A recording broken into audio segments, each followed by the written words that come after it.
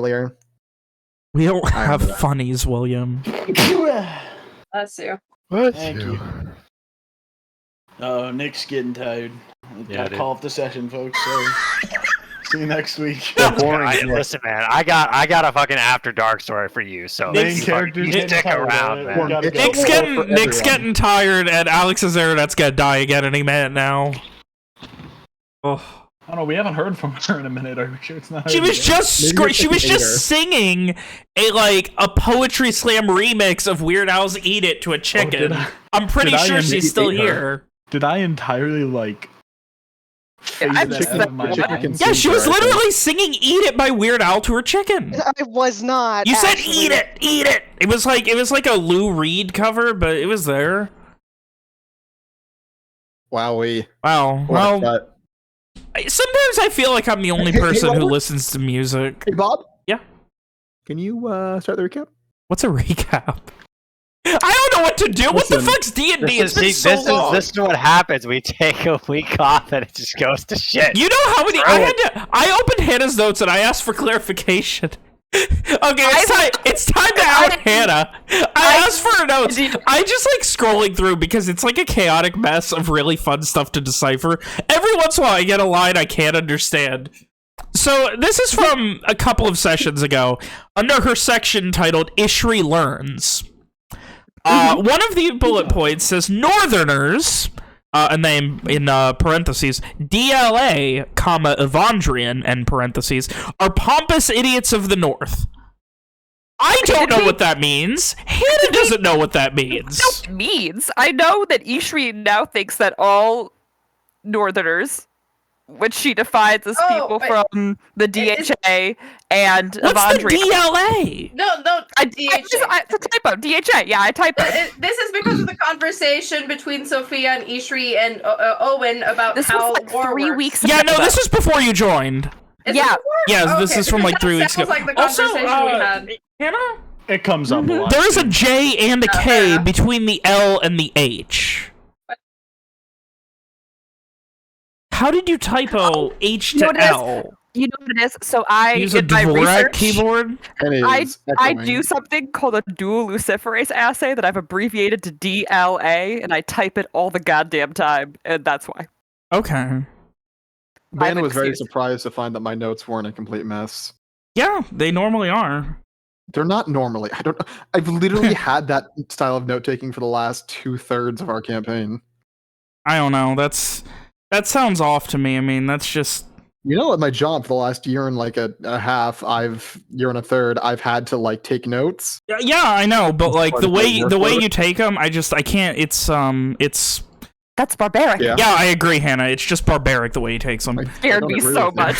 I jumped. Freaked me out. It continues on her roof. Oh god, having just a bunch of sound bites of Hannah is just the most useless thing that I will always have. How does it feel being selected to be the soundboard person, Hannah? She's the most soundboard-esque. The fuck? Is that a fact? Is that a compliment? Is that an insult? Hannah, it's like... Can you record lines about trying to scam people about their car insurance so we can send them out to the world? Are you trying to... How about we split the middle ground? Can you just record some... Fuck, you son of a bitch started already. Oh... I still haven't used... I have Nick's theme song on here and I haven't even used it. You mean let the bodies hit the floor? No, his other theme song. What other theme song does Nick have? Not the one about the cops, the police siren. Oh, just a police siren? Yeah, I'm like a political. What? I don't know, I'm losing it. Anyway, can we play D&D now? Why am I the only one advocating for this? Hello? I for one, am just sitting here in stunned silence. I feel like you do that every week. You and Mitchell just kind of sit here in stunned silence for 15 minutes. I just mute and let you guys get it all out. Yeah, me too. You just gotta whip it all out. Just right out on the table. Whip it good. But how quick do you think I get hit with a copyright claim if I just started opening our sessions with famous 80s wrestler Dusty Rhodes' theme song? How quick do you think I could hit you with my car if I wanted to right now? I thought you were going to say hit me with something else. How long would it take me to drive to Florida and crash in your fucking trailer? Like 18 hours? Start a timer, someone. You're probably going to lose signal at some point the next 18 hours. And by the time you get here, I'll be at work. Listen. You know, I can find you on the road. After dealing with the basic... William can figure out what your job is. Yes! My patron will guide me. After... I'm trying to do the recap. I will get my car keys. I will dangle them in front of the mic threateningly. Hang on. I would, but mine are hanging by the door. Do you hear them? Do you hear these car keys are dangling? I tried.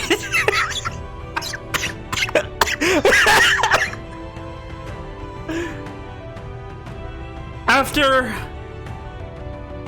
dealing with the strangities and tensions in Nashdween following the invasion of Kintaran, it fell upon Owen and his group of retainers, as they were seen by many in the country, to volunteer their services to helping deal a decisive blow to the invasive Red Band of Lenore. Though they spent many a day helping, allying, smoothing over any sort of disagreements and interpolitical struggles of the country, it came down to the fact that while this was a war that could be won, the dangers and the unpredictability of the bindings controlled by the Red Band was truly the thing stopping this war from coming to a close, stopping this invasion from being ousted, and stopping the fracturing of Garland. So, after a important conversation at the meeting of the Kins, in which representatives from all of them were able to have a moment to speak and listen to what Owen and his allies had to say, what information they had. The final agreement in volunteering was that Owen and his allies, collectively after the beginnings of a drinking night, coming upon the name Shynwatch, would do what they can to try and wrest these powerful artifacts from the Red Band.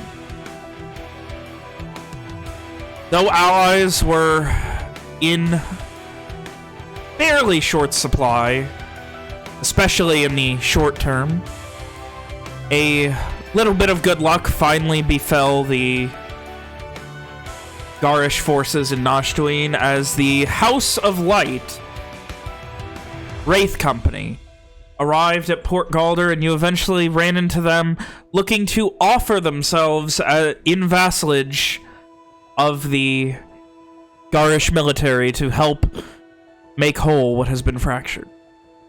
But upon meeting them, you also met with someone else, a DHA agent by the name of Sophia Amboise. She seemed to possess strange, very powerful magic, the likes of which seemed very rare, and the existence of which seemed almost serendipitous on its own. But with allies and assistants in short supply, and Garland feeling very alone in dealing with this issue of Lenore, you guys are willing to take all the help you could get, be it foreign or domestic, be it through something as simple as trying to convince the people of the Rat Creek Valley to form a militia and join, or as complicated as a powerful mage with seemingly strange motivations that you were able to eventually figure out through means that did not require mugging in an alleyway with a bunch of magic, were genuine. And eventually, she headed off for the night.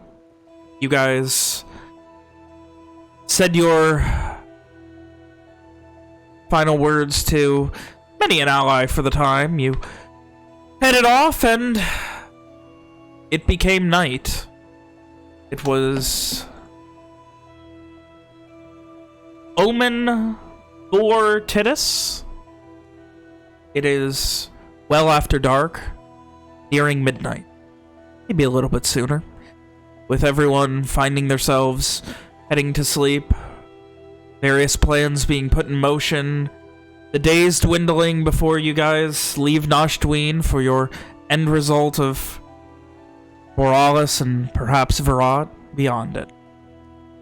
So, I would ask unto you all, as I have 68 times before, and I'm doing once more in a very nice way. Owen, Evian, Rom, Ishri, Walker, Simon, Sophia. It is growing late at night. What are y'all doing? Getting ready to die or whatever. That's one way to put it. Yeah. Oh. I believe that this initial plan for you, Walker. All you. Gonna, you know, Walker was just heading upstairs to get his things together for trying to get to sleep while holding a crossbow in his lap.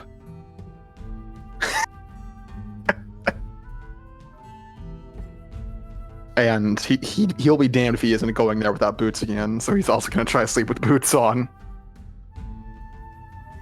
Does he still go, sleep pants no shirt? No, he's gonna try to sleep in then, At least leathers. wear a t-shirt.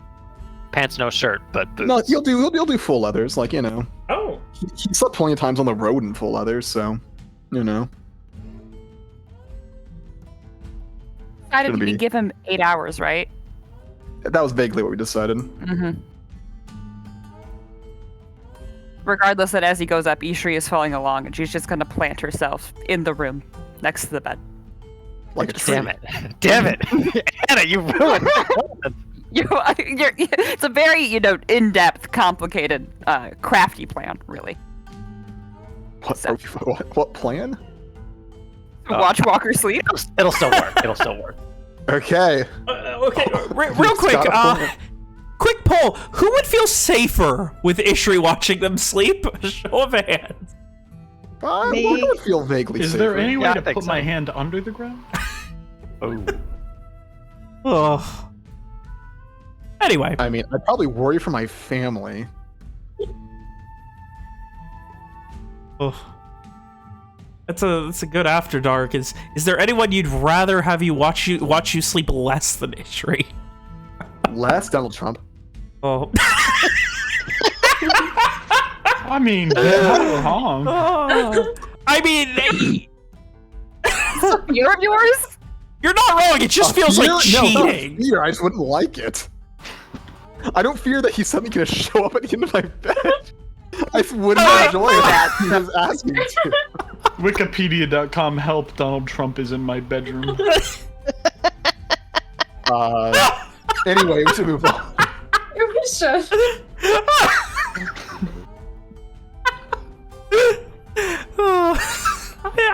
Tonight's not my night. I can't keep it together. I'd be pretty unhappy. It if is your entire- night if it's a giggle kind of night. I'd be pretty unhappy if my entire D&D group was I didn't trying like to that. watch me sleep. I didn't like that sentence. Well, you're in luck, bro. Yeah. So Walker's getting ready for bed. Okay.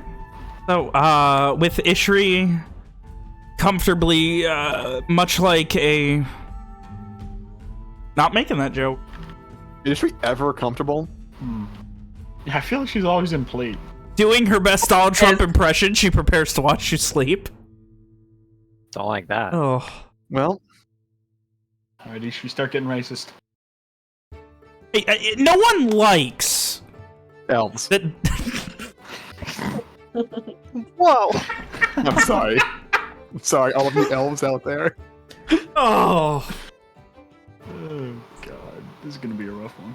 Poor fucking... Yeah, let's play D&D, please. I mean, be careful. Fucking Keebler's gonna fucking sue you. You're gonna shank me. Anyway, so, heading to bed. Ishri is going to be laying next to the bed? She was like standing. Sitting. Sitting, Yeah. okay. Is Ishri playing to sleep, or is this a... Well, I'm assuming other people are coming to this room as well. Because several of us... What's everyone else doing? Yeah. Well, Owen was going to, he wasn't going to ask Walker's permission for this, so he probably waits like half an hour, 45 minutes. And then, Ishri, you hear like somebody who's very obviously trying to move super duper quiet. Like he turns the knob, but only by like a few centimeters at a time. Slowly eases the door open and then kind of edges inside, and still with the knob turned, shuts it behind him, and then he turns, it's Owen, and he turns to you, and he kind of his eyes sort of widen in surprise, and he kind of puts his hand over his mouth in shock, and he and he mouths, I didn't expect to see you here. Ishi's sword is out. She saw someone sneaking into the room. She's ready to protect her sword. Love it. I do want to establish, Walker would have handed Ishri the fucking medallion pendant thing before attempting to sleep. Okay. Yeah, she has it. She's not wearing it. He's probably like, you know, like feet off the edge of the bed so his boots aren't running shit. You know, head propped up under some pillows with like hands firmly on his crossbow on his stomach. Oh. As Ishri, probably not very quietly, resheathes her sword. She says, I'm just protecting him. Also not whispering. Or trying and failing. Someone should be here if something goes wrong. My thoughts exactly. We could take shifts. Mm-hmm. Maybe get Simon as well. Doesn't he also have the ability to wake Walker up if need be? Hi. And One's going to, with much exaggeration, creep his way back across to the door, open it the same way, and go and fetch Simon. Boy. Oh. Simon's still up, I Poor guess. Simon. Is Logan super quiet for anyone else? I did not hear a Yeah. word I he was said. Was he whispering, talking? Yeah, it it's was. just- we were Can you hear me pretty now? quiet. Yeah. Bit better.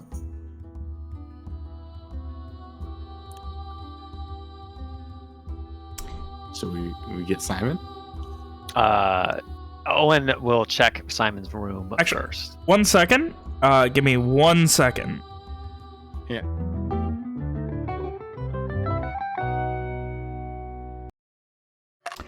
So, apologies for the break, but Owen, you were heading to Simon's room. To fetch the lad. Is Simon wearing the comical, traditional medieval knight garb with the funny hat? With the hat with the little puffball. Yes! Simon's actually experimenting in heavy plate armor tonight. I don't want to hear about Simon's knight experimentation, thanks. And why is he wearing it instead of Ishri? What the hell? Simon's actually wearing this. He's in like he's in like plate armor, like plate titty armor, like the really like sculpted stuff. It's got like a 6-pack on it to make him feel buff too. Simon Oh, is best of toned, both though. worlds. Like flexing in Anyway, front of a mirror. Simon's there. Yeah, Owen? Simon, I just wanted to let you know Walker's taken off the amulet. Ishri and I are planning to stay with him, and we were wondering if you would like to join us. Just in case, you know. Simon nods. Yeah, I'll come with. And he opens the door more and heads out with you. Owen goes back to Walker's room, and again, he does the same thing where he kind of almost like cartoon style, you know, just like if the door starts squeaking, you know, he just opens it just so slowly, and he rejoins Ishri to watch over Walker. Are Rom and Mitch and Evian getting a good night's sleep? Rom would definitely make the point of just like saying, "Come get me if you." It's been like how many weeks? I don't remember how to do her voice anymore. The same amount as the last time we played. All right? Just change Autumn's voice to a Valley Girl. Easy. No. Please. No. Anyway. Evian doesn't stop in. He assumes people will get him if he's needed.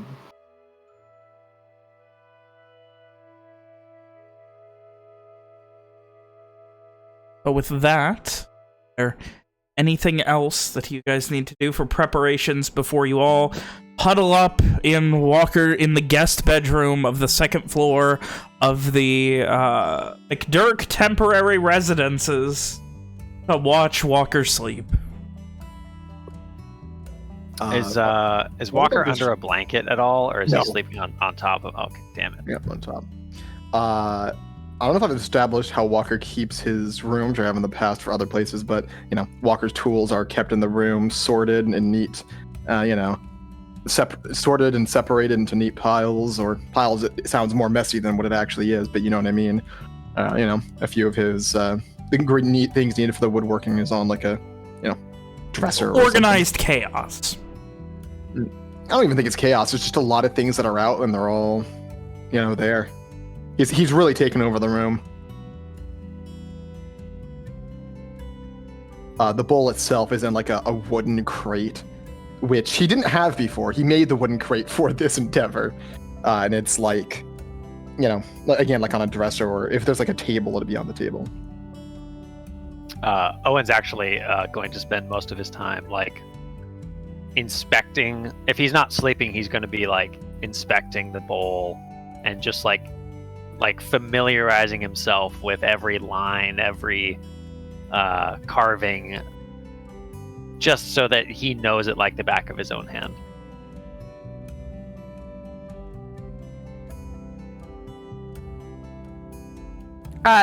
Ishri will suggest that we take shifts, and then, you know, sleep close enough to the person whoever's taking the shift so they can wake us up very quickly. It's a good idea. I could take. What? Sorry. Is it possible I could take one of the last shifts? Sure. Yes. You just probably want to sleep in here, so that if we have to wake you, we can do it quickly. Simon nods and finds a corner. Is there any This extra pillows, room blankets is anywhere? cramped. Like, you guys are gonna be on the floor. Every surface has Walker's shit on it. Like, There's not a chair or anything that's free? I mean, there may be a chair. Someone Yeah, there's get probably like a against the chair wall next to like the window leave. for a desk. Someone's gonna sleep in the chair.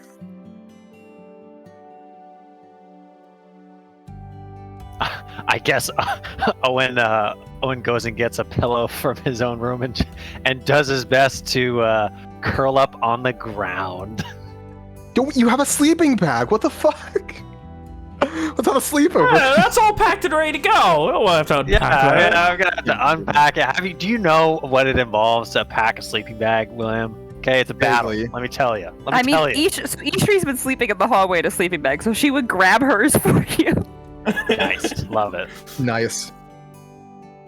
This entire time, Ishri has not been like quiet or anything. Is Walker just sleeping through all of this?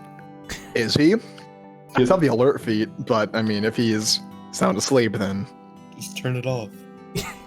just turn off the alert. Oh, Not just alert. put a pillow over his face and just fucking asshole. And hold it there. Oh. We just get a couple of cotton balls and, just shove them in his ears. He'll be fine. No, some wax from one of the candles. Nice. A full candle just right in the ear. And He'll be able just to. let that, like, burning It's like wax those drip old, on him. those old burning wax things to clean out your ears. Oh, he'll be hearing at like a +5 tomorrow. Wow. If he survives. Yeah, I mean, big if. So apparently Walker is not waking up to all the racket. Listen, Walker's tired, okay? As he I mean, always is. it's up to you, William, is, if Walker or he was isn't. going to bed before this or. I mean, I think in canon it's been like 45 minutes since he went to bed. Yeah, everyone's just planning shit. He's in that point where like he's falling asleep, he's back and forth, and like just trying to zone out everything going on. I actually think Walker's a pretty like quick sleeper. Like Okay. he's tired enough pretty much all the time that the moment he's not trying to stay awake, he'll pretty much just fall asleep. You know what I mean? Yeah, I guess that makes sense. Yeah. Run himself ragged, then the ability to crash when it's time. Yeah.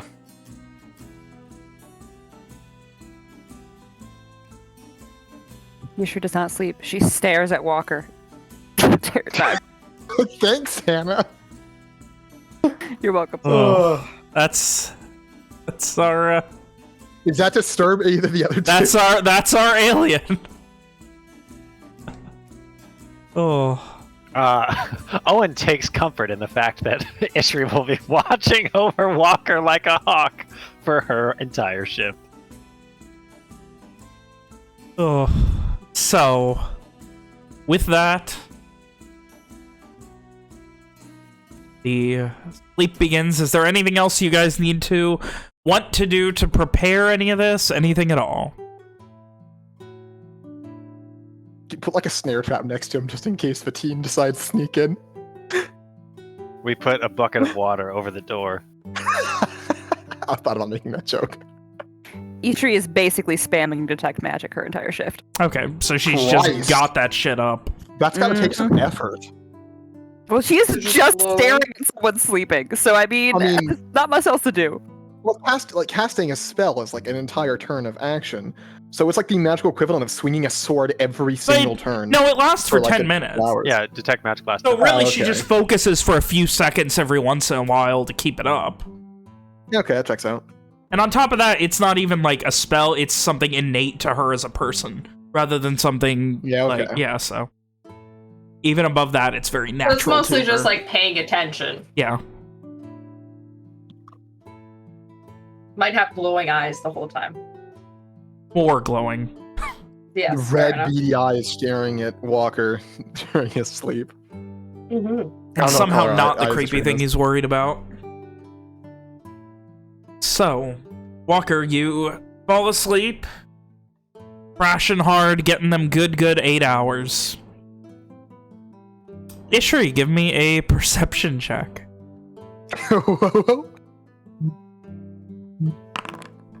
Ooh, that's real big. Ishri was thinking big and she got it. Fucking mighty, dude. That's about as big as you can think for a fucking, for a non-wisdom based character. Alright. You focus, pay attention. How long are you staying up? A third of 8 hours. She'll take the extra hour, so. Cause the math. So like 3 hours. Okay. No problem at all. And then she wakes up Owen, assuming she doesn't see any changes or anything. He's breathing, right? Doing normal sleeping things? Is he moving at all? I Walker's mean, pretty still sleeper. Walker, yeah, I was gonna say, like, I imagine Walker's a very still sleeper, but he is Sleeps breathing. like the dead, one Yeah. might say. He is breathing. Are there conspicuous signs of necrosis forming around his eyes. Yeah. Not beyond the weird shit already going on with Walker's eyes. Cool. Then Ishri wakes up Owen.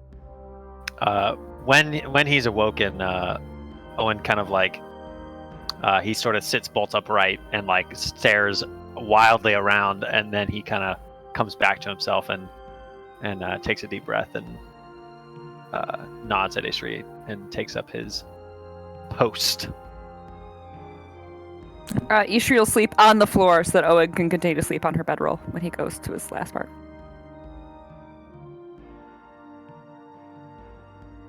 Perception check, please. Owen.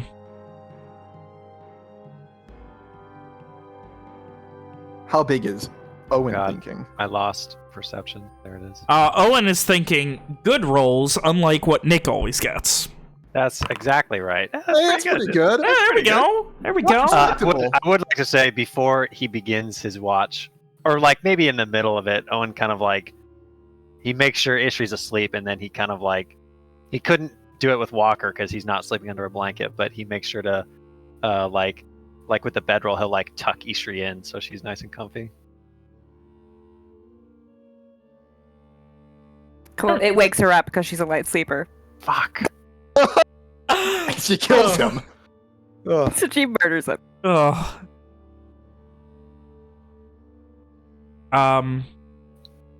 With that, Walker, your dreams are as strange and inexplicable as dreams always are. Uninteresting, meaningless, especially for someone who does not have the superstitious or arcane backgrounds. It's not something that I imagine Walker has ever interpreted as anything more than dreams are just meaningless random garbage that your mind comes up with. Something like that. And it continues like this, that sense of being and existing without really knowing it. Or what feels like both forever and no time at all. But eventually, in the back of your head, you feel lucid for the briefest of moments. This sense of, like, almost self-referential meta thought that you never have in your dreams of, how long have I been asleep? Am I still asleep?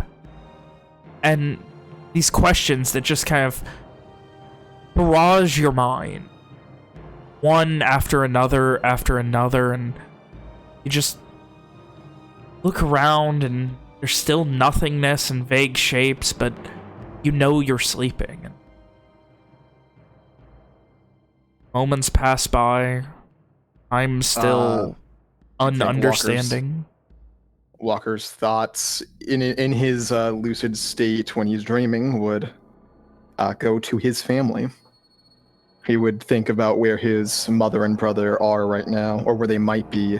Think of where his father is and always has been, you know. Remember home.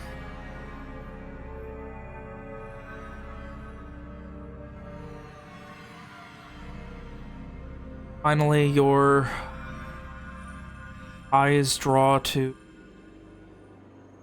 ground. You look and you're standing. You have your crossbow, you have everything. You kind of like feel yourself and just, and you're wearing what you fell asleep with. You have your trusty crossbow at your side, holding it. You don't know where you came from, where you're going, just standing. In front of you, maybe 3 or 4 feet, is a series of mossy rocks. No consistency to them. Some of them larger, some of them smaller, maybe half a dozen in total. And a couple of simple wildflowers and daisies and things growing around and in between them. What is the ground like? It's plains, lightly grassy. Not... Is Walker wearing boots? You are. Seeing his boots, Walker would have a small sigh of relief. But that relief would quickly fade as he looks around more. Give me a perception check.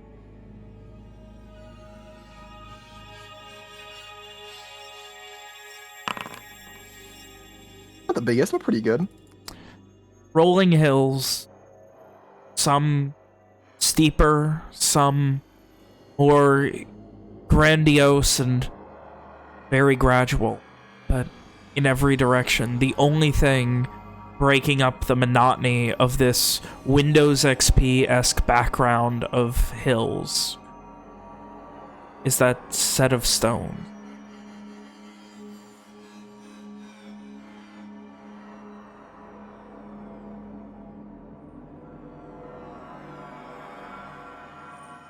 Nothing else you see anywhere. Don't recognize where you are. Doesn't look anything like anywhere in Lenore, anywhere you've seen in Garland.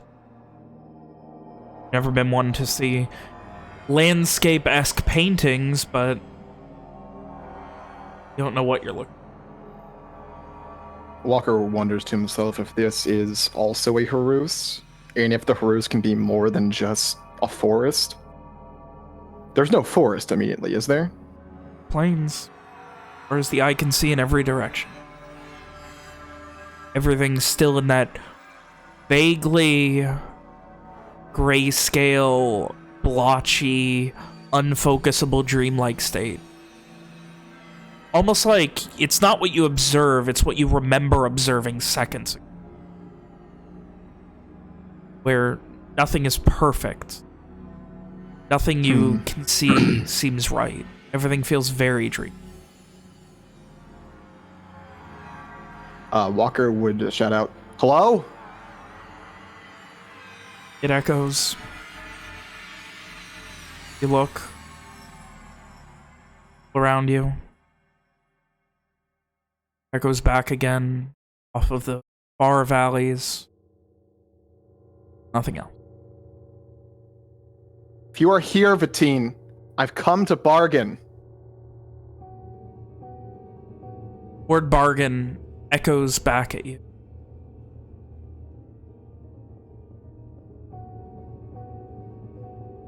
Maybe this was a dumb idea. Walker's gonna bend over and look at the stones. You said there were different sizes? Yeah, ranging from maybe an inch in diameter to some of them being maybe 4 to 6. They're literally the only significant thing here, huh? You look at them and... Are there any, like, that are very small? Like, you know, hand-sized? All of them, like I said, the biggest ones are only 4 to 6 inches in diameter. They, again, they have some mossy overgrowth. They look more like they would fit in, like, near a pond or something than here in the middle of nowhere, given the moss, the growing of flowers around them. As you bend down, you hear this creaking ahead of you. Creaking, bending. Slightly familiar sound of branches and roots growing and But there's no trees. looking up, far in the distance, now there are. You can see them, almost as if appearing before your eyes. Walker's gonna grab one of the mossy rocks. Pick it up.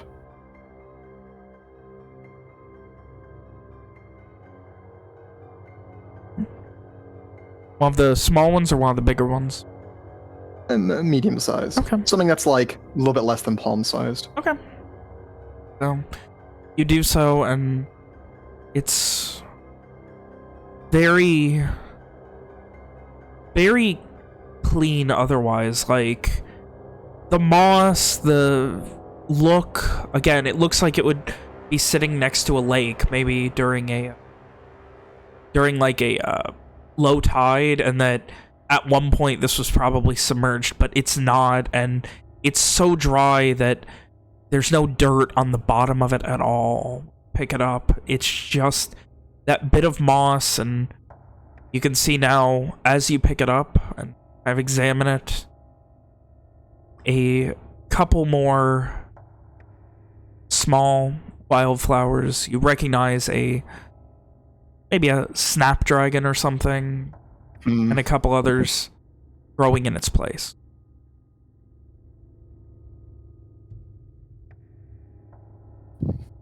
In place of the rock? Yes. Interesting. Walker's going to put the rock in his pocket. He's going to begin walking towards the forest. As you he'll do. have one hand on his crossbow, but... Is this he your hand doesn't crossbow or think- the big crossbow? It's my hand crossbow. Okay. Yeah, I guess He it, doesn't I guess feel it like would be it's- awkward sleeping with the... Yeah, You'd be it like really would. spooning it or something. Spooning Dad's crossbow. Yeah, Walker doesn't think it's going to help at all, but he feels more confident with his hand on it.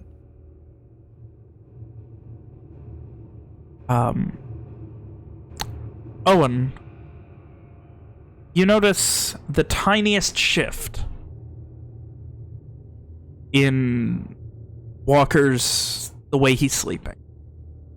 Like, he just, the tiniest, like, right hand for just a moment, like, almost scratching at his leg.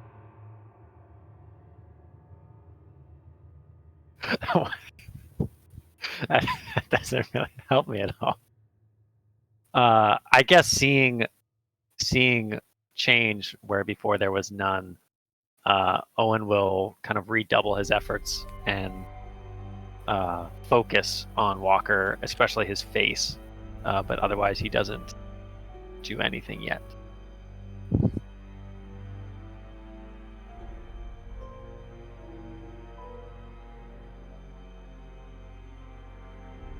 Walker, you continue onward, walking in the direction of the trees. Yeah, he doesn't plan on entering the woods, but plans on standing at its edge.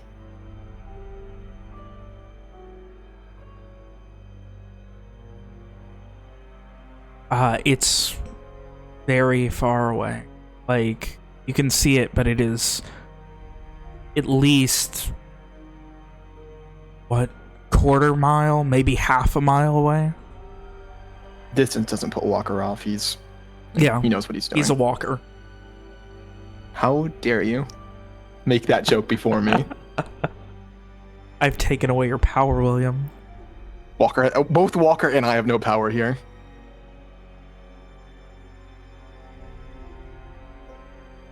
So, you continue walking, make it maybe another 500-600 feet, trying your best to remember where you are, and looking back, looking forward, keeping your wits about you, keeping your senses about you.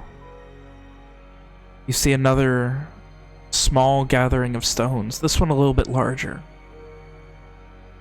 Walker's not like shrinking, is he? Give me... That might be a little meta. That might be a little bit of a meta question. Give me a perception check. You're giving me a weird vibe now, then. Oh. All right, so I am going to go ahead and need someone to remind me after the session. I need to take the Honey, I Shrunk the Kids thing and put Owen on the front of it and just Honey, I Shrunk my Walker. I shrunk the Walker. No, the grass seems to be about the same size. These are just slightly bigger. Like, I don't mean necessarily the rocks, but the pile isn't half a dozen. It's more like in the realm of like 12 to 15 now. So there's more of them. Yes.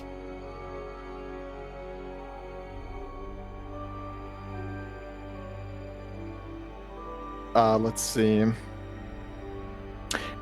Dude, so you said there's more of them. So I'm guessing it doesn't mean there's a conspicuously missing rock. Yes.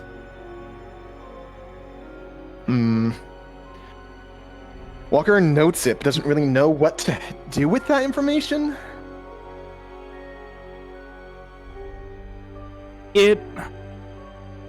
Again,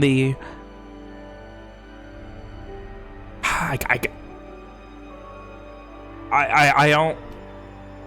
Walker notes that there are more rocks. That's all. Yeah. Okay. And he keeps going. Yeah.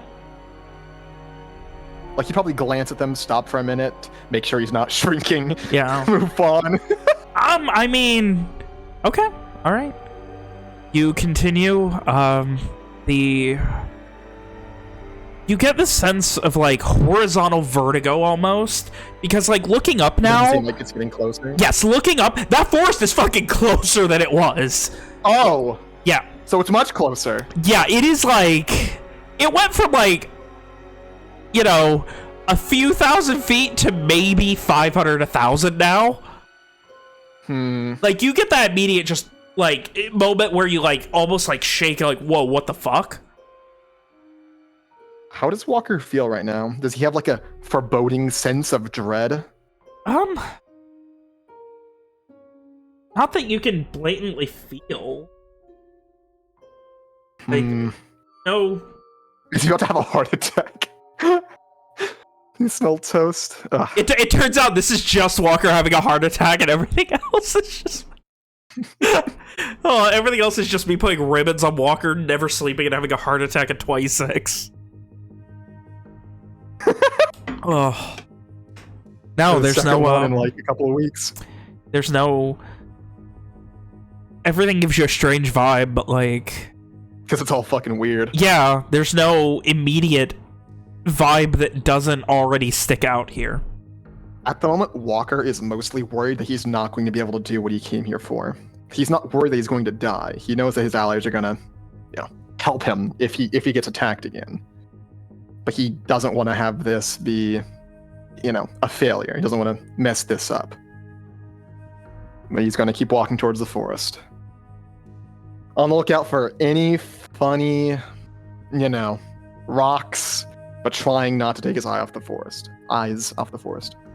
Another maybe 150, 200 feet, you pressed like sidelong around a bit of a hill to keep the like, you know, left slightly around this hill just to make sure that the forest stays nice and in your vision, so that no matter what you do, no matter where you're paying attention, it can be in your periphery if you're looking forward. And like traveling, the concept of, you know, his ability to survive, his knowledge of nature, things like that. None of it applies. Well, no, it's not that. He could have went, like, you could have went either way. Like, if you want to go left or right, it didn't matter. But, till we even went over. Perhaps you would have lost sight for a bit, but you could have went over. The hill wasn't that large. Maybe a 15-foot crest, but nonetheless, you note that conveniently in your path, another set of rocks. This one, not just within, but a second layer, a small pile, maybe 25 to 30 now. Walker, he's gonna like squat in front of them so that he can like look at them and the forest at the same time. He's just gonna say out loud, "What are these supposed to be? I can't be here for no reason. It can't be a joke. Do you want me to do something with these?"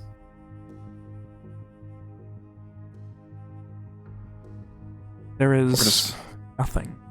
Sighs, stands, begins walking towards the forest again.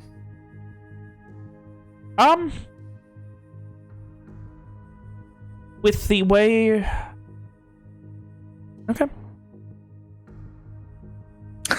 Gonna say something. I was going to, but like, you're not... You didn't...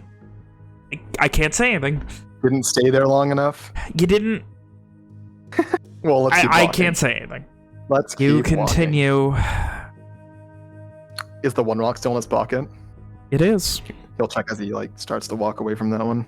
Still feel that little bit of like almost slimy, slippery moss on the top of it.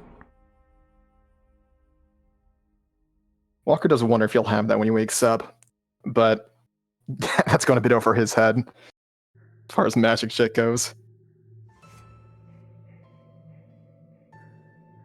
And make your way closer and closer. You get maybe 50, 100 feet away from the edge of the expansive forest. It's a sense of... It's not uncanny, but it's the perfect... Like, in your head, when you imagine a forest, there's a specific image that evokes. And this is pretty much exactly that. Like, there's just a tiny bit of, like, jungle-esque vines. There's no bits of broken felled trees. There's nothing that you would expect of a forest that has truly existed. It's more of exactly what you would picture in your head if someone said, describe me a forest. And in that sense, it is slightly uncanny. I don't suppose Walker sees signs of Simon having fought a fucking Garish mage here, does he? There is not. Okay. He and I didn't think so, but... Had to ask. There were no signs of anything. But as he scans, once more, a pile of stones. This one laid out a little more horizontally. You're looking at maybe 60 or 80 now. Are they like making a or something? Give me an investigation check. Basically, is it like away from where Walker is, or is it like in his path? It's in his path. All of them have been in his path. Walker's gonna like just sigh and move over to it. Begin to more thoroughly review the formation of the stones. That's pretty good. That's actually pretty average. It's pretty good for most people. It's pretty average for Walker. Yeah. He's kind of in a weird head space right now. I think it's understandable. Yeah. I think you could justify a fucking 1 as understandable here. You bend down. Are you like examining them with your hands, or are you just looking at them for anything that sticks Walker out? Won't use his hands immediately, but he will eventually if he doesn't figure anything out immediately. Moving them around like at first there's nothing, but there's multiple layers now. I think before like he really gets in there, he would just like kind of say, listen, if you're gonna I want to use the word jump, but that's not right. If you're going to ambush me, can you at least wait till after I look at these? Walker's getting fucking sassy. Oh. Listen, he's in a weird spot. So you bend down and looking at them, they're strange. It's just like weird. The way they're stacked is... This isn't like someone dropped... Like, it's not a pile of rocks. It is a placed pile. They are a significant pile of rocks. Excuse me, I'll add that to my notes.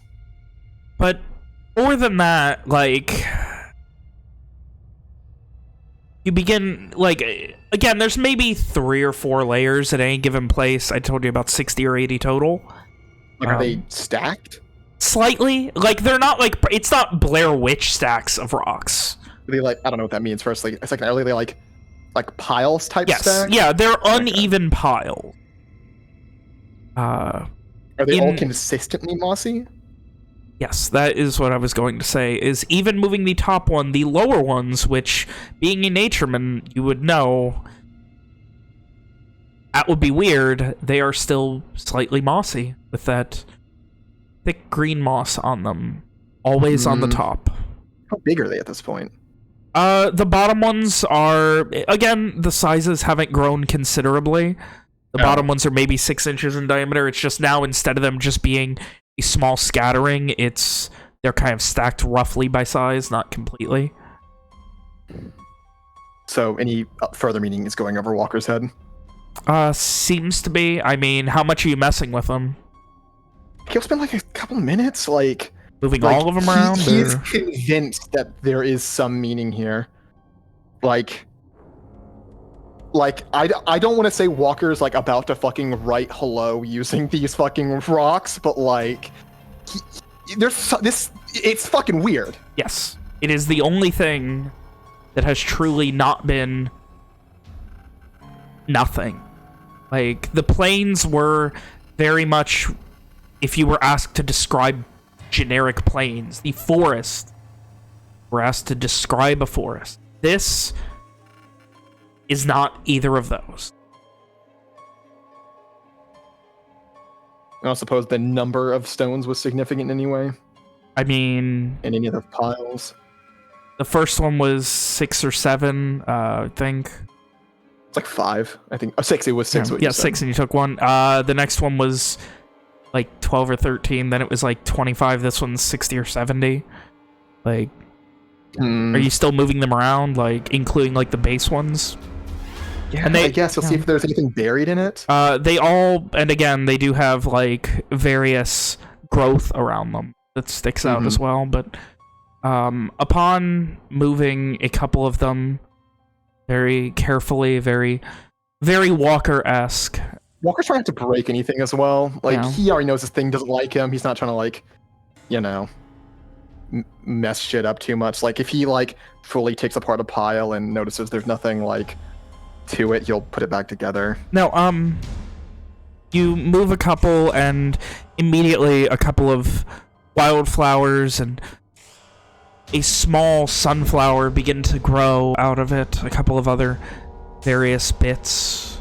You move another, and there's a second, and you just kind of like, you're expecting it, and you just kind of keep going, moving things around. And then you look back as a black rose grows where one of the rocks was.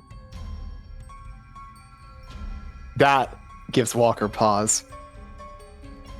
Just like with Owen. Walker curses and reaches for the black rose.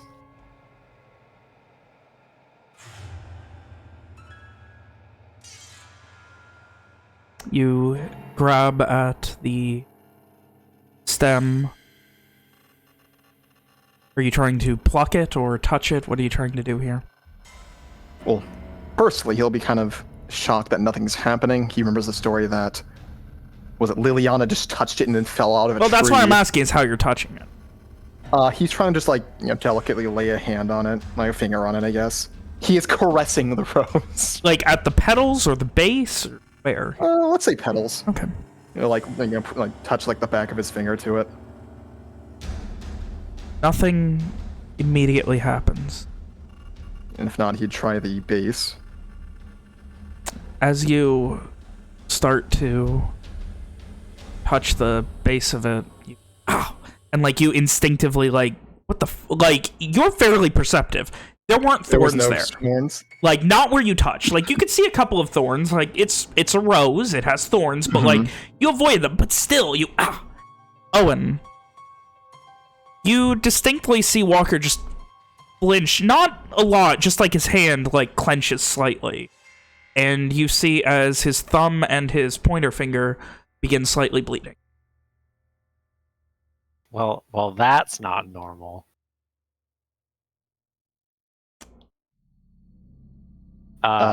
Is there any sign of, like, obvious necrosis around the eyes and or wound? No.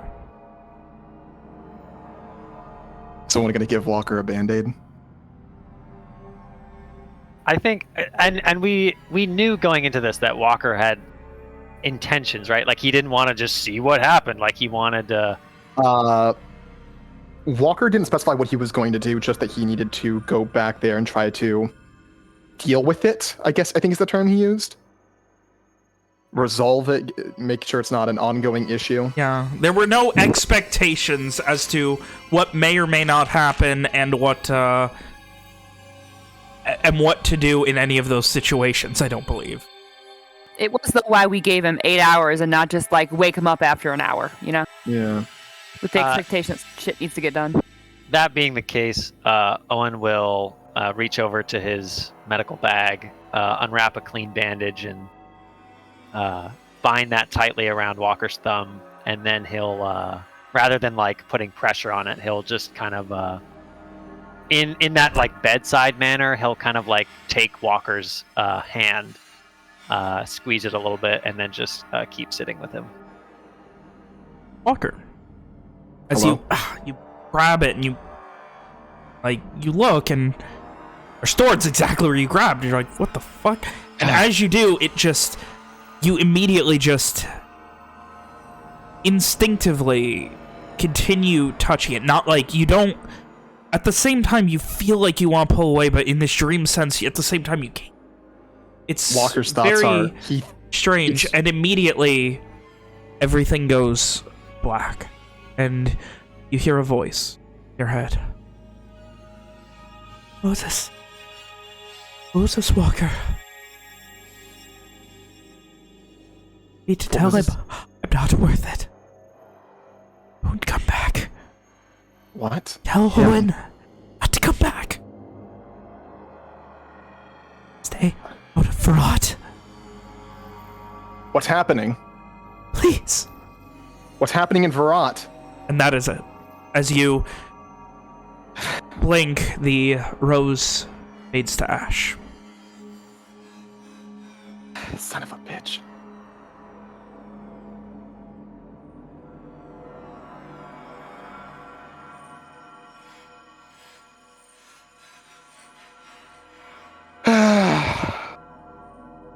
Walker just sighs to himself.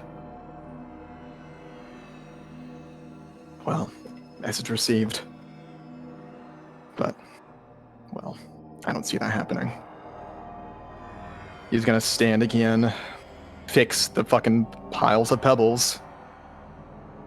Think on how, moving the pebbles seems very similar to what Owen does to make flowers bloom. He's gonna look back to the forest. Is it any closer? It is less than 15 feet away from you at this point. It is downright fucking unsettling that a forest has snuck up on you.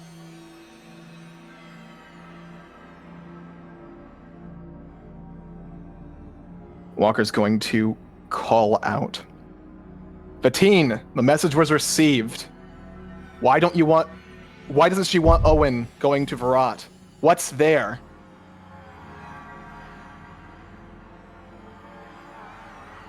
There's a bending sound, and you see as the trees begin to crack and bend and warp, making a pathway for you. This didn't happen last time. I want to write down what's happened since I last took notes on this, but I also don't want to pull everyone up. Walker's going to sigh to himself again, look back down where the fucking rose was, and begin walking. He's going to shout out, I've not come to fight. I just want to hash things out, figure out what's going on. Bargain? I don't know. Walker's just gonna follow the path. Start to move down the path and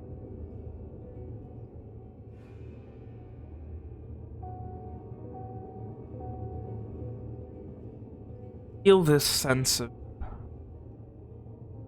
not dread, but uneasy urgency just all around you.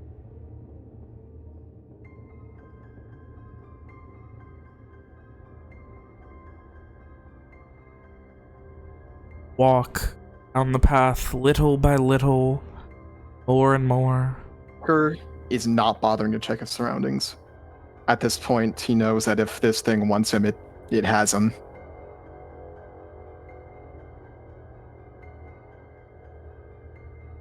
He's just keeping his eyes on the distant prize of walking forward, I guess. You start to... You don't know, time is non-existent, and you start to just look, and finally you see it. Look to the left and look at one of the trees bent out of the way, and it's the first time that, like, it paints a picture.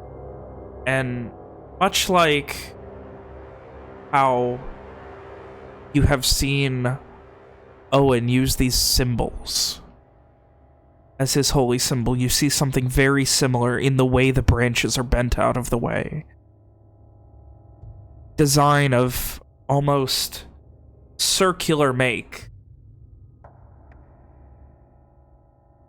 Not exactly like one of Owen's, but similar. It's not the same symbol. It is not the same, but it is similar. It is much more circular. Much more circles within circles, Triskelion-esque. These spirals, making spirals. With spirals inside them. You see one, then another, and they're all slightly different. But they all evoke that same sort of imagery. A lot of symbols? Not a lot, but it feels like you're seeing them everywhere you look now. Like, you look and the way these trees are bent makes them, the way those trees are bent makes them, and you can't tell if it's you wanting to see them or if it's them existing. Think like, what's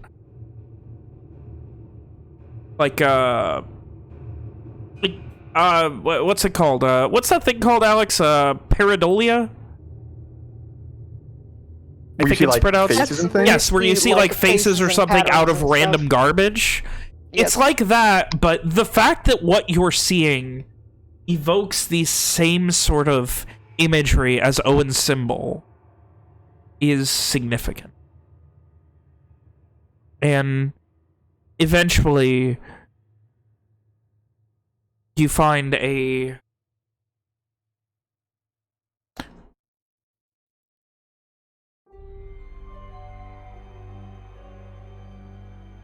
Walker, as he sees the symbols, does curse himself for not having helped Owen more with the translation work.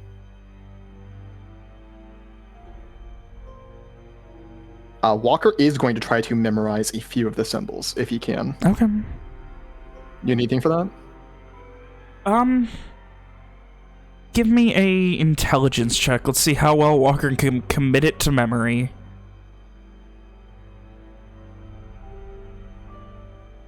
Sorry, just writing some shit. Come on, baby. Come on. That's big. That's above average. That is big. Trying everything you can to remember. And then, as you are walking, you can feel whatever is at the heart of this, whatever this Vatine is, the Harus, this strange grove you're coming closer and closer to the heart of. See in the middle of your path more of the stones, but these are not in a haphazard pile. In a very careful, laid out, like a more cleaned up, organized human version of what you've been seeing. Stones, little bits of moss, bits of tree, or bits of like, you can see where acorns have sprouted around it, and trees are beginning to grow, and you could see where there are flowers and vines growing around them. All of this life on this dirt path that has been bent into your... That is what symbol of rocks makes. All right, thank you for that. Spirals in triangle. Does Walker see anything else around, or is this kind of like the center of like a clearing he's in? No, the clearing continues. This is just in the middle of it. Not blocking your path per se, but in the middle of your path. I guess I'm not supposed to mess with that one. Or kind of commits it to memory as well. Kind of, you know, giving it preference over the others for his mind space. That makes sense.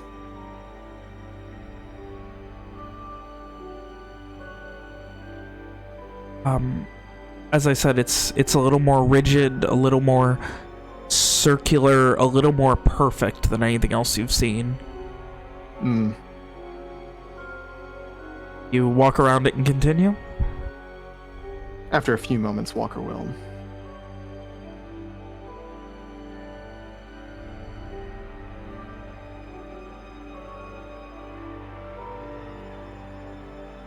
You continue walking, and another indeterminate amount of time later, you hear... A pill bottle. Oh, I had to move it. I was sitting it upside down right in front of me. I almost knocked it over a minute ago, moving my arm. That would be pretty funny.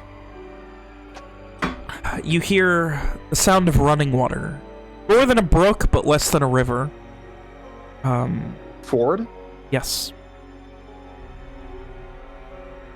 Walker will continue to approach. But if he does see it, he will keep, 15, 20 feet back from it. You see, as the clearing begins to open up, this... not massive by any means, just a clearing like any other you would expect to see in a forest, but this one you can see there is, over on the far side of it, in the roughly middle to back left corner, a raised up portion of what looks like roots and dirt where it's kind of hilly, where the water seems to cascade from large bits of tree above down into this pool made by roots. So just to reiterate, there's water coming from a tree up above, and it's falling into a pool of roots. Yes. And then it's flowing further? Yes, and then it flows, like, past those. Like, seemingly further in, because you don't see where it's coming out of this. Does the trail lead further, or is this the end destination? It seems to be the end. Would you like a very crappy drawing? Sure. Something like this? Oh, are we on Foundry? What are we looking at here? Yeah, like that. Oh. And the top left corner here would be the root pool, and the large So it's very tree big. it's coming from is... Yeah, it's not massive by any means, but yes, it is very big. The tree back behind it, like at the edge of the grove, making up part of the opening. Part of the wall of the opening. You would imagine the roots below, the roots of the pool, are part of this much larger tree. This is where you wanted me to be? There's this... Is this where we can communicate? Echo. Is that even a thing? Is that even an option? Walker has a brief thought that maybe this was a poorly thought out idea as he begins to walk towards the pool. That disappears in front of him. Oh, I gotta keep my map clean. Of course. You head towards the pool and getting closer and closer.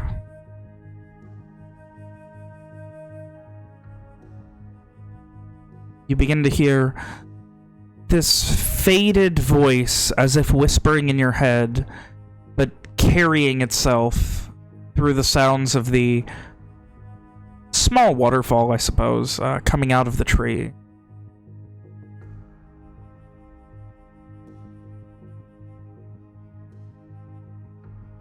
What does it say?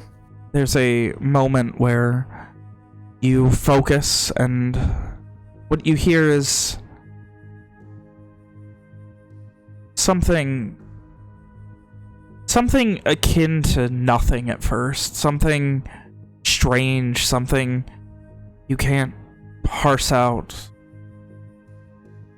And eventually, you just hear, "Why are you here?"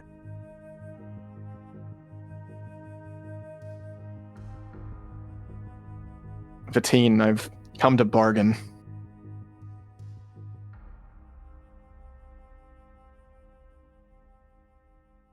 I want to make amends for whatever my family has done.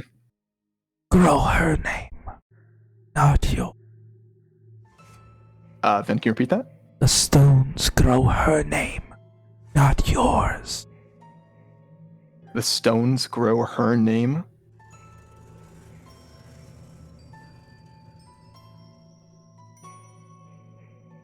My mother's name?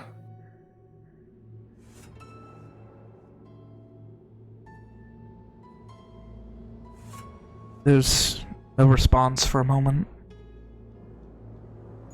You didn't notice it, but the longer you have been here, the more comfortable you felt. It's almost uncomfortable how you're starting to feel comfortable. Yeah. Like, there is a sense of, like, comfort and warmth. That same thing that you get sitting next to a fire with a nice mug of cocoa or coffee on a cold day. Like, you're getting that same sense of comfort and belonging just being here. Or tea. Thanks, Nick.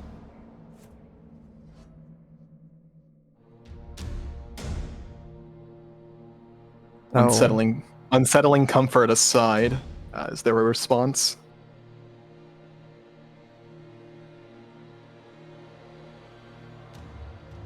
There's another echo as the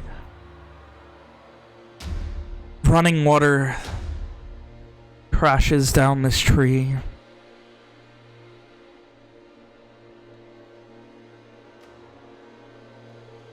You have already been. You already are. Your path has been made. What is my path? What does that mean?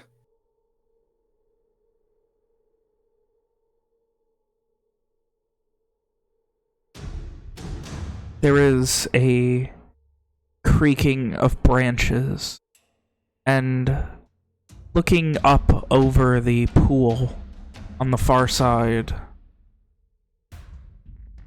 you see another one of those symbols, this time a perfect likeness of Owen's. As quickly as it is there, it fades away.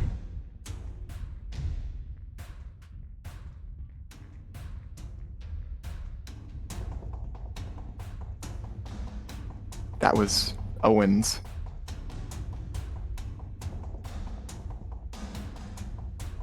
What of the black roses, the messages from Wynn? Why does she want why does she want Owen to stay away?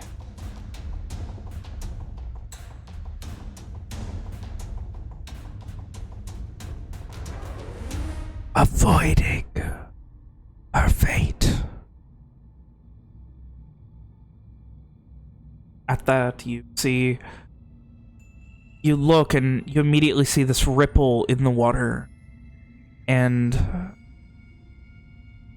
in the reflection, though there's no light, you can still see a reflection, this strange, again, almost uncanniness to everything here. But you look into it and you see this rose bloom in incredibly fast time and then immediately wilt, and then a second one next to it bloom, turn black, and fade to ash. Will meeting Owen mean her death or his?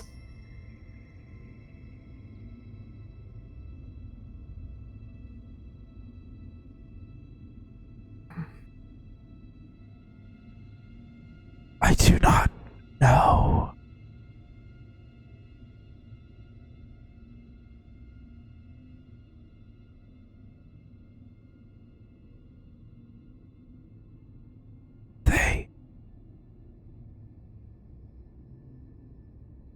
The siblings command me.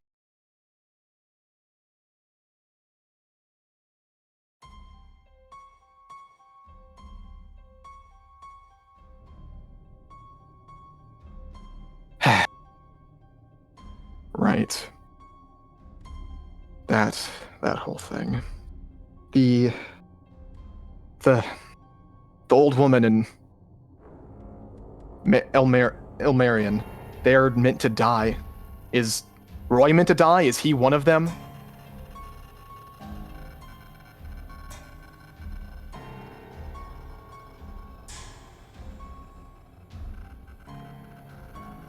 The lost promise. A final sacrifice.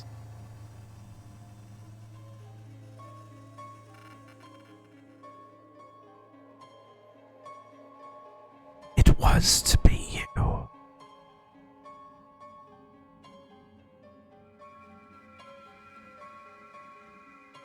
There's an echoing moment, and you feel this nostalgic warmth for the briefest of moments that just, like this, is there and then gone.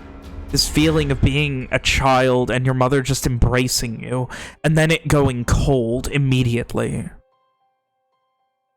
I can accept that. As long as I have time to finish what I need to do.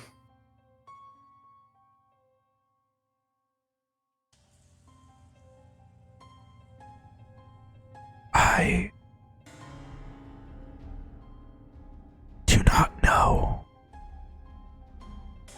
who has taken your place.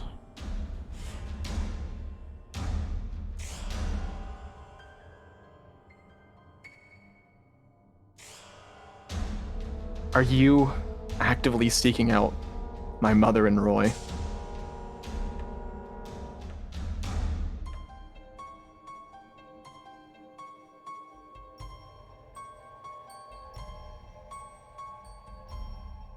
There's a pause, this feeling of lack of understanding, this momentary, and then this echoing ballad.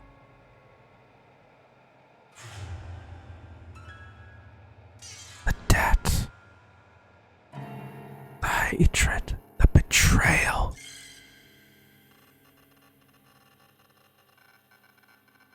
There's another pause, and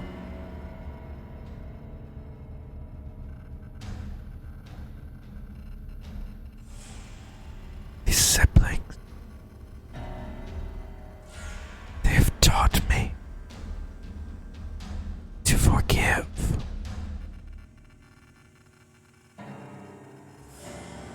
To let go.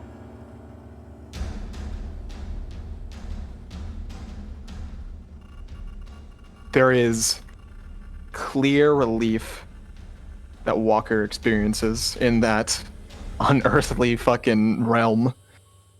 Then I need to know what the fuck the first half of that was, because I didn't get any of it. The part about ballast?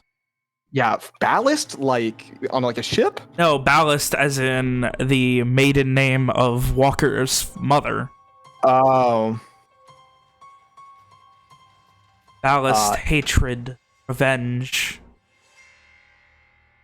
Speaking of that. And then continuing to go into the siblings teaching forgiveness. I did get that part. Gotta be something else for Walker to ask here. There is another in your place. But I cannot see that. It is beyond me.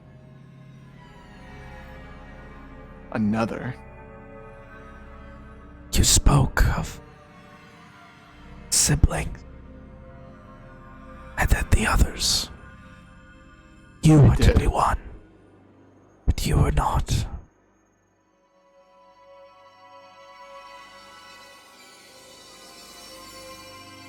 There's a moment as you look once more, just all around you. Another reflection appears in the pool, this time of the first symbol, the one that the rocks were in. The one that the last set of rocks were in. The one that was like supposed to be his mother or something? The symbol unblooded? the symbol that I posted. Right. Didn't the thing say that that was his mother's symbol? No? No, I guess I need to remove that part of my notes. It said the stones grow her name. Her name. Oh, so the new person. Someone's. And as you see that symbol appear once more in the reflection of the water, she knows.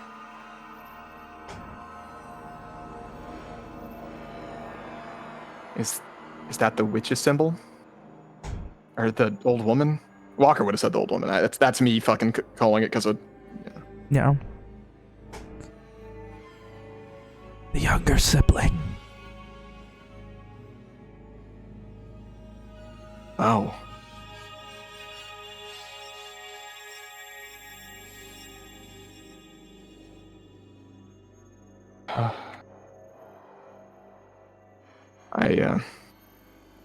I really didn't know how this was going to go. I don't know. I appreciate you telling me these things. Are you Karad and Vatine?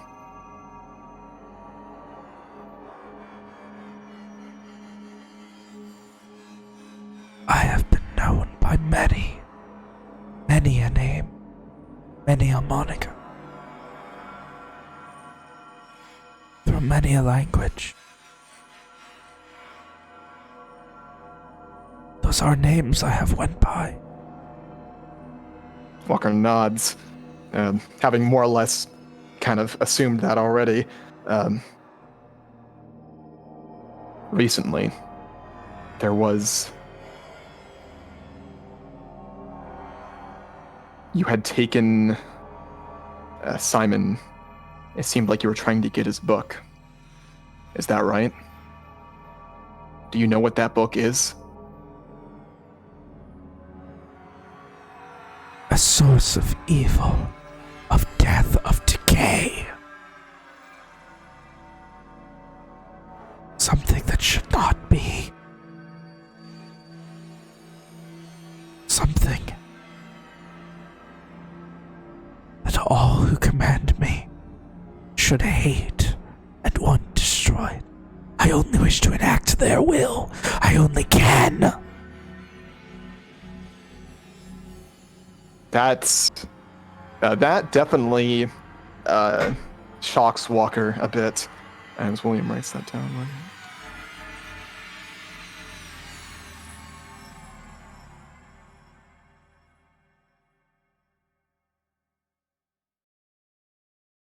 So it is evil then. What would you do if you were to be able to get it? Do you keep it safe? Destroy it? I do not know that I can.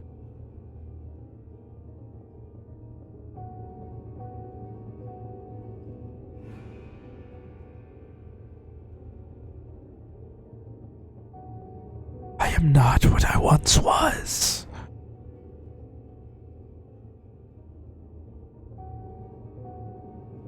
It is those you speak of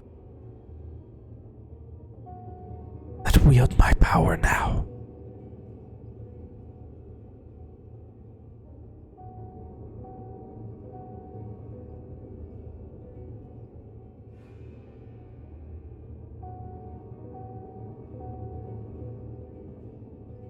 Well,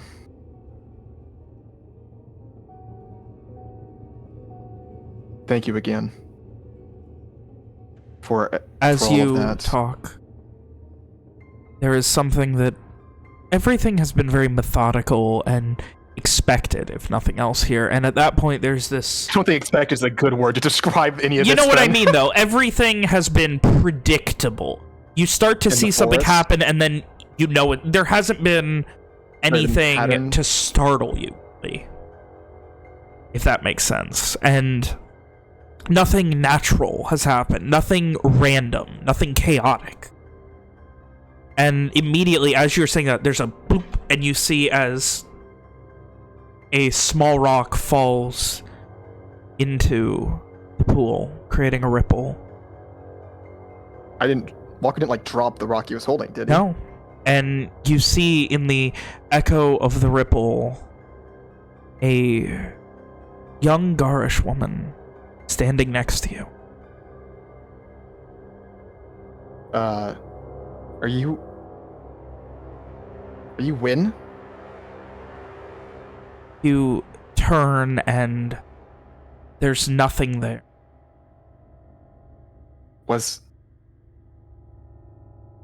She What was wishes that? you to leave. I cannot stop that. This is hers now, more than it is mine.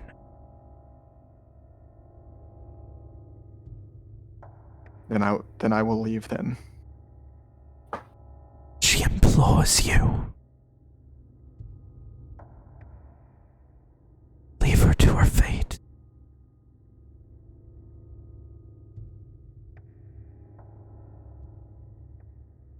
Walker simply nods. Another small stone falls into the ripple.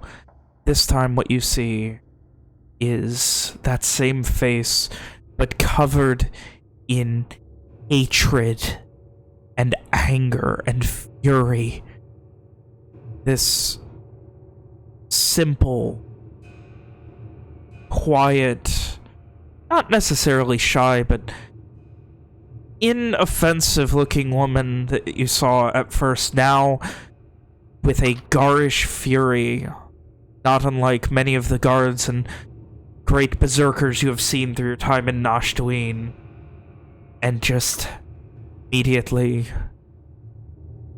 gritting teeth, you start to look over, and there is naught but a shadow reaching out to you. And it starts to echo in your head. Don't come. Don't save me. Don't let him die. Don't let him befall my fate! And it continues to echo as your world goes black. Owen, you notice... Walker, I need a Constitution save. Owen's sister being the big bad, confirm. You notice Walker is not breathing. Fuck. Oh, man. Owen lets out a cry of surprise and concern, hoping that it will wake the others. He begins to, I guess his reflex would be like, see if he can help Walker, like he's a doctor, right? So his reflex is to like clear his airway, and then he probably will come back to himself after a few moments and focus on Walker, and his brows sort of furrow in concentration, and he says, his voice commanding attention, he raises his right hand palm towards Walker and he says, "By Karad, be gone from this place," and he will cast Dispel Magic. Please give me a wisdom check. Ishri is awake, queued up, and ready to go if need be. Is my microphone still having issues? No. No, it was just when you first started talking. You wanted a wisdom check? Yeah.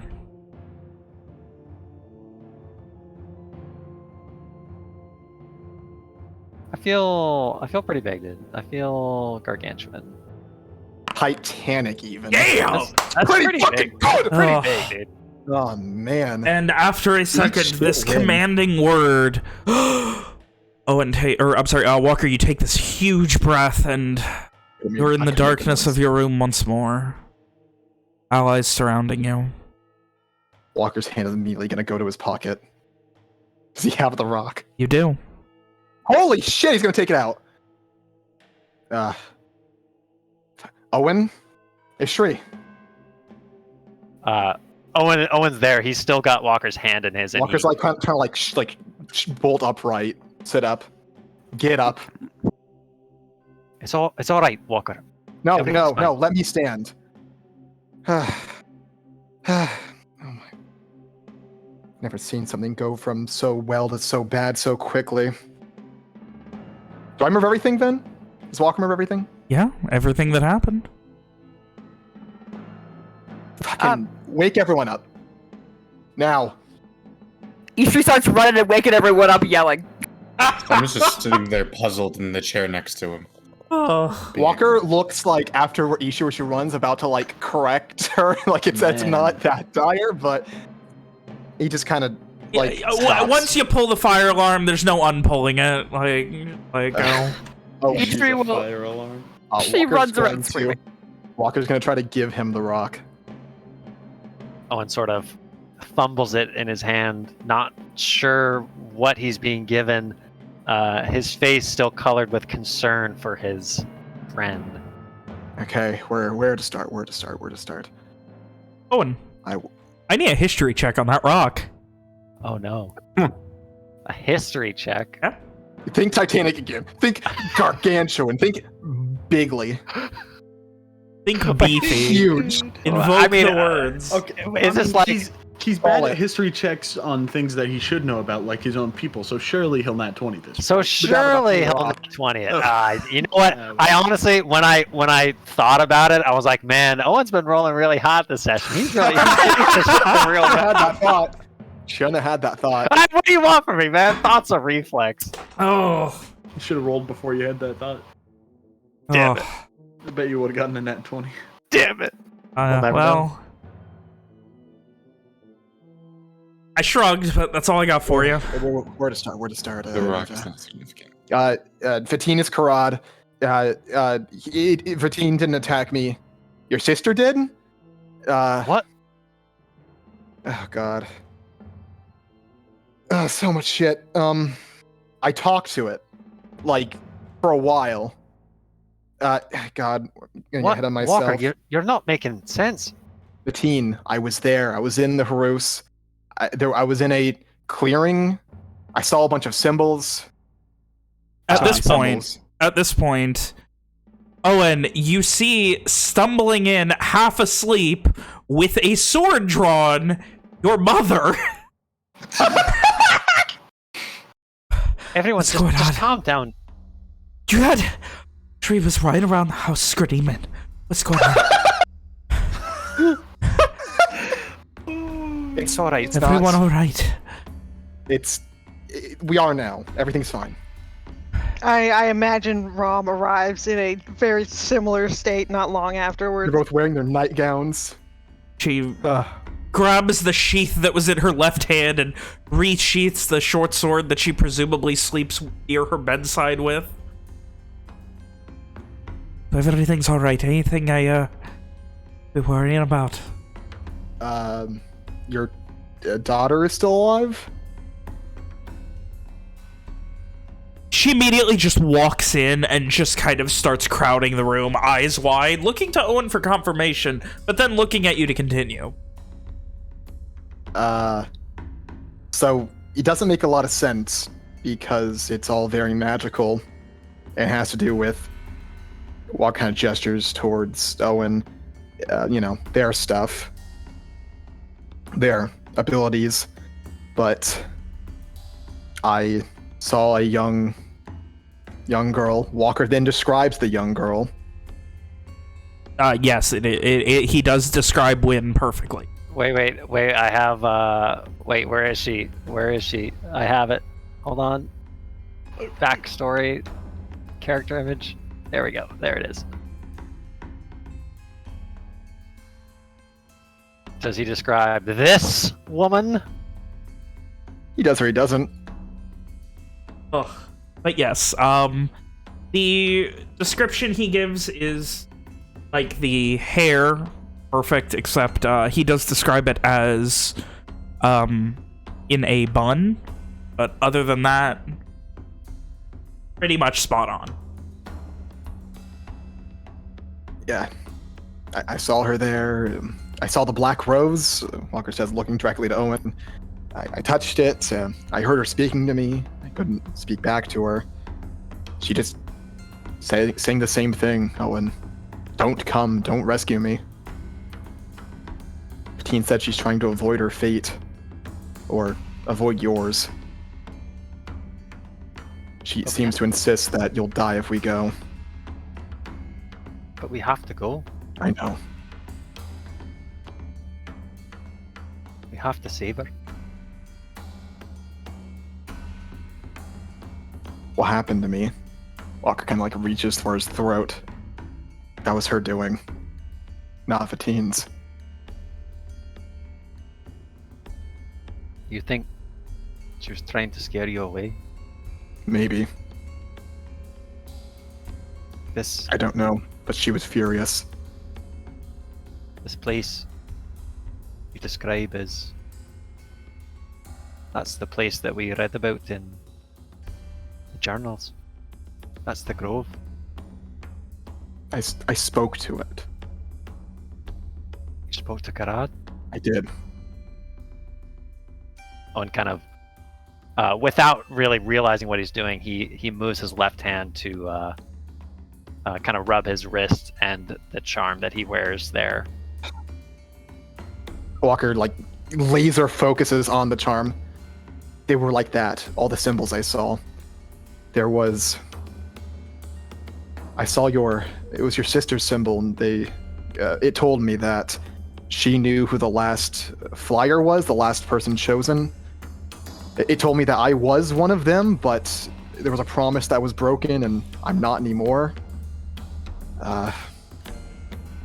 It said that it learned to forgive from you and your sister, and isn't going to try killing my family anymore. There's a sad smile from Owen. That rock, that was there. There was just a incessant pattern of just rocks repeating on the ground as I walked towards the forest that didn't have any meaning to them, but when I moved the rocks, flowers would bloom, and one of them was that black rose I mentioned. I took one of the rocks with me to see if it would be here. And here it is. Owen holds up the rock for Fiona and or Simon to examine? I don't know.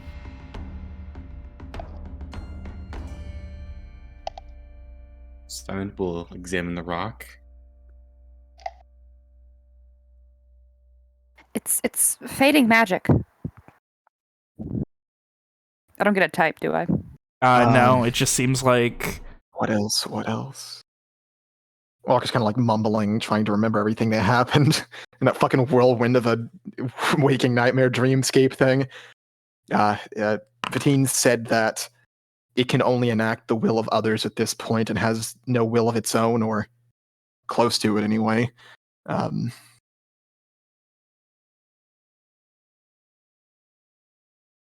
It mentioned how you and your sister command it.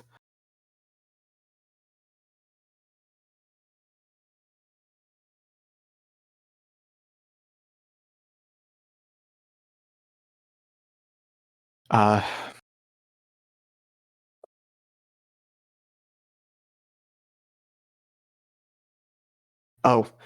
asked about Simon. He wasn't trying to hurt you, but just trying to get the book because it's a source of evil that everyone who commands its power should hate. Simon nods, puzzled, And but that's understandingly. that's not my words. That's what Vatine said. Owen frowns over at Simon.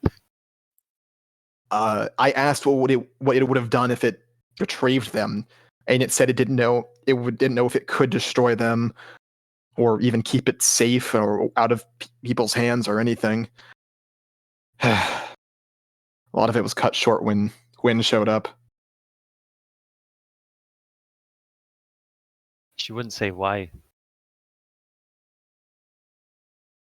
Why she wanted me to stay away. No, I asked.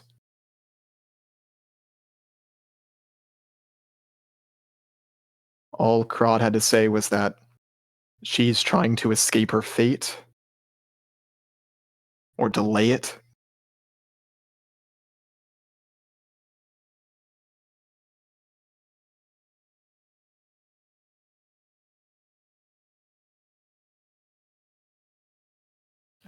Owen kind of sits, or he doesn't really sit like consciously. He kind of just like sinks back onto Walker's bed, his legs giving way, and he sort of puts his head in his hands, trying desperately to make sense of the avalanche of information that Walker is presenting to him. And then continues to present. Fatine said Wynn knows who the last flyer is, who the last one who controls its power is, but it did not know itself.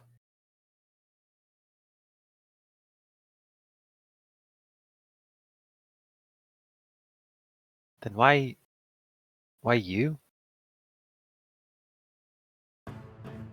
Why has it pulled you in twice now? I don't know.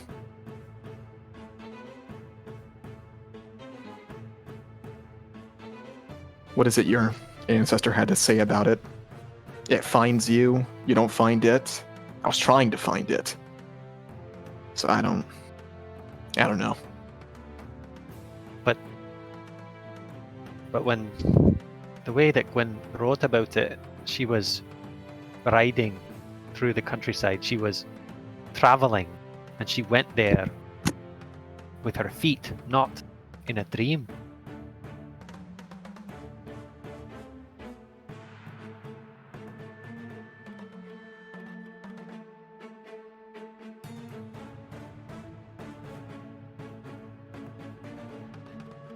There are just more questions?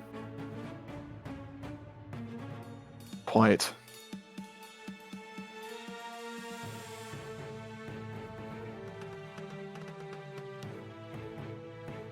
At least we know that you're safe. Oh, and what did Wynn's symbol look like? Points to the holy symbol. Even if that's applicable at this point. It was a triangle of 3 circles, all spiraling around one another. As I entered the clearing where I spoke to Fatine, that symbol you're describing, it looked like it was arranged in rocks, the mossy rocks I mentioned on the pathway.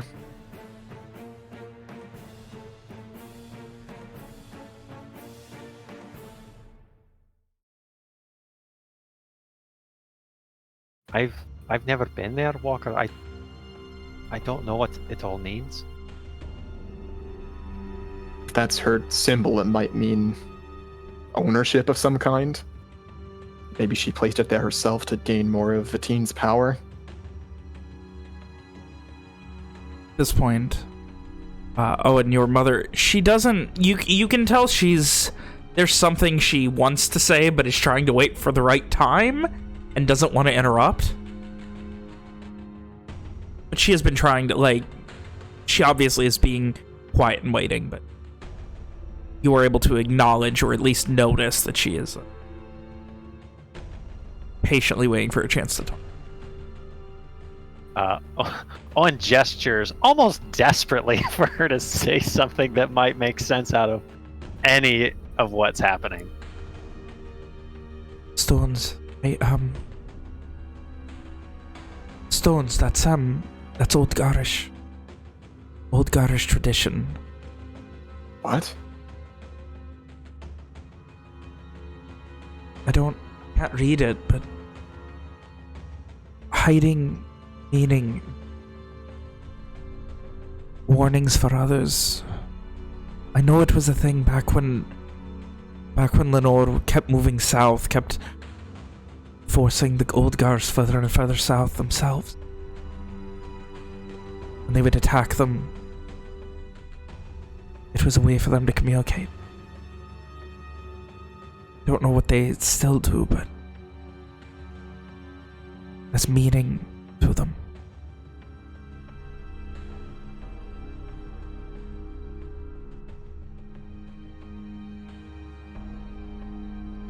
Simon, let me get your pencil, paper. I need something to draw on. Simon will reach into his bag and produce pen and paper. Well, ink and paper, technically. Walker's gonna try to quickly sketch some of the symbols you saw.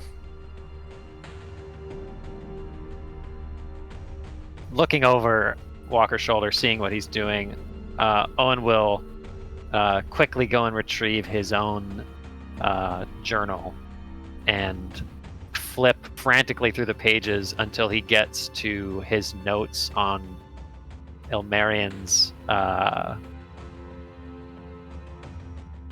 the translations he worked on with the others at Ilmarion's, and see if he can translate, for lack of a better word. This is the Decipher meaning from the stones.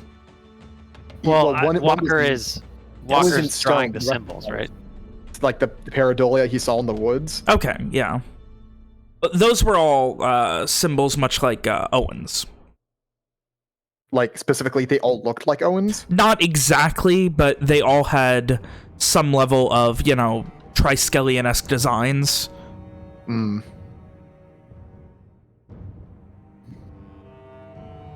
Well, he'll still try to, you know, sketch what he remembers. Going through Just all of the... to make sure, then, from what I was getting there, because I was trying to, like, take notes and listen at the same time the entire time, was there ever a mention of Walker's mom having a symbol, or is that something I just misunderstood completely? No, the only mention of any symbol being anyone's outside of Owen's was the one of stones that I used the phrase "stones grow her name." Right. Wait, so these are supposed to be their names in Vatine's bullshit? that's something.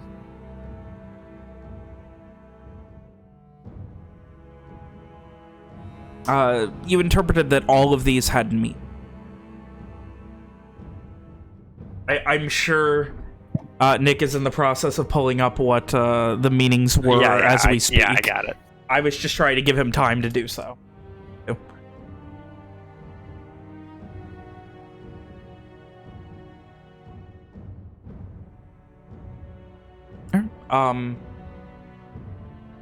Regarding some of the others, things that you draw, they're similar, but not exact. But some, we can go into more detail about this. I can give you all of the details after the session. I just feel like everyone else is going to want to play D&D tonight. But if you just, they do have other meanings, some of them, regarding how well you're able to draw them, how many you remember. Some of them mean various things, from one meaning pride to another meaning vengeance, or essentially do unto others as they would do unto you. It would be a more direct translation rather than something like vengeance. But these are things that would obviously take a tiny bit of time and intonation based on what you're drawing and your notes to actually properly understand. Hmm.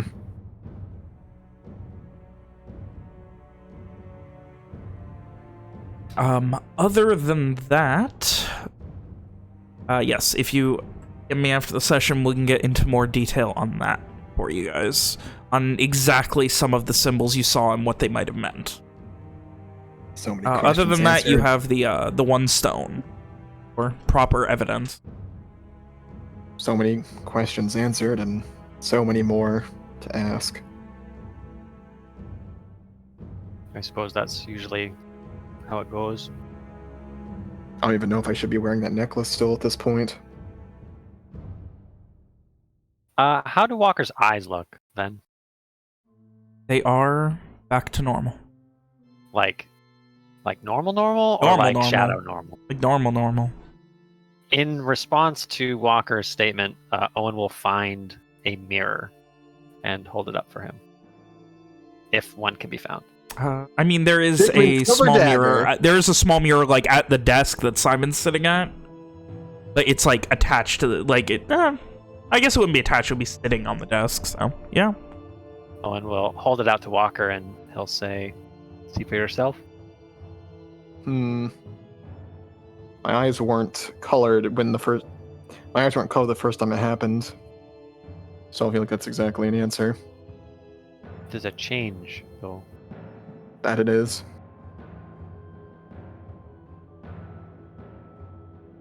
I wanted to go there to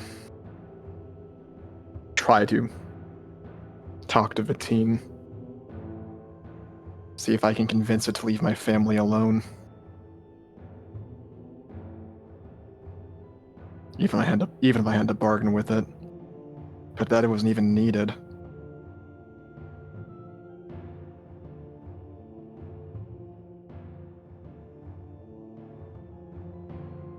I also wondered if it would get me closer to learn how to, how all the magic works, but that didn't happen either.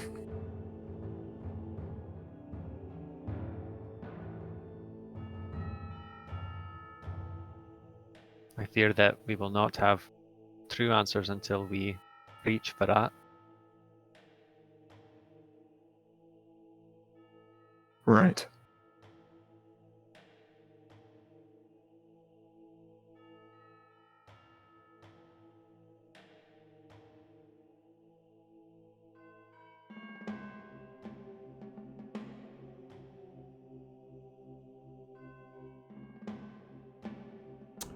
Question: Owen who has the stone right now? Owen. I was just about to say. Okay. Owen's got. He's kind of lapsed into a worried silence, turning the stone over in his hands. It is partially smoothed, as if like half of it was against the current. The other half, not exactly rough, but still has some angles on it. The top still has some smudging from like algae or moss growing on it.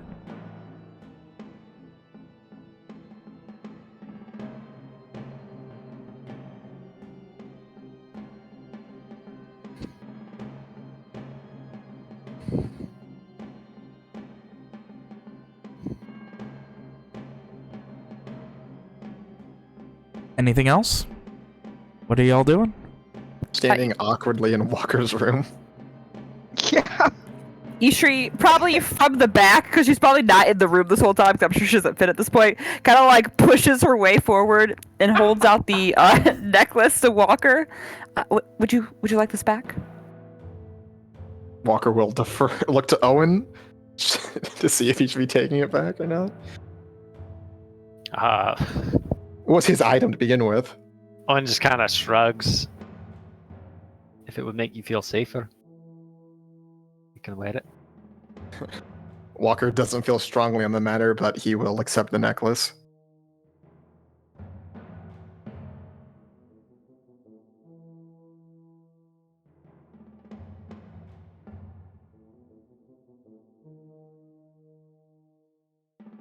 I feel like this should have changed something, but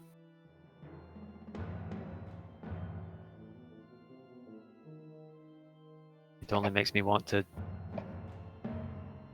go to Varat more.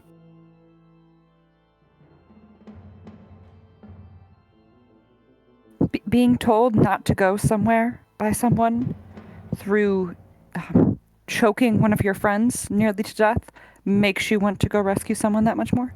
It's called reverse psychology. You don't know my baby sister. She's not like that. She wouldn't do that unless she had been changed.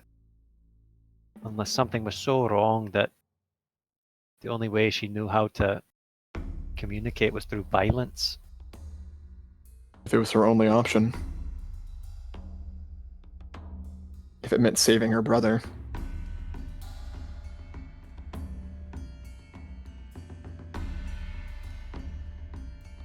I cannot stay away. I can't. Owen, the symbols together, they meant something, didn't they? Aye. The end of the world. Maybe that's what she's afraid of.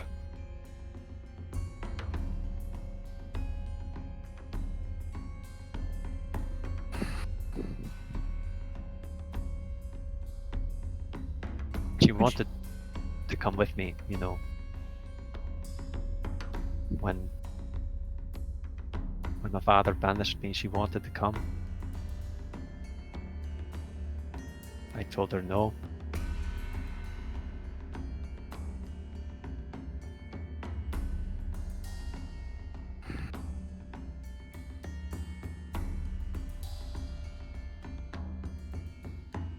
Why didn't you let her come with you? Because I thought, Ishri, that the rest of my life would be lived out in exile. Away from my people, my family. Save for Fergus. I thought I would never see her again. Or anyone else from my home. I wanted better for her.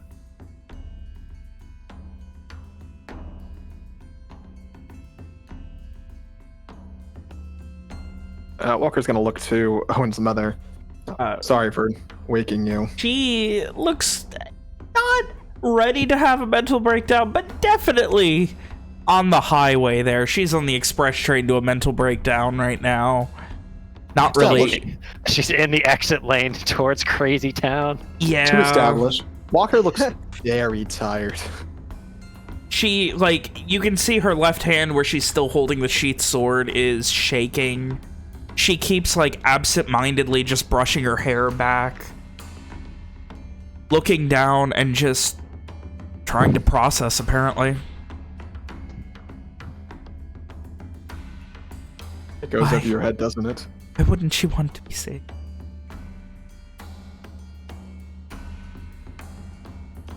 That's the question, isn't it? It's all very muddy.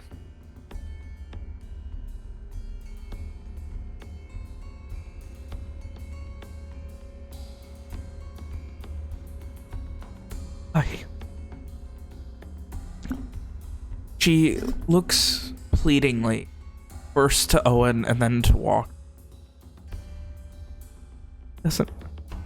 Why doesn't my win want to be saved? We have some vague answers, What but is so horrible that she thinks we can't handle it?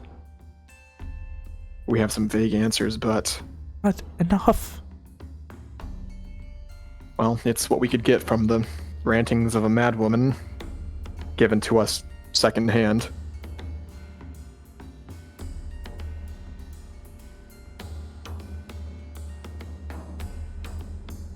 Do you want to tell her, Owen?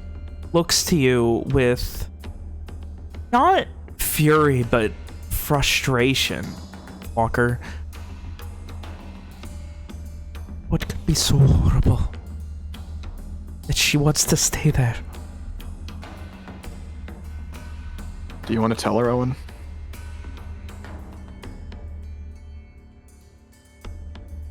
Give me 1 second. I have to PM vent something, I'm sorry. Oh, Owen's just fucking like he's got the hourglass symbol. His process is trying to catch up.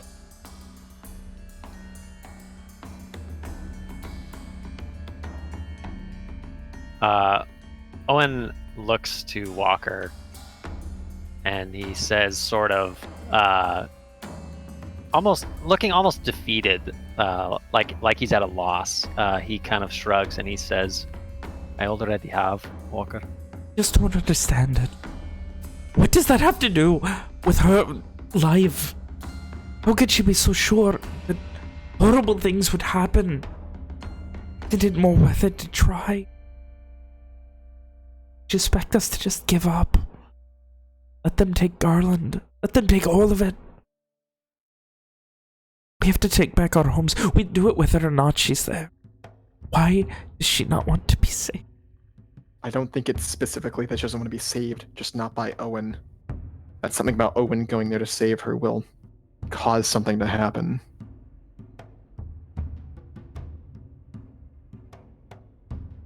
I tried to talk to her a while ago with my magic, but all she would say is, stay away, Owen. Don't come back, stay away.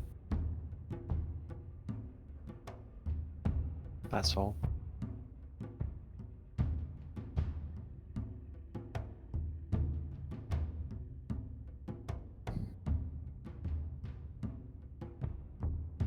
This Chicana.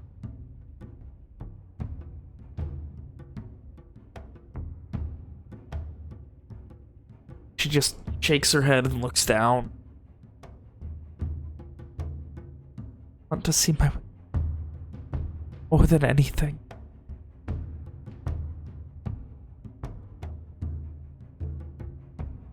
Owen's gonna get up from where he's sitting on Walker's bed, and he's gonna leave the stone behind and just put his arms around his mom.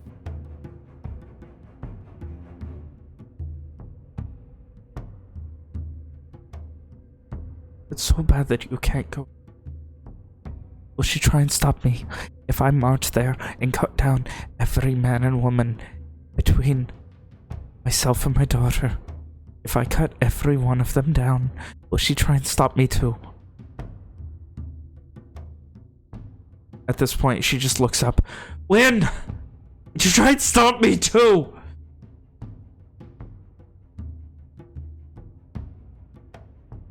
Back to you, Owen, then to Walker.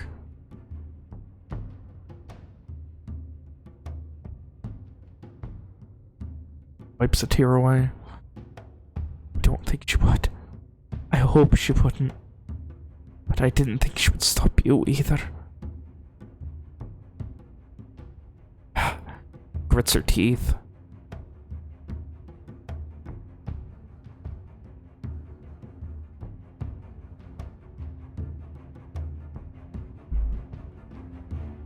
Don't know.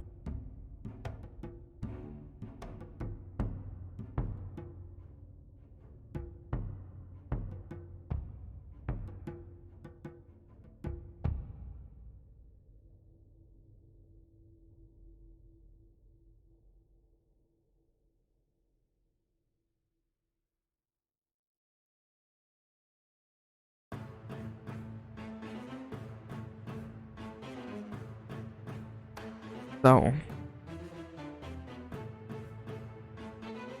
what else do you guys have to do tonight? How do you wish to end this, I don't even know what to call it. Sleepover. Sleepover. Slumber party.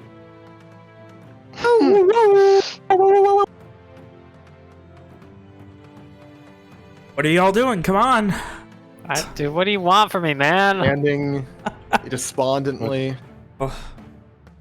We all just disperse quietly.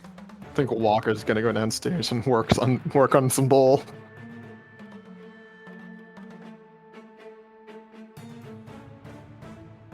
Like what else, you know?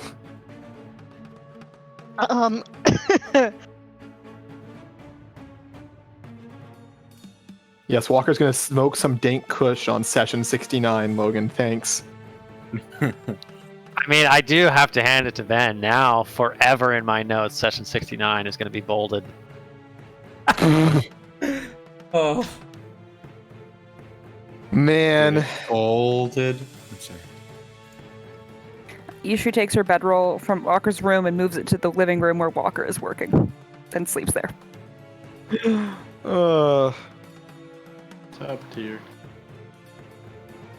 I think Walker's gonna be working until like 6 in the morning and then go up and sleep until like 10. Simon will go back to his room.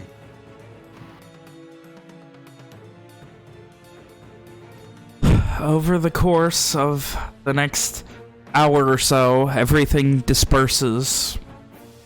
Walker trying to iterate everything he can to everyone who listens. And the night continues. I imagine Walker hasn't done any actual work. He's just kind of looking at it and trying to figure out what the fuck else he's gonna, where he's gonna work next. Begin to do it and then just think, I fucking shouldn't do it when I'm so frazzled. And then restart the process. Walker, when you got up, did you take the, when you were getting up, did you take the, stone with you or no? I think Owen had it, but Owen left it on the bed when he hugged his Walker mother. would have grabbed it then. Okay. Then the last thing before, as you kind of sit down, Fiona would come to you and just... Mr. Walker, you still have that stone. Walker looks down to where the stone is sitting on the table amongst his tools. May I have it? Yes, though, if Owen or Simon needs it for I understand. magical reason. Just... It's the closest I could feel to... when... I haven't looked. It was nice there, for a time.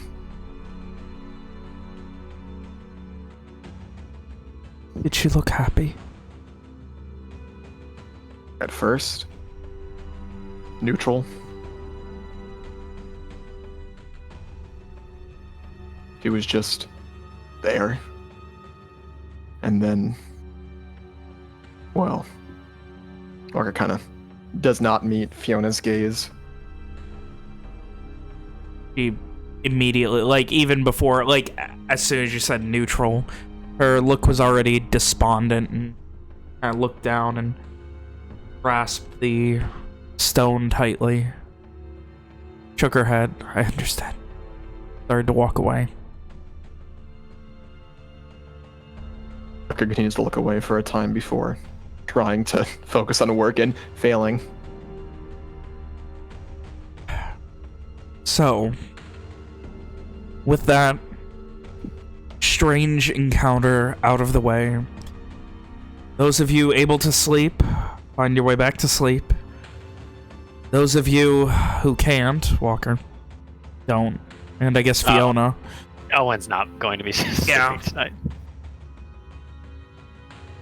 I think he spends the rest of the night until his legs cramp up and he can't physically do it anymore. He's just going to kneel by the window and just desperately pray. All right.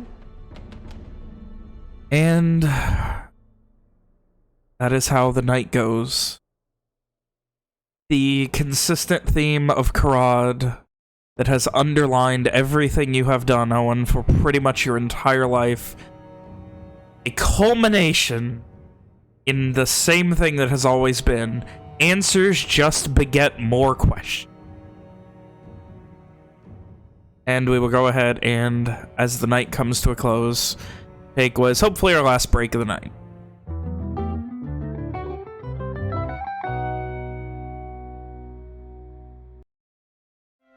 Like, I was super fucking misunderstanding a lot of this shit early on. We're back. It's unfortunate. We've arrived. Hello, it us. So, Yeah. the beauty of another garish morning, the vaguest hints of winter somewhere in your future on the nice, brisk sunrise. Overcast as the heavy last throes of summer storms are coming and going for the next couple of weeks. To establish, I think Walker fell asleep at the fucking kitchen table with all like the tools around him. Oh. Can Ishri take him in?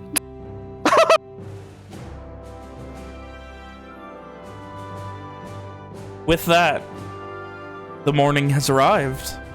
I ask unto all of you what you doing. Sleeping at the kitchen table.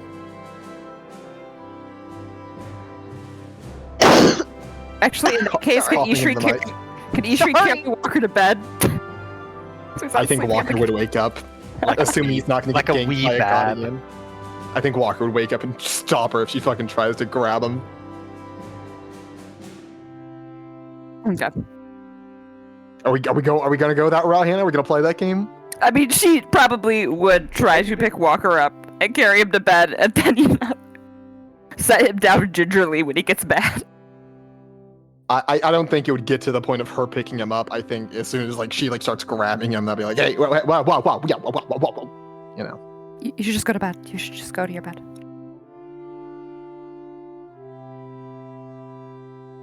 Walker, Walker would look around, see where he fucking is, and pack up his things and walk upstairs. I'm assuming this happens. How long into Walker sleeping at the table? What do you mean?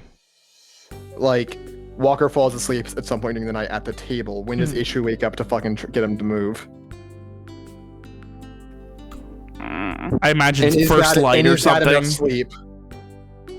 I imagine first light or something, and given the fact that Walker has not had the most comfortable night of sleep, I imagine, like, you know, going from Karad hell sleep to Hey, it was a nice time for the most part. He was fucking choked out!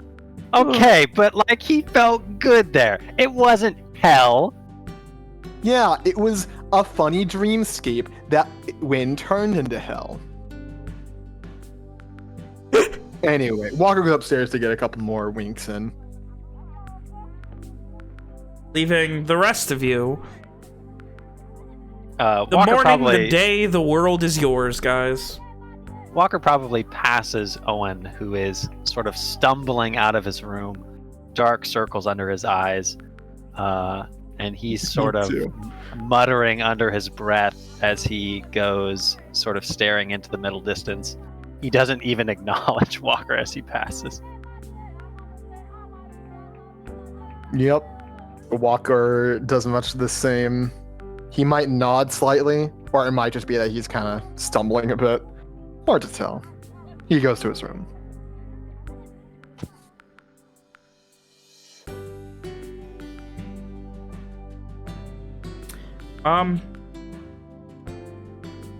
You headed like straight down the night before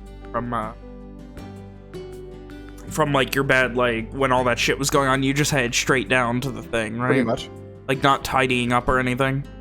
Pretty much. Okay.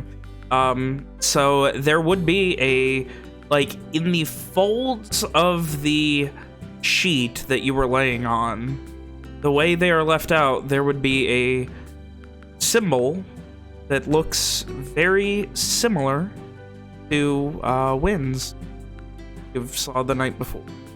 Like, Folded, in the folds? Yes, in the folds. Ugh. Fuck.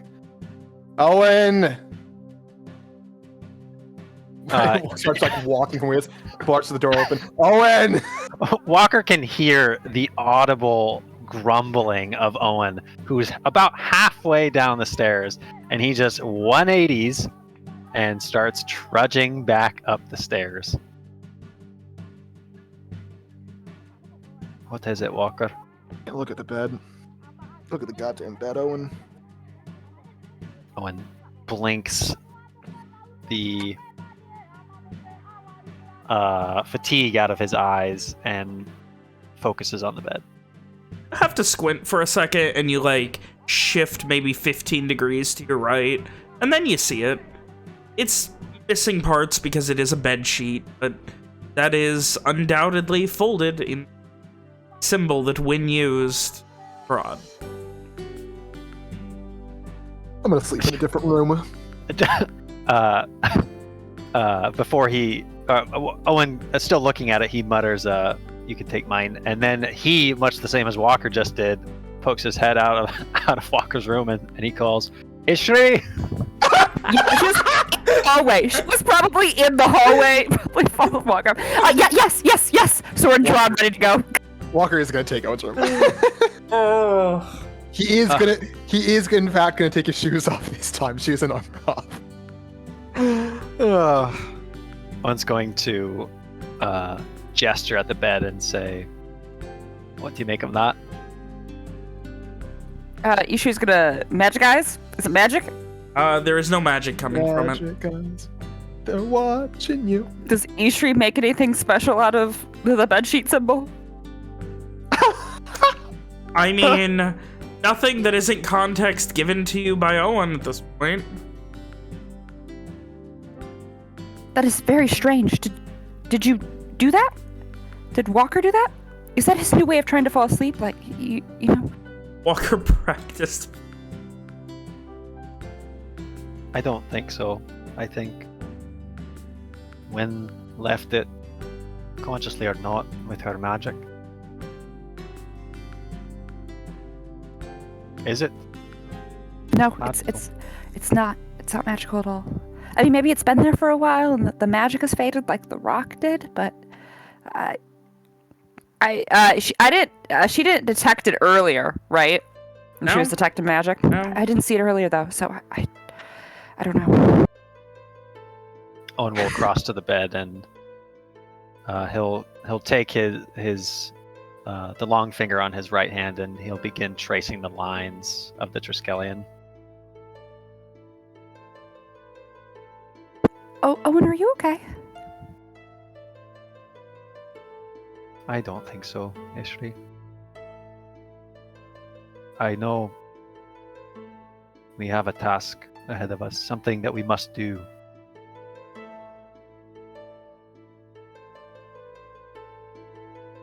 But my own sister,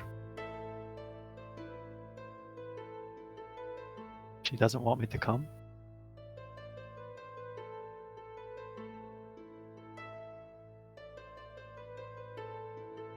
When I spoke to her the first time, there was fear,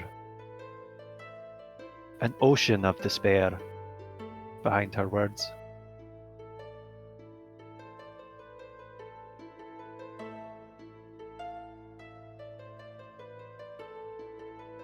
That is all the more reason then to go after her. It is scary and rough and tough, but at the end of the day, you have to, and you have a goal and you have a mission, and that is what is important.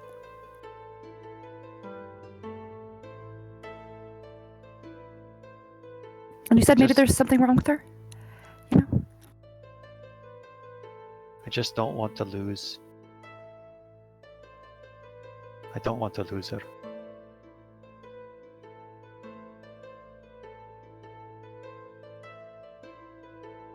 We will do everything we can to help you, Schnat. And if you do lose her, we will do everything you can to help you get over that as well.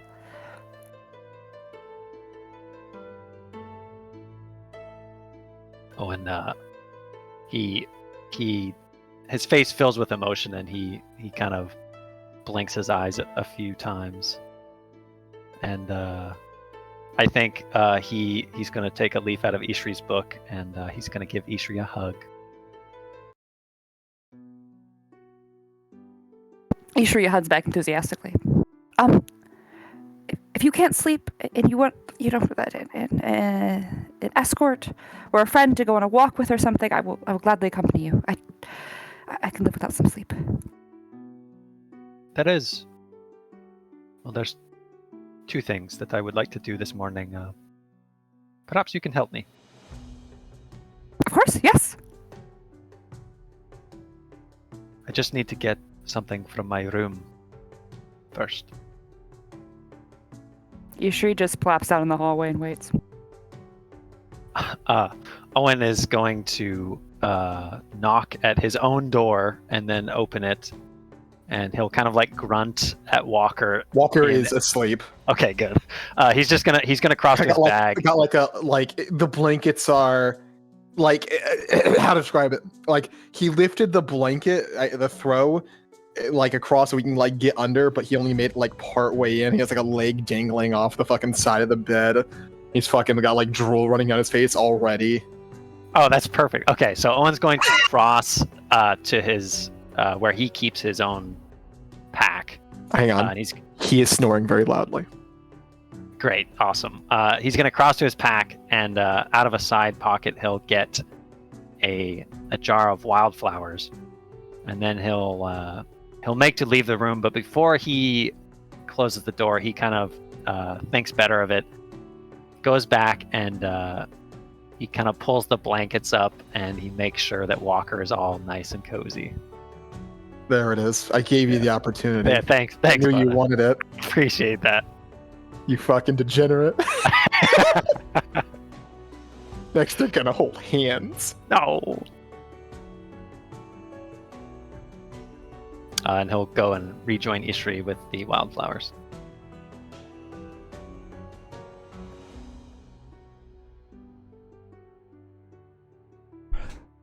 So, that leaves Owen, Ishri, Evian, Rom, and Simon. For now, the day is yours.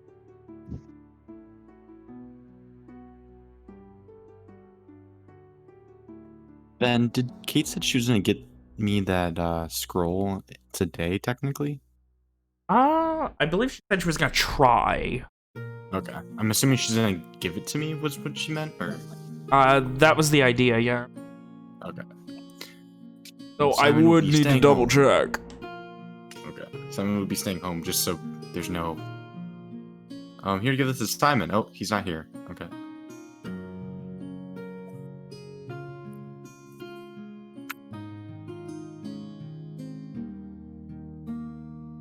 And so Simon's going to be staying in.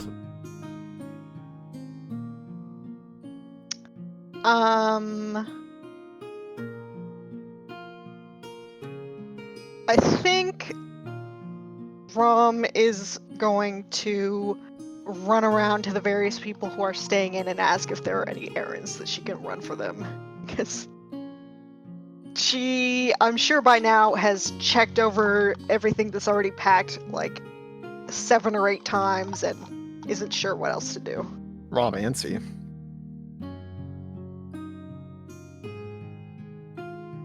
So, y'all got any jobs for me? Do you wake up Walker to ask him? No. It'd be funny if you did. Just It would be pretty comical. Rom and Evian lost. Don't use my as words. To what to do? Just wait outside of Walker's room for him to wake up. Make sure I need you to stand outside of Walker's room and then just scream as loud as you can every 5 minutes. Wait, are people lollygagging and not doing anything? Because the Nishri will suggest trading. What about a riffraff? I thought Ishri was with Owen today. Oh, she is. Okay, yeah, you're right. It's the other Ishri. It's Ishri too. Oh, She leaves behind it. It's Fishry this Great. time. She leaves her We shovel. didn't get rid of Fishry. She's still here. She leaves her body double. It's Rom wearing face paint. Did you just suggest that Rom... I just realized I suggested. Let's move on. No. Anyway, if there's no errands, Anyway, if there aren't any errands that Rom needs to run, then she will just take a walk. on the wild side. Get that good cardio in. Alright.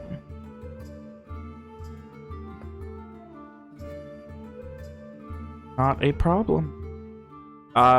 Anyone else got anything for the morning? Nothing Walker's too probably going to sleep special. for a while and then eventually get up because I want to play D&D some more. Evian doesn't really have anything to do, so he's just gonna be in his room, extensively working out because he has been slacking for like a week. So Slacking and he needs to get drinking. he needs to get his shit together before we. Is he hit the road. getting a bit of a flab? A little bit, yeah. He's got like a little. He's got the beer gut. He's got a little beer gut. He's got to get rid of that before Yeah, we hit the road. He's got abs still, but there's a But they're like a obvious little tubby. down below. They're little tubby. This is what he gets for eating nothing but fucking bread bowls. He's Hey, getting some hey, more man. thunder. He's getting Don't some knock thunder the Red thighs. Bull, you know what I'm saying? That's worth it. Bread bowls are worth the thunder thighs.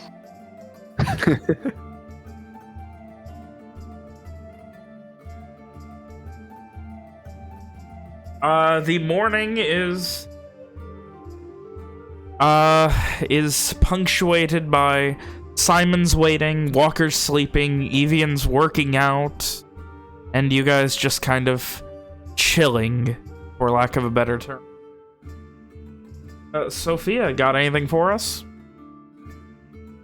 I mean, I've already vaguely told you what Sophia's gonna be doing. Although, like, after a few hours of chatting up the people at the inn where she's staying, she is gonna go ahead and start, wandering down the streets, meeting some people, chatting it up a little bit, looking at their wares, continuing on, maybe buying the occasional, like, trinket, All right. just so she can not come across as somebody only lollygagging, but also somebody who is a client. Yeah.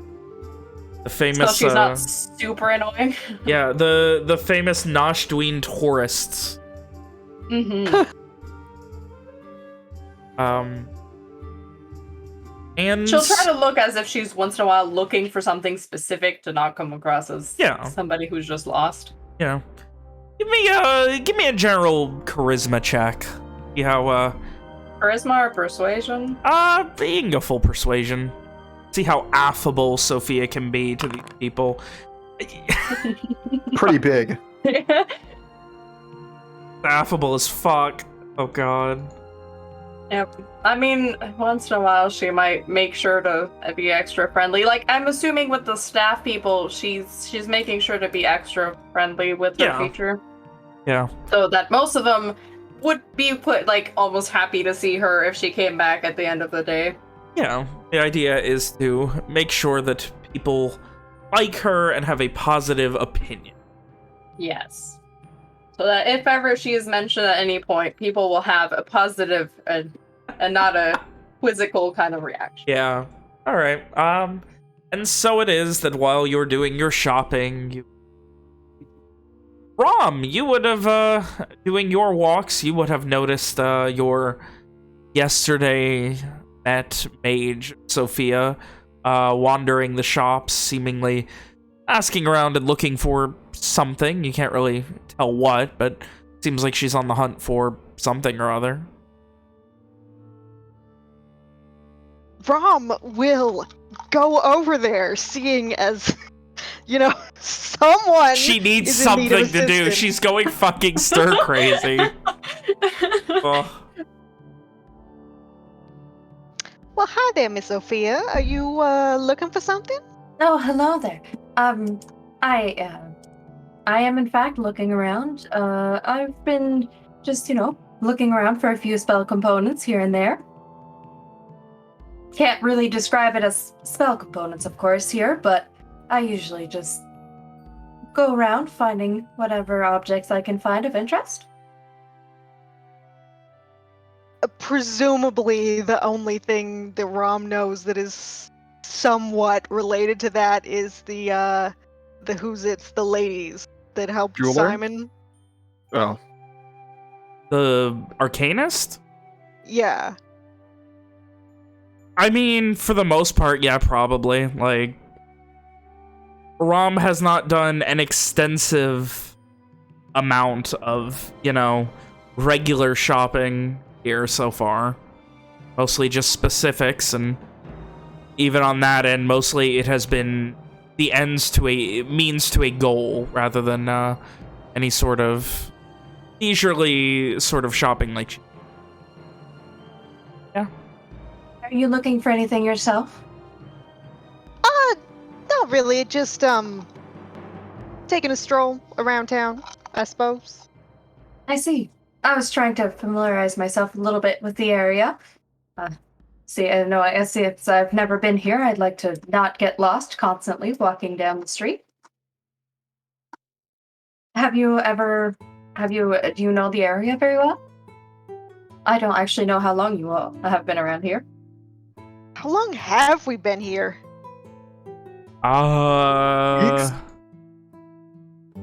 Maybe? Let me check. I'm assuming we're walking as this is going on, like Sophia just Yeah, aimlessly walk in a presumably. random direction. Just It kind of has- have a nice relaxed conversation while walking around. You arrived in Nashdween at the end of last month, so 1, 2, 3.5, 4 weeks. Though So- we Is spent 4 a weeks- significant portion of that traveling to the valley. Yeah.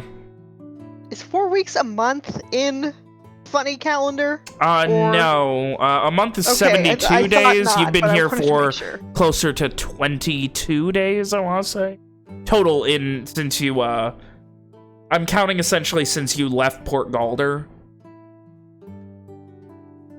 It's been... Well, a little bit less than a month, I think, although it seems like less. a lot of that we were traveling back and forth some. So I wouldn't say that I'm quite an expert on the city yet, but I could show you some of the things that I have visited. Sure, that'd be lovely. I don't have any specific engagements at the moment, so we could just go ahead and walk around. You can show me some of the areas. Okay. So that is now Rom's job. She is happy to have something to do. Oh. I mean, I'm sure she doesn't really know all that much at all, but Sophia would be happy though to just kind of. Is she explore trying to someone. hide it, like pretend she knows more? Do I need a deception check here? Are you trying to seem like you know the area well, or are we just like both exploring it together, kind of thing? oh no, Impress people, she Alex. doesn't feel like fooling around that much right now. That much. Oh, all right. So, Sophia throughout the conversation would just kind of chat about like funny little things that she's found in Nashdweed. She'd also offer Rom to come around to see the bathhouses if ever she wants to see the fancy bathhouse and the inn that she's rented for the next 3 days. And all that kind of nice chatter. Rom actually loves baths, so she would be thrilled. I mean, if Rob seems really into it, Sophia just just go ahead and show her probably in the same day. Like after like an hour or so of walking around, she just go ahead and show her around the nice inn, show her the bathhouse, introduce her to all her new friends at the employees. Just like quick, like, oh, this is Rob, this is my friend. She's just like coming around with me. Rom goes to the spa with her new friend. Yeah, basically. oh. The second time in this campaign that your No, characters have gone to a personal hotel bath crisis. together. It keeps happening. Oh. You're welcome. My Oh. characters just know how to enjoy life, okay? Characters just really like bathing with other people. Oh. Very classic. They like being trait. around clean people, Specifically wrong. not weird, dirty warmongers like the rest of Specifically you. wrong. Oh. Listen, She has big clean energy. Oh, I wish I gave off big clean energy. I mean, eventually she'd probably big clean coal energy. casually mention a few things about her family, ask a few things about Rom family. She's clearly trying to get to know Rom a little bit, but in a very friendly way. She's not like prying for weird information as a spy or anything. She's like, she really seems like she's just trying to make a friend. Rom, you would note, like, everyone here that, like, even in passing seems like they've interacted with Sophia or know her at all. Like, even though she's apparently only arrived yesterday, the staff is very willing to, you know, like, oh yeah, no problem. Like, oh, you want the bath reheated? Sure, no problem. We'll get some more hot water in there. Like, these people are willing to bend over backwards for her. Everybody likes her so far.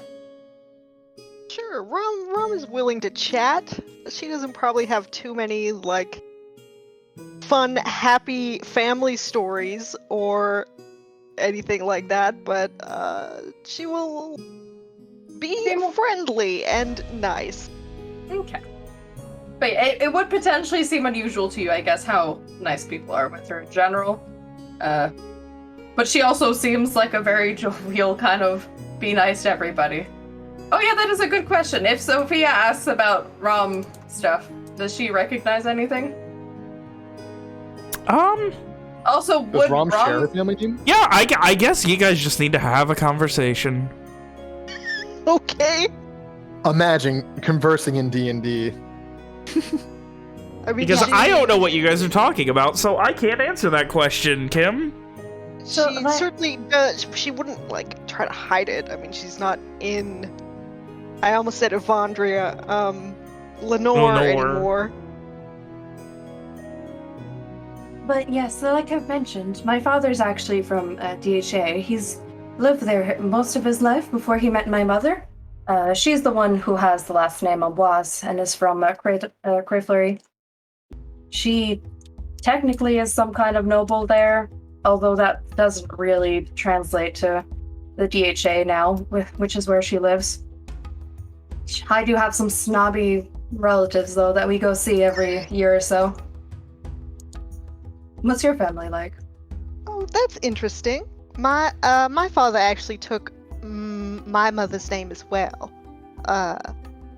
Given that there was no family heir, something like that. My uncle was, not the type to take over the family. I see. What you saying about snobby relatives? Well, let's just say I got some of those. Oh yeah? From what area? Well, I think we'd been all in Lenore for Rob seems to think, but probably has no idea. Long as you know, I'd imagine. I guess it's pretty long, I suppose. We never talked too much about family history, but I suppose that's understandable with, snobby relatives and such. It's not as interesting to learn about their history.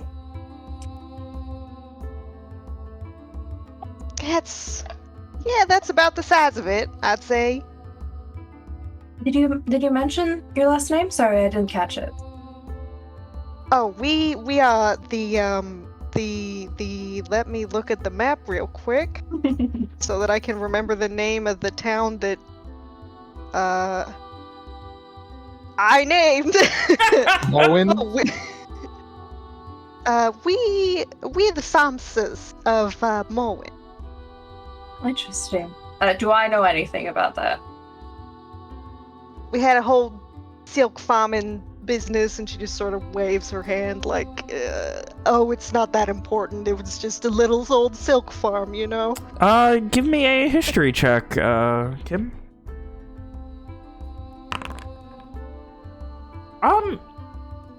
Heard of it? Not a lot, at least in regards to specifics, but Samsa silks are some of, they're definitely the finest exported out of Lenore, and some of the finest in the world. They're probably, one of the big ones. So her eyes probably, open a little bit, with their interest. Oh, I mean, I've heard a little bit about it. Your family has fine silk. It's been exported through the DHA, and I know that my mom is personally a big fan. To give context here, Kim, I'm trying to think of the real world money equivalent. This would probably be the equivalent of, being oh, you're a Hilton? This is big money. Especially, you're in the know, and it's one of those names. That's your fancy fucking... What would be one that would fit? Who are the fancy purse people? Someone could tell me. Versace? Yeah, that Gucci? one. It's one of those. Yeah, that's being oh, you're those. She is big fucking money. I mean, my family has a bit of noble blood somewhere, to be snobby, but that is some money to come from. Quite the family. I mean, you might not be known everywhere, but there's quite a few rich people that I know who are, talk a lot about that kind of thing, brag a lot about having that kind of silk. My mom has a few scarves and dresses made with this silk. Something else to add is they have actually, Samsa silks have actually, as a brand, been going up in value because they can't be exported anymore. Since the, since, Lenore shut its borders down, they can't be exported, so they've become, a collector's item and have actually went up considerably in value secondhand in the past 15 years or so. Funny. Oh. So, is there a reason why you ended up going away from your family? I mean, I'm assuming you don't see them much now. Well, it's a real long story, but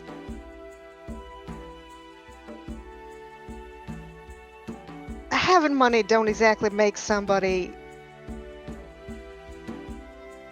a good person or someone you can get along with. Yeah. That was my uncle. I can't speak English. My uncle and I, we're sort of the black sheep. Hmm. There's more than that, but Oh, I'm sure there is. what it Well- boils down to the most is we just didn't really get along with everyone else. And there was more important stuff to do elsewhere. I mean, what's the point staying around in a rich family if we're going to be miserable the whole time? Exactly. Living life in luxury can be very nice, but I mean, if everybody else around you is bringing you down, there's no point staying there. I'm sure you're much better off now. At least in some regards. Well, I certainly feel it. That's good. That's the important part.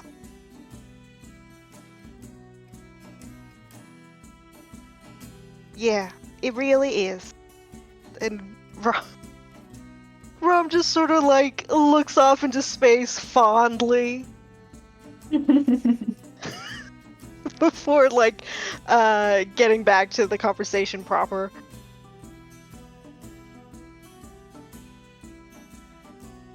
Yeah, probably continue having that kind of amicable kind of chatter. Get to know each other a little bit more. Well into the afternoon, enjoying a nice hot bath. Other people kind of come and She'd go. offer a late lunch to Rom from the place they were at afterwards, and as the offer to walk her back to where they stay. Sure. Enjoying Did you see my character's name? finest, No. the finest catering that you have had access to. You guys relax and just have an enjoyable, stress-free afternoon. Meanwhile, on the other end of the stress spectrum, Walker, you wake up from its sleep. Yeah. Yeah. Roughly noon or so. Wait. This is important. Does he make note of the fact that he's all tucked in? Probably not. He's very. Damn it. It's sleep. He's in a way. Uncle throw the fucking sheet off, grab his fucking shirt from wherever he fucking threw it. You know, grab the rest of his leathers It's like folded in a corner. grab the rest of his leathers and fold them up if they're not, and bring him to his room. You know, set things up and head downstairs to see who all is here. I believe everyone but Rom. Did anyone else take off for the day? I didn't. I was waiting for everybody else to get a chance to Okay. to say something, but Owen does have plans for himself and Ishri for the rest of the day. Okay. Oh.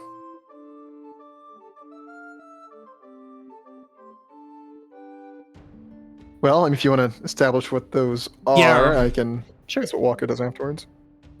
So this would be early in the morning, like after he tucked Walker in. Owen would lead Ishri outside to the garden. The gardens around the McDurk temporary residence. And he would, kind of without saying anything, he would just walk amongst the various bushes and flower beds and everything like that. And then he's looking for a spot to plant his flowers. There is, I'm not going to say plenty of room, but plenty of places where room could easily be made, especially with a little bit of an arcane touch to it. Would be able to very easily move some things around, and with the light hand of Karad's will, make everything very happy in a new position. What about with nothing but good old-fashioned elbow grease and a trowel? It'll probably take longer, but yeah. In that case, I imagine Owen knows where the gardening tools are kept. and he's going to go and get some tools for him and Ishri. And again, kind of without saying anything, he's going to, he'll offer a trowel to Ishri, or kind of place it where she can get it if she wants to help. And specifically, without his magic, he will begin setting about transplanting the flowers that he's carried since Barren Harbor to his family's garden. Ishri will help. Yeah. Not well, but she'll help. She doesn't look like amazed as if gardening is some new thing she's never seen before, though. Once the couple of flowers are sitting comfortably in their new home, Owen's going to settle back on the ground, kind of dust his hands a little bit, and he'll say, addressing the flowers, he'll say, "There, that's a nice new home for you, and you won't have to hear my horrible singing ever again."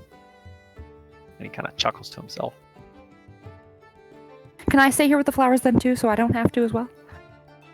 His mouth spreads in a wide grin, and he pats Ishri on the shoulder, and he says, "Well, I don't know if there's room in the garden. Might have to dig up one of the bushes so you can have a spot." Oh, it's worth it. It's worth it. And then she gives a big smile. Thank you for helping me, Ishri. Of course. Did I tell you about the little girl that I met in Hatherton? Possibly? She could speak to the plants, sort of like me. But she could hear what they had to say. I know what that sounds like, but... It sounds like your magic, so, yes. She told me that she asked for one of the flowers, and she told me that they were afraid because when I used to sing to them back in Lenore, a black rose, just like the one that Walker described, would grow amongst them, and they were afraid of it. So if I can't sing to them, I can at least give them a home where they'll be looked after.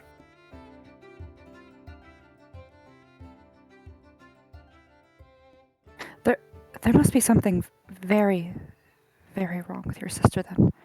If she's related to those flowers and they're even making the other flowers sad, there must be something very wrong with her. Aye.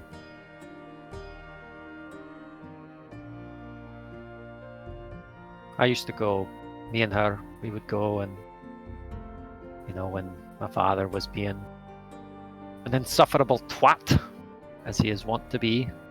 Owen kind of chuckles a little bit. We used to go and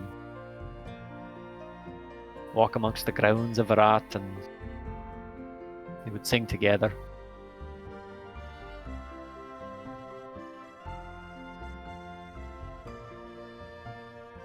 Hope someday we will again.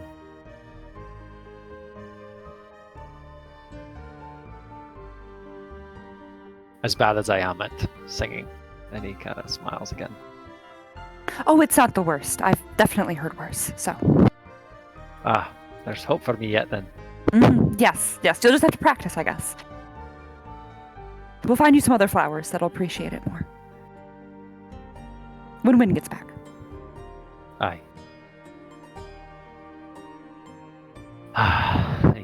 Owen gets to his feet. He offers a hand to help Ishri up. Knowing full well that she's heavier than he is. She politely takes it, but then puts none of her weight on it. Love it.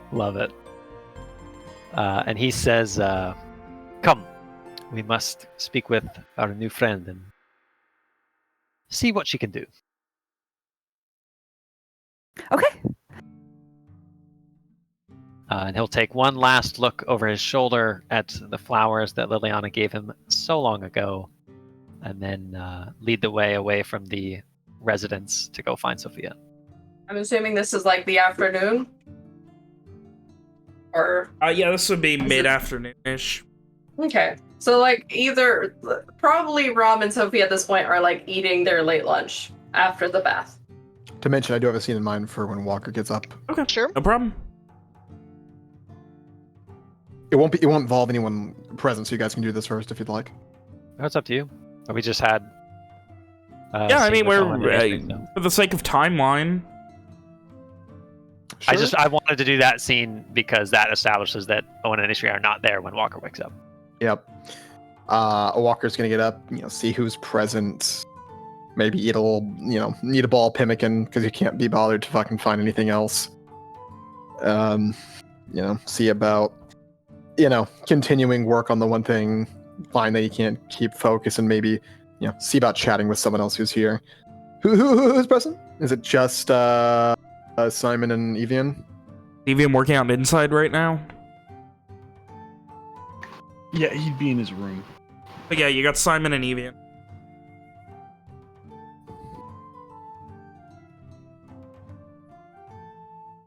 I guess Walker will first knock on Simon's door. Hang on, Simon will answer. Did that come across at all? Yeah. Yeah, hold on. Yeah, I'm coming. And Simon, answer the door. Simon. Yes, Walker? What's going on? Yeah. I don't know, man. Can we talk about magic? Simon's eyes go wide and motions for you to come in. I'm assuming Simon has some type of desk. He'll pull out the chair and let you sit down on the chair, and he'll sit on the bed. Hearing Evian grunting or whatever in the room, he'll call out, Evian, you want to chat? You kind of hear the grunting stop. You hear like a door creak open as you hear footsteps coming over. He'd poke his head in and say, "What?"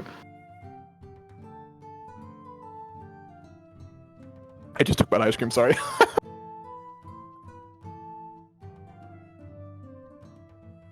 Yeah, just gonna ask Simon about some of the bullshit from last night. Some other weird stuff as well, if you want to join in.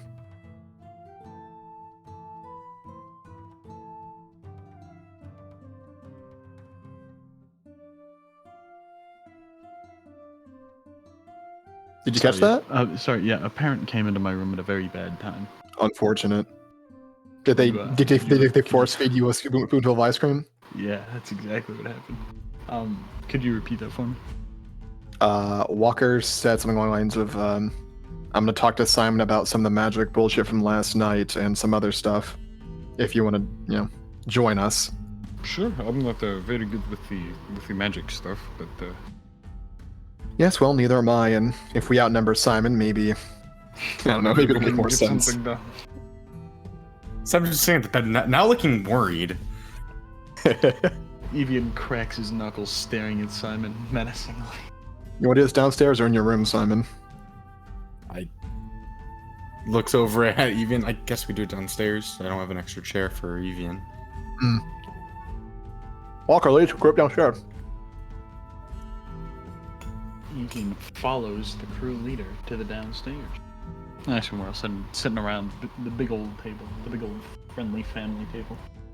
Yeah, Walker's tools are still left out from the night before, and he'll, reorganize them. What do you make of all that last night, Simon? Anything? I mean, nothing more than what you probably already talked about with Owen. You can't provide any extra context? Like, is there a precedent for weird magical dreams? Can I make a Arcana check? Yeah, go ahead. Man, I grabbed my ice cream at the worst possible fucking time. You really did. Immediately going into a scene that Walker's leading. Oh, there are bits and pieces, and there are spells that focus on dreams. Sometimes things like sending have the ability to contact you in dreams. There are spells that allow you to affect people's dreams. For something like this,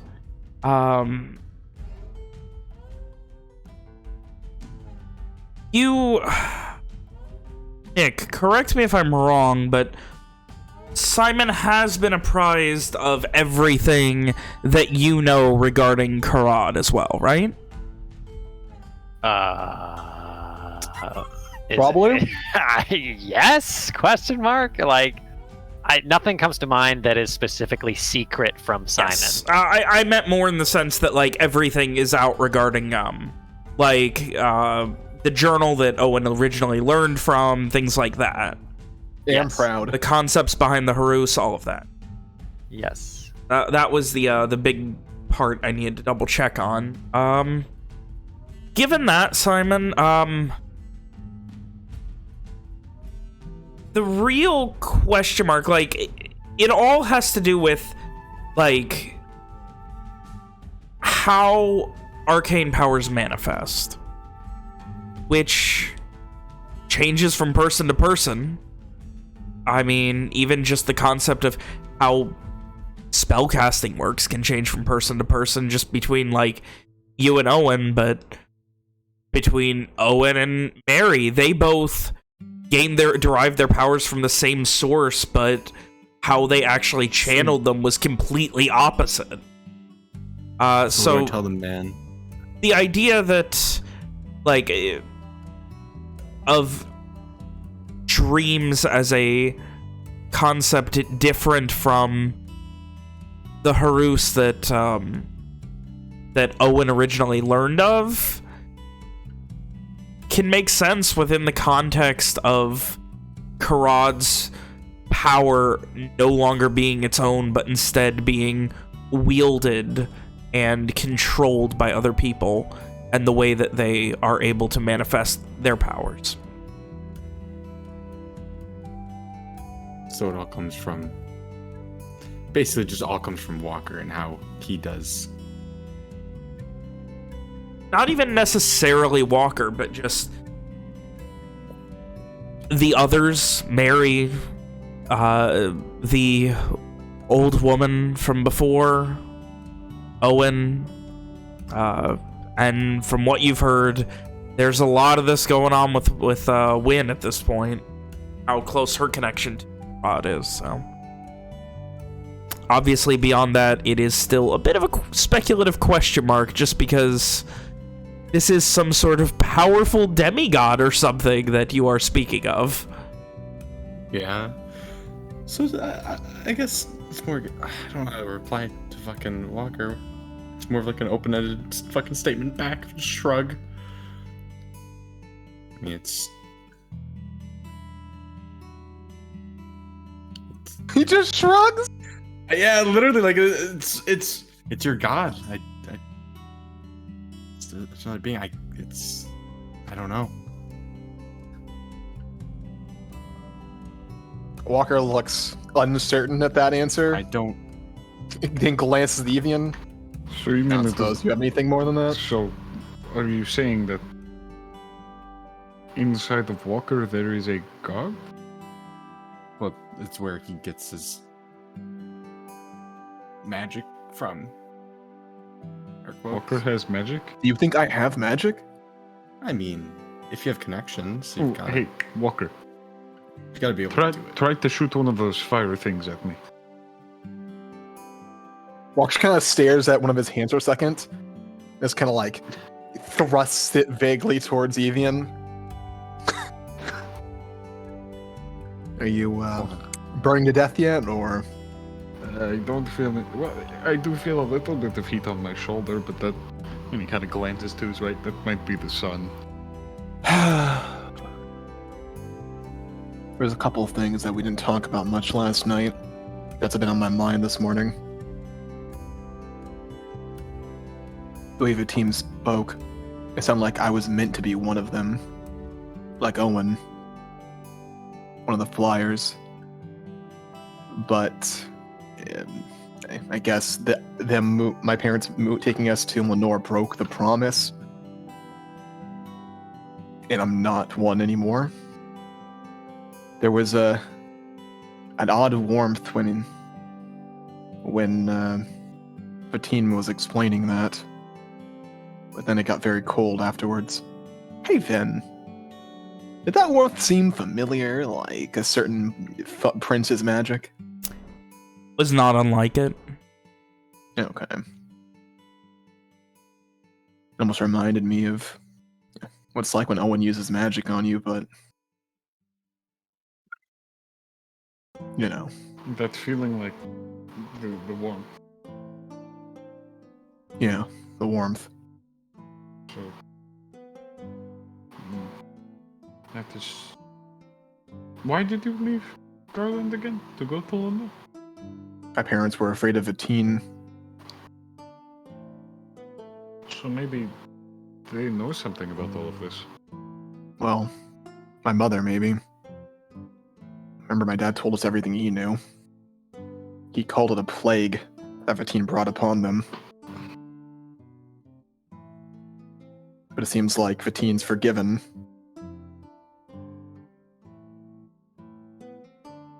Still, Roy has magic. If what Fatine is saying is true, did I have magic when I was younger? I don't remember.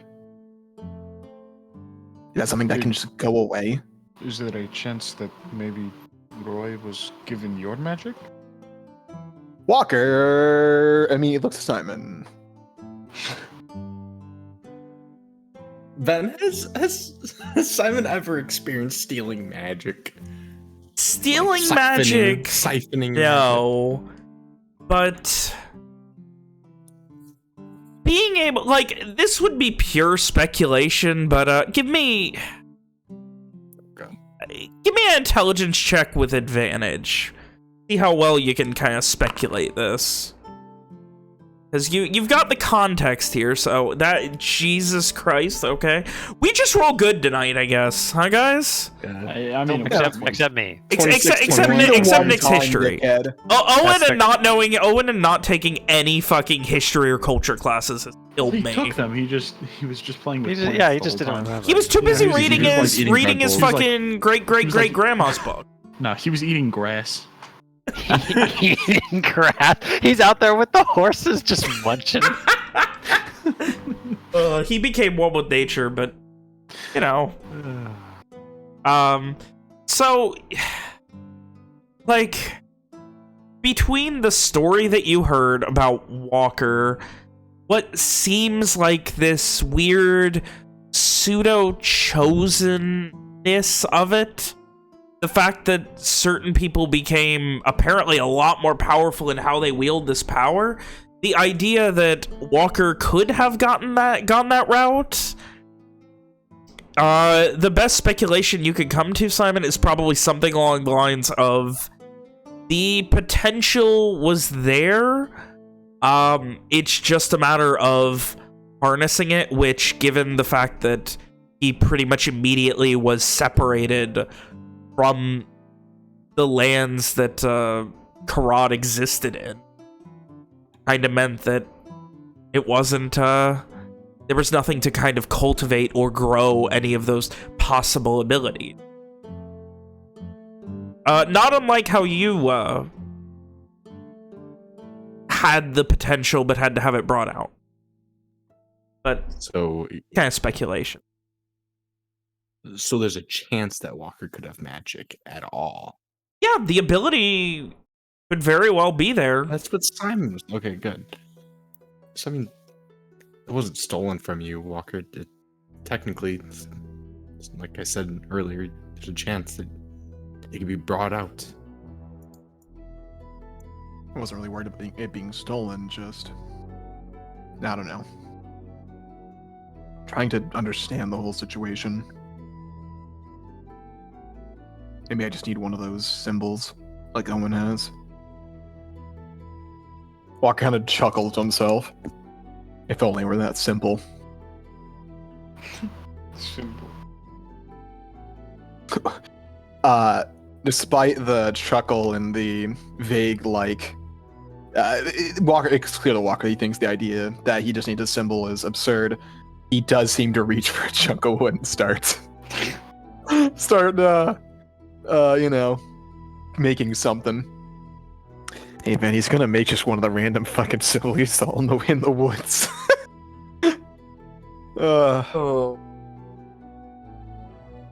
Moving on. There was one other thing that I didn't mention before. Vatine said that the path... What was it he said? Your path has been made, is what he said. Or it said. When I asked what that meant...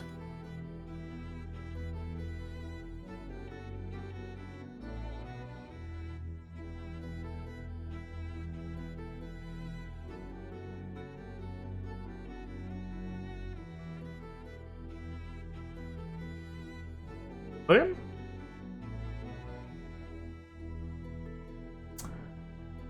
Oh, looks like we need to take a quick break. Something died. So let's do it. Fuck it. Let's play D&D. We don't. The steam has been lost from that fucking scene. I know. There's nothing. We do it live. Tethered on my phone. We're doing it live. Walker had just finished saying how, at this point, all of our destinies are intertwined. Which, unfortunately, is the conversation that got lost when my internet went out. Well, that's we'll just Walker pretend it was a up, great speech. Walker had brought up that Vatine said there was still a plan for him, and when Walker asked about it, Vatine said that the plan was Owen, showing Owen's symbol. And when he mentioned that to the others, Simon said, I guess your destinies are still intertwined. Or it was Evian, I don't remember. That was me. And then Walker said, I guess all of ours are. Ours are at this point. And how the others respond to that. The scene is yours, guys. I believe I'm short of things right now. I believe earlier Evian just nodded in agreement. I don't know if Simon had anything special to add to that. Nah. I guess we didn't have any more scene to do. I thought there'd be more to talk about, more of the magic, but the fucking steam has just been lost completely.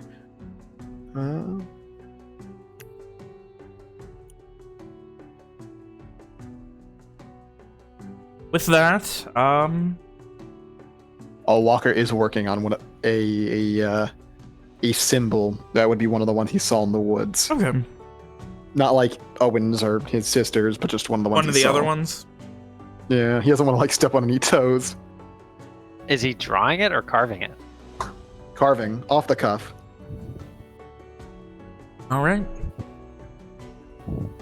We will get to that after. After the session, we'll add some stuff to that. And also, Nick, you can go ahead and get me after the session. Remind me, we'll go through some of those symbols and what they may have meant. We'll assume it's something that you guys translate over the course of a couple days. And we're gonna be here for another couple days.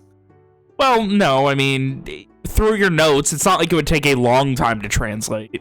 It's just a matter of flipping through a haphazardly, comically long amount of notes made by like 5 different people across like 3 weeks. But anyway, so with that, Rom and Sophia, did you guys have anything coming into the later afternoon? I mean, we were eating, and I think at that point we established that probably Ishri and Owen would be showing up if Owen was going to look for Sophia. Because Sophia would just like offer to pay lunch basically to Alright, no problem. Because they're just spending the day together anyways, the spa day. I apologize, my momentum got lost when the internet died as well, so... Oh, good. Yeah, however you guys want to do this,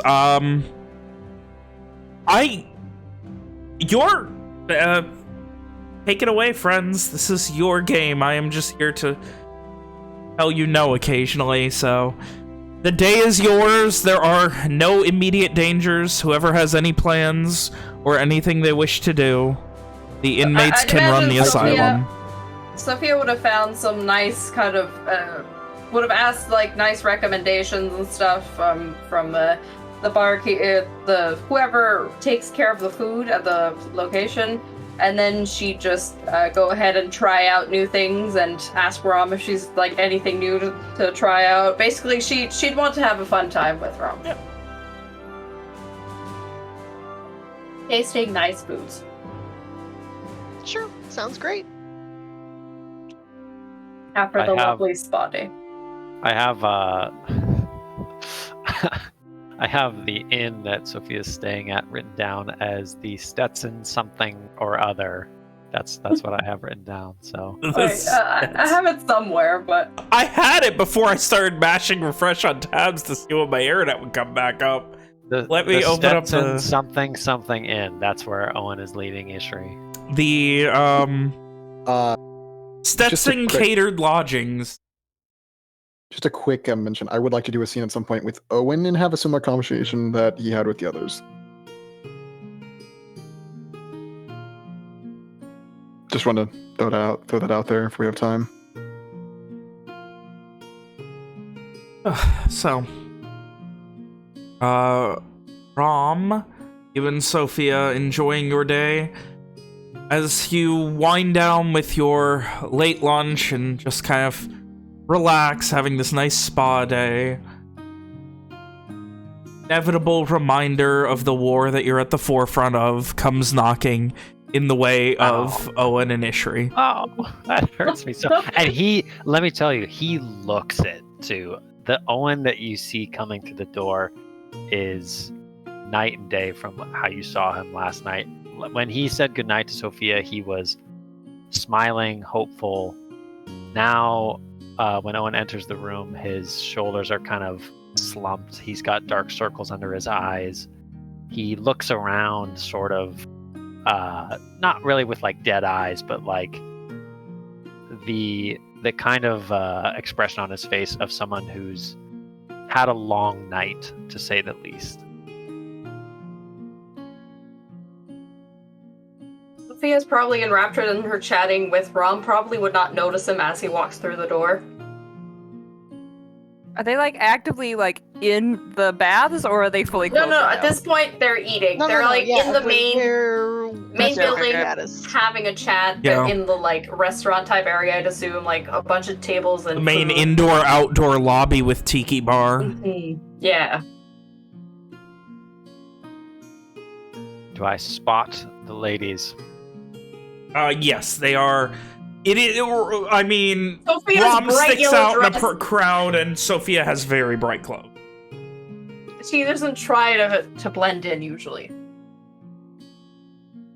Owen's going to nod in their direction to Ishri and then begin threading his way through the other tables to join them. Ishri waves enthusiastically. Oh, hello there. Are you okay there, Owen? It seems like you would need the spa day as well, not just Rom here. Ishri just shakes her head no and tries to look at you. Sophia just like looks confused as to why she's shaking her head no. Would you like to join us for lunch? I guess it's a bit late, but That's what I. It's been a long night, and I'm not sure if I could eat anything if I tried, but here we are. I was just chatting with Rom here. So I see. What exactly? Are you okay? Just well, we learned some things about where we're going last night, and can't say I'm taking it well, but we're here all the same. Okay. We can go back to my room. Is quite spacious. If you'd like somewhere a bit more private, I don't know Why? Up to you, really. What you would like to do? Well, Brom might have told you already, but I talked to the others and we've agreed that if we can get some idea of your capabilities, then if you truly wish to come and you still wish to after we tell you where it is we're going, then you're welcome to join us. I'll be honest, we didn't really talk about formalities such as that, but okay. Must have been happier times then, not talking of such business. Looks over to Rom. Rom sort of just kind of smiles sheepishly. I can come back if it's a bad time. Oh no, we were just chatting. Just nice relaxed time. Rom seemed very busy when I saw her earlier this morning. Maybe some food would do us good. Where can I go to exchange money for food? I can just ask for some food, and she call out the name of whoever was she was chatting to originally to get the recommendations for the food. Ask her if they could get, like, I'd assume these are like plates of various little things that they can try out and eat. Yeah, there's you could definitely do a sampler here. Yeah, An she get like platter. A yeah, cheese platter. Can we get a cheese platter? Do they have cheese charcuterie platters board? in Darwin? You got your fucking tour of Italy when you go to fucking Olive Garden, right? She get like a plate of various cheese and like some fruits and vegetable kind of thing, little hors d'oeuvres. Would you like anything to drink, either of you? I think a drink could do me some good, but as a dear friend always says, drinking's for when the job is done. Okay. How about some fruit juice? Just water for me. Okay. Then she'll go ahead and like order the foods. Would you rather? There's a little terrace with a table in front of my room. A little porch area. If that's better than the rest of the inside here, with I'm assuming more people. Yes, there are a few. It's not very busy. For the most part, there's not a lot in the way of high-end like travelers in the warfront of Nashdween right now. Which is why I'm assuming she was having an easy time making friends with all the employees since they're not as busy as they might be at other times. Like, there are a few, but for the most part, it is like, you know, dignitaries, people who are still military adjacent, things like that, who are here. And I mean, your room is like, it's a I've described before, it's essentially a very small house rather than just a room. So if you want like proper privacy, there's a table in there, there's a few chairs, you could easily host a few people in your room. There's just enough people here that they could probably hear a conversation very well, so if you'd rather not have anybody listen in, we can just go over there. It's up to you, though. Owen just shrugs and motions for her to lead the way. She'll go ahead and lead the people to the nice little small cottage-like building where she's staying.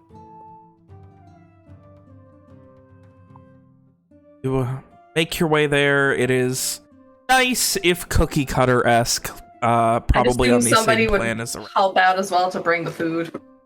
Yeah. And anything else that you guys want, of course. Full complement of room service. It will be on your tab to be paid out when you leave. You are, of course, a well-trusted patron at this point. Yes, of course, after 12 hours. Sometimes that's all it takes. Guys eventually retire to Sophia's room, and like This is nicer than where you've been staying. Like, what the fuck, man? This is very nice. Like, everything is like, you got fucking silk sheets, nice fucking down feather pillows on the beds, nice comfortable pillows on all of the dining room chairs. There's this nice, beautiful, like, gold-leafed silk table runner on this simple table. Like, the table's not complicated, but there's, like, a nice little fruit basket on it, and under it there's this nice, like, gold-threaded, gold-leaf threaded, runner, and just everything here is very nice, very high-end. She's gonna sit on the bed and just enjoy the sheets. Yeah, I was gonna say Owen's gonna take a seat at the table, and like when he sits down, he kind of closes his eyes for a second and just like enjoys the comfort. Would you like for me to ask for some tea? I can get a kettle and we can just make some tea here as well. His eyes snap open at the mention of tea, and he looks up at you with like there's obviously some emotion going on, and he kind of like, his eyes get really big and he just nods. Yeah, she'll ask for a kettle of tea and some like 2 or 3 varieties of tea at the lady who I'd assume helped bring over some of the plates with her.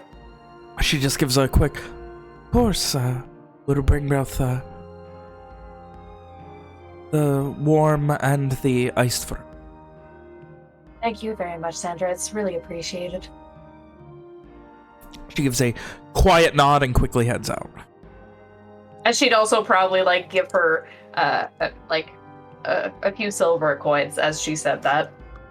God, these people are making bank off of Sophia. Yeah, Sophia's been tipping very well. She wants to make sure to be friends. Doesn't want to come across as annoying. My favorite part is it's not even her. I mean, some of it is. I'd assume the tips is. Just the rest of it isn't. I'm just saying it No, all they're can be like- charged to they're the per company diem, card if you she know? wants it to It's be. fine. Oh. Anyway, so a few moments later, he arrives. There are 2 hot kettles. One is apparently green. The other is it is described as, let me check my list of garish teas. It's on a different page I don't have open because of internet problems. The other would be a strong black tea, and then she asks if you want extra honey. That one. All of that. So the strong black tea, they add extra honey to. Yeah, a bit of honey in a cup, please, so that we can add it to the cups. Thank you. She just leaves the honey at that point.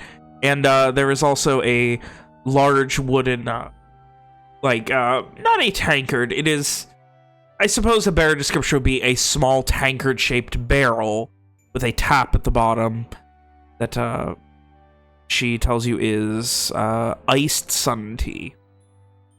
Sounds lovely. Thank you very much. And she'll go ahead and take some of the iced tea.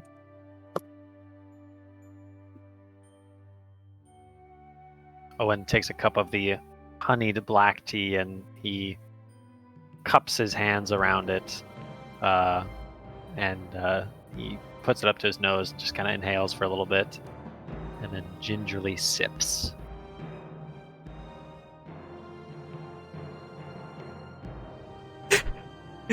I'm not laughing at this. There's a very big divide on the opinions of Leafwater right now, though. And it's kind of killing me. So, with tea and simple platter of food in hand, you guys are able to establish something resembling a war council here. Not even a day at the spa, Rom. Well, it's still more relaxing than it would be otherwise. I'd assume it looks cleaner and nicer. Okay. But she'd probably also have whatever drink she had before during the lunch if she doesn't. Oh, sure. I bet Rom drinks apple teenies. Yeah. I feel like Rom would drink just about any kind of fruity drink. From will probably Island iced drink tea. just about anything anyway. I'd drink an apple teeny. I'd drink anything as long as it doesn't taste like alcohol. Fair. It's gonna be great when when we get to the fucking beach episode and you're all just piss drunk off of fucking margaritas. We go to Margaritaville, We're of course. fucking Oh. using magic to blend up the margs. No, we have a fantasy Jimmy buffet to help us out. Jemay Buffet. William, if you Okay. think I can't find a way to put fucking Jimmy Buffett in here, You better. No. I'll No. try. He has a pencil-thin mustache too. I'm just saying the chords for Margaritaville can't be that hard to learn. I could probably do All it I'm saying during the is- session. Cheeseburgers are a super acceptable thing in a fantasy setting. Anyway, focus! We already lost a lot of time. Focus! Yes. We're losing it. No jokes, only serious D&D.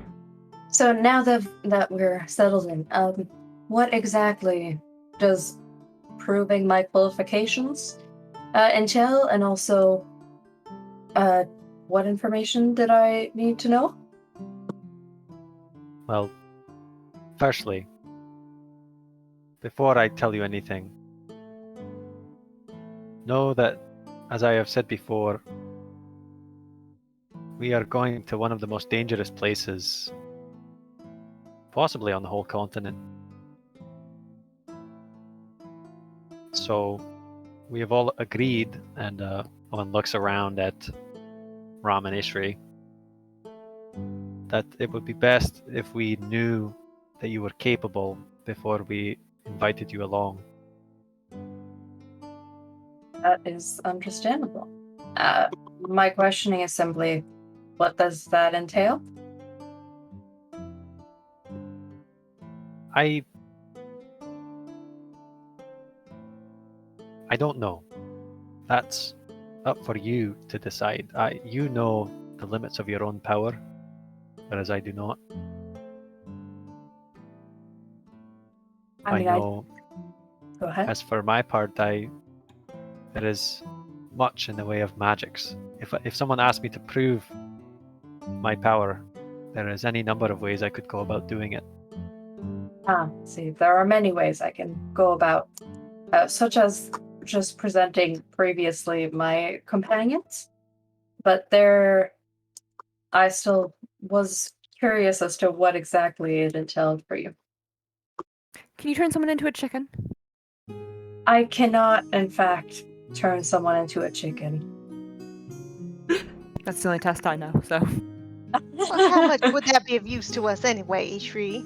I mean, I'm sure if you could turn somebody really annoying into a chicken that Which was he also did. hitting you with a knife previously, then He was it would probably no going to. longer be hitting you with a knife.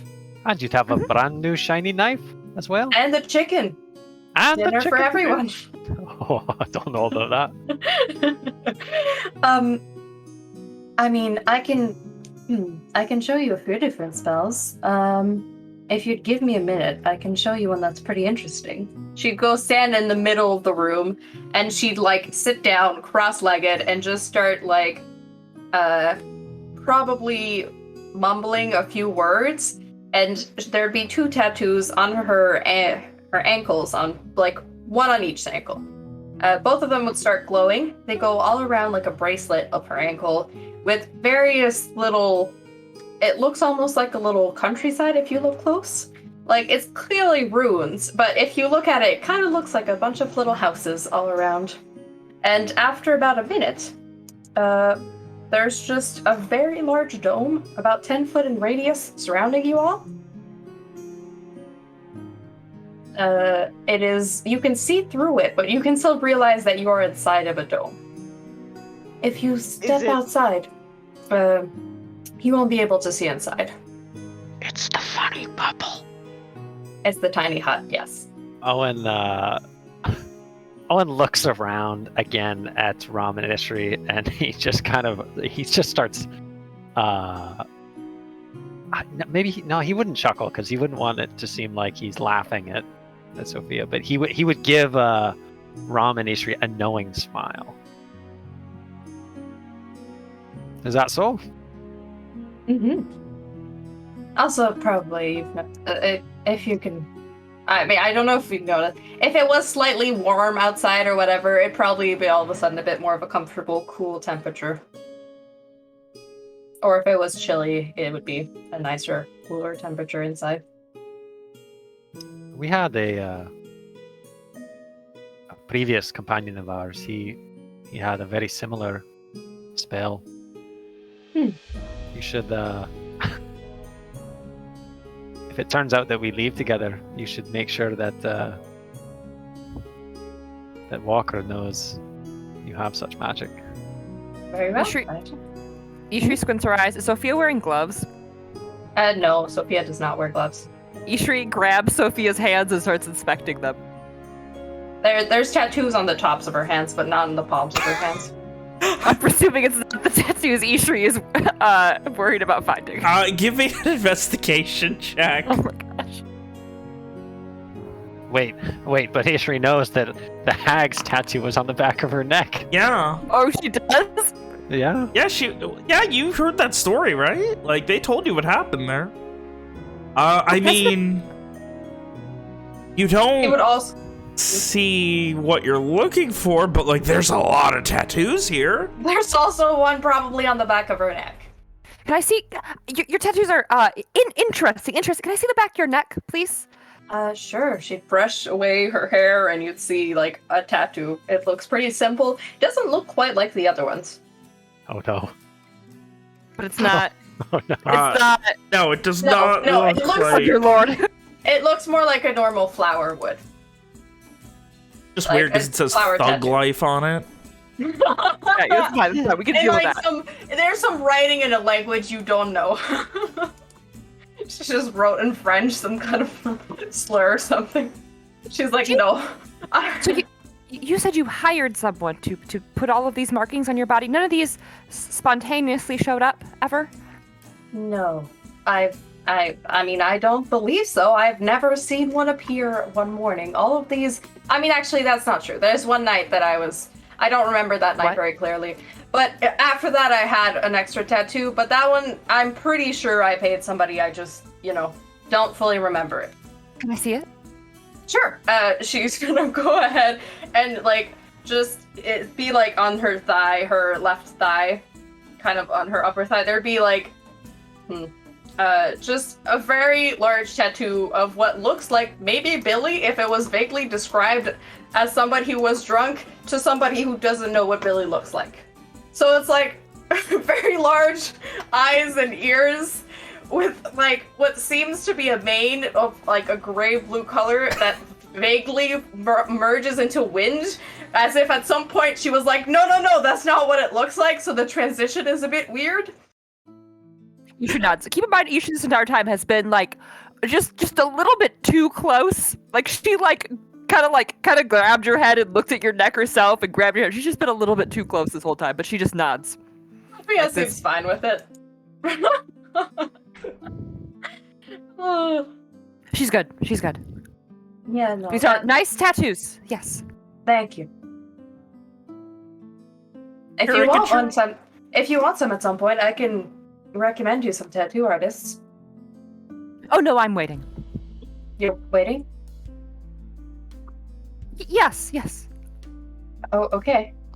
Just looks confused the rest of the party. But yes, I believe there's a few other ones that I've shown you already, the spells that I can do.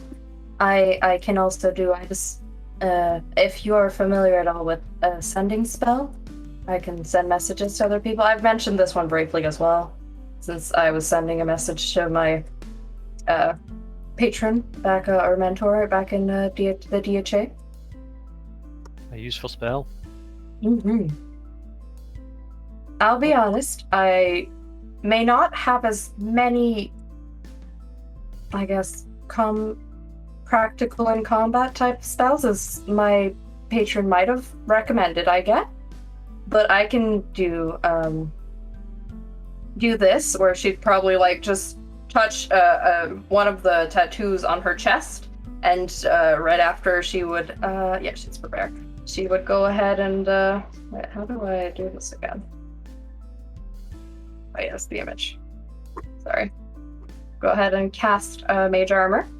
You could see just kind of a shimmering from the tattoo expand throughout her body, and then it's just kind of like, it was kind of a shimmering type of a reflection over armor. That one back. This one is quite convenient in combat. It's basically armor. I have a few other of the sort. I mostly have spells, though, that are convenient in learning or temporarily knowing other languages, giving people instructions or messages, travel, such as Billy, and also she just like conjure a floating disc. This here can transport things for me. I also have an unseen servant, which I can't exactly show you. What else do I have? What is it that you do when someone bent on violence is after you? Usually I send out I can make them mad. I can run away quite effectively. I do have a basic spell that freezes people temporarily.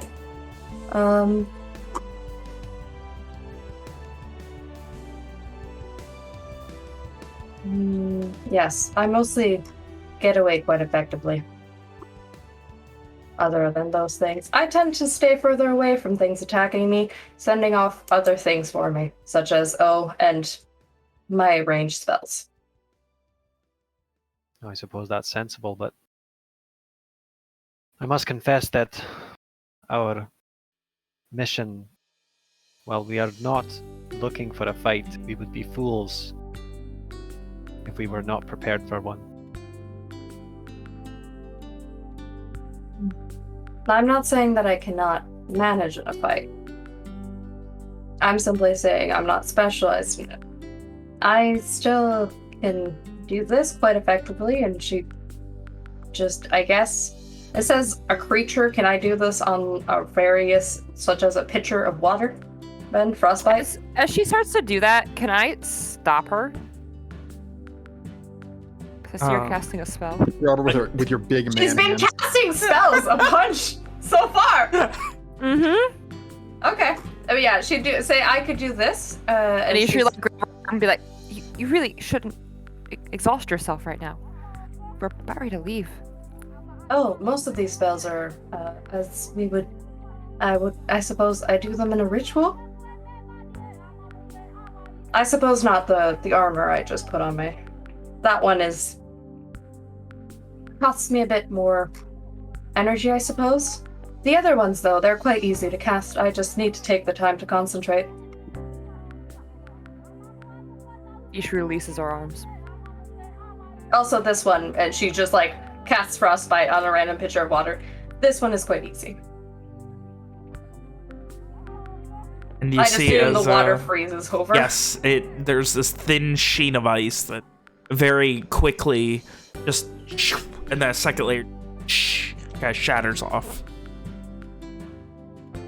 Might not do much to the pitcher of water. Slightly more when it's someone.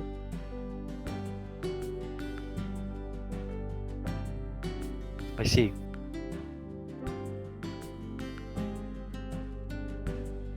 Owen looks to, I guess he would look to Rom, since out of the three of us, or out of Ishri and Rom, Rom has demonstrated more magic? Question mark.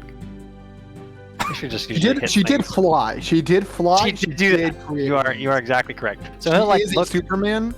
He'll look to Rom and he'll kind of like raise an eyebrow as if wondering what Rom thinks of what she's seen. Well, utility ain't bad. And I mean, hopefully fighting isn't all that we're gonna be getting up to, you know? Aye. We can hope. If you need to identify something, read something, know a different language, I mean, I could potentially even detect somebody's thoughts, so... Is that so? Mm-hmm. That one I won't do for fun. You will not do it for fun, is what you said. Yes. Well, if we're not bringing Amari along, seems like some of these skills could be pretty useful. Perhaps it is time to tell her of where it is we intend to travel to.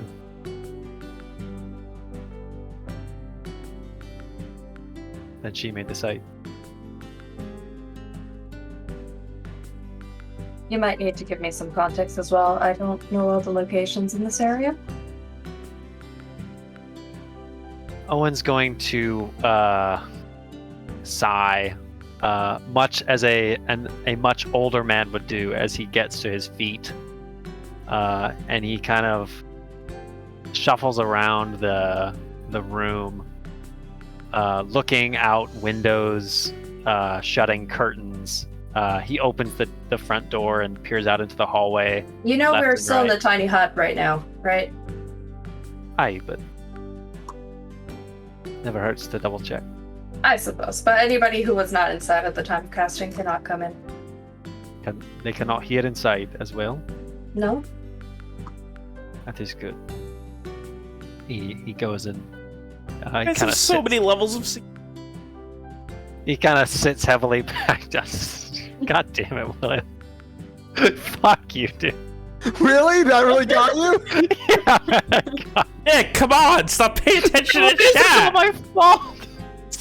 I'm closing. Oh, I hate that! That's alt such a tab. better reaction. I've all tabbed. Oh, Worst thing I've seen all day! I'll fix were that, silver Alex. balls. After the session, remind me, I'll fix that. I hate you. I hate you so much. Owen goes back to the table and he sits heavily back down. And he looks at his hands for a few moments, and then he looks up at you, and you see, Sophia, more than anything else, there's weariness behind Owen's eyes. He's tired in every sense of the word. And he begins to describe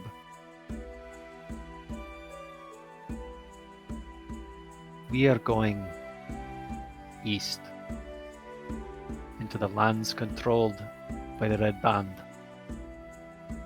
The lands they have taken from my people. We have it on excellent authority that they have not one, but two scourges somewhere. And it is our goal to take them so that they cannot be used against us.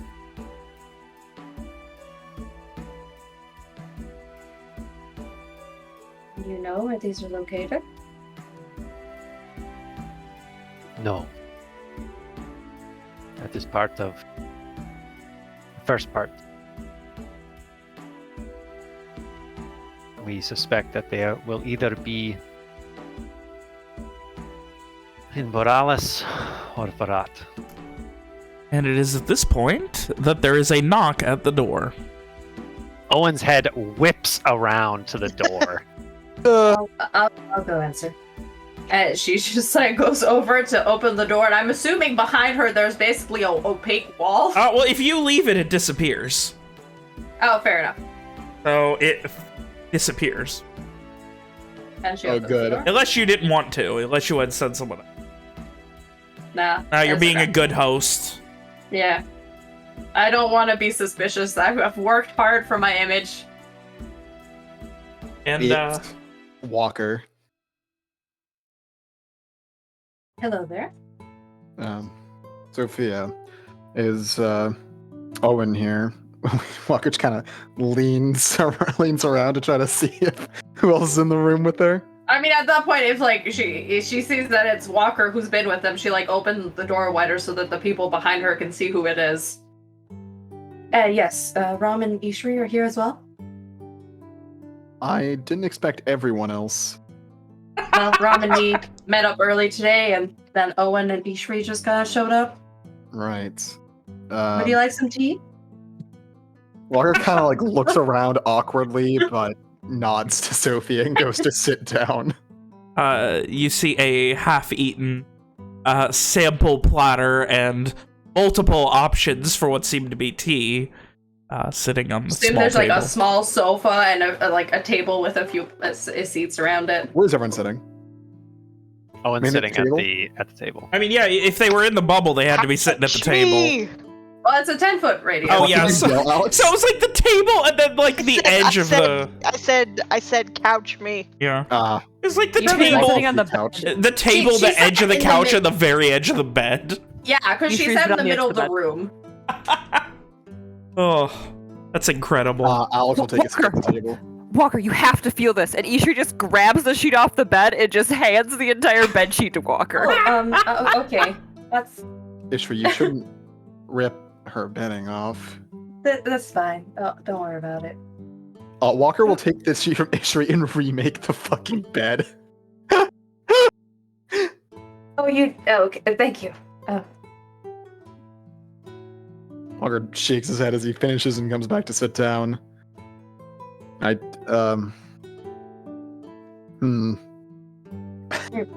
Your friends here were just testing my abilities, I suppose, and talking to me about where you're going. Right. We don't want any liabilities on a mission like this. Yes. Apparently, I'm supposed to tell you that I can make a bubble. What? Owen covers his smirk with another sip of tea. Care to elaborate? I mean, would you like to see? I don't, actually. I'd just like you to elaborate. Very well. It's a small bubble, I suppose, that is transparent from the inside and opaque from the outside, prevents any sound or outside forces to come inside, keeps a nice, like, lukewarm temperature inside, and prevents The you thing from... Amari does, right. I don't know who that is, but sure. A friend of ours. I assumed as much. Anyway. Walker will look to the others. Is she? I'm in a Like Amadi? conclusion. What? Capable? A liability? Any thoughts or opinions? She has a multitude of spells that could be useful, I think. I mean, if you guys You really don't sound want me so to... sure.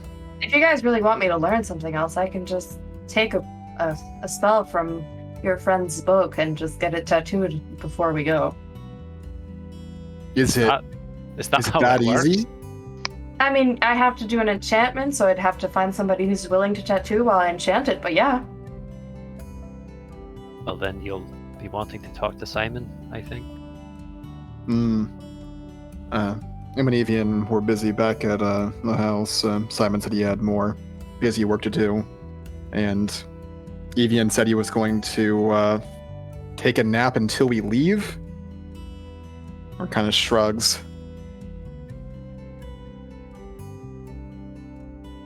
Well, it shouldn't take too long. A few hours at most to get the tattoo done, depending on how complex the spell is. Speaking of, I was asking Simon about some of what I learned last night, or what we learned. Okay. Owen gives Walker kind of a... It's not really a sharp look. It's a hard look, a pointed look. And he says, I was just telling Sophia where it is we're going and what it is we are going to do there. Oh. Well, pardon the interruption then. Orca will lean back and just grab a handful of food from the platter and, just start Grab a eating. handful of cheese. Handful of Handful of cheese. cheese and A full crackers. handful of cheese. Oh. Crunch! Just like Oh. a big fucking Did- bite. Oh, and did you Um, want me to put back up the bubble or whatever so nobody could hear, or it's up to you, really? I don't really know the whole context, besides for the fact that we're going to look for something important. It would make me feel better if you did. Very well. All right. And she'll just sit down like once again, cross-legged, and go ahead and do a little mumble while her ankles glow. You would note she does it very quickly. Like, something that Amari seemed to have the capability to do, but she is fucking fast. As she gets it finished, we do need to take one more quick break. Sorry.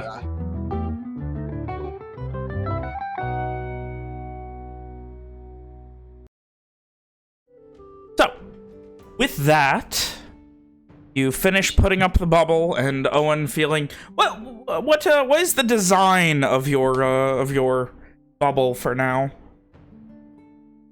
I mean, the inside kind of it's kind of transparent, the inside, so you can't really tell that you're inside of a bubble. The outside is probably like kind of a similar brown to the outside of like the house that is she's inside. To make it like, if ever like, I don't know, you could kind of see the edging from the outside of the building. If ever that were the case, it would be harder to the most obviously basic notice. of camouflage you could possibly do, because it's Yeah, better than basi- nothing. Exactly. There's a brief utterance from Walker where he says, "It's less unsettling when it's not Mari's magic." I don't know if she'd hear that, to be honest. I was like, oh, she'd say something about that, but no, she doesn't have much. It's just for perception. Owen, who has the high passive perception. But doesn't Ishri have like +6 or something? Ishri is as perceptive as Owen. There you go. Ishri can hear it too. There we go. I can cast some types of spells fairly quickly, so that is pretty efficient. Pretty useful. What is quick exactly for spell casting? I've seen Owen do things immediately. Well, these types of spells usually take longer to cast, I believe. At the very least, from what I've seen. The way I cast them, at the very least. Sometimes, Walker, there's spells that take longer to cast, and it seems that our new friend can cast such spells much faster than others. Suppose that could be handy in a active combat zone. At the very least, when I cast them, there's ritual, which, to be fair, most of the time I will not be casting these types of spells in a combat zone. Unless I'm, like, actively running away and hiding, I suppose. But, in most kind of situations, I would not be casting this kind of bubble around me in middle of combat. That's not... I could be interesting strategy, I suppose. Never used it. It'd probably be a good idea before we leave that you talk to Simon and you find yourself a tattoo artist and get some more useful spells. Well, I do have a few. Very direct, Ishri. Hannah kills me. Keep Hey, going. hey, Ven, get out of the scene. You're not in the I'm scene. Get out of here. sorry. Leave the bubble! Leave the bubble, you dirty fuck! I mean, if I Sorry. really want to, I can drive someone mad. I do have the frosty thing, and I have another spell that... Someone, as in one person? Um... And what yes, does mad usually it's one mean? of those times. Like stark raving? No, more like they won't do things that would be logical for them to do, I suppose. Hmm. They'll listen So- to me, or So, wait, so they would listen to you? in the middle of combat. I can see that being applicable to several situations, but I imagine most of the things we're going to deal with are going to be several people at once. A scouting party or band. Yes, which is why I Several usually would put the armor, such as I've done already, on myself. Cast something to be able to get away while I throw out and then I cast spells from a distance. Kim, apologies. What did the armor look like, and is it still visible? She'd probably have a light shimmer that you could notice if she pointed it out. Like, you Armor. wouldn't actively notice it, but if she points out the fact that she has this shimmering kind of protection, magical protection on her, you'd be able to notice it. That's Maybe Walker could passively notice that her skin looks a bit weird. Armor? That's what that is? In a sense, it's magical armor. What does magical armor do exactly? If About someone the were to same as shoot you normal. with a crossbow bolt, for example, would it just not hit you because of the armor? It'd be less likely to hit me. It could still potentially hit me. I've still been hit with such armor. It's just I'm less likely to get hit. Things will more often, I suppose, graze off and not actually do any damage instead of actually hitting. Pardon my ignorance here, but magic has always seemed very nebulous in its effect. What's the point of a magical armor that isn't going to protect you every time? What's the point of a suit of armor that is very heavy and you carry around on your body if it's not going to protect you every time from every single hit? I Yusri mean, points at her. armor can only be so good, but magic seems to have no upward limit as far as I can tell. Why not just use better magical armor?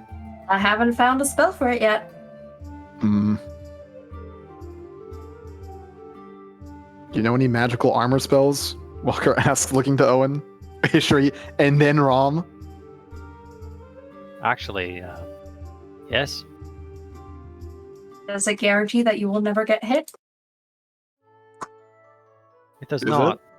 But I do have a spell that you've seen it before, Walker. It was when I had to carry Rom out of that ruin. Say no more. He raises an eyebrow. It strongly worry about it. deters things from attacking me or anyone I cast it on. Yes. I vaguely believe I know what you're speaking of. I do not have such a spell. Suppose this is one aspect where magic is on par with more mundane means. Not every type of magic fuses very well with every type of way to learn or bond with magic. I don't really know. Most people don't really tattoo their magic to their skin. Let's see. As your friend reads it from a book, and your friend here seems to do it probably through some kind of divine force of some kind. Usually people who don't have a book do it from some kind of divinest or fiendish way. So Not from all always. the magic I've seen, it seems like everyone does it differently. Very often, yes. Anyway, as you were speaking before I arrived, apologies for interrupting again. Yeah. I believe Owen was explaining to me where we're going exactly. Something about you're going to find the scourges, the sources of the scourges that they have. Aye. Our path will most likely take us to Baralis and then Barat.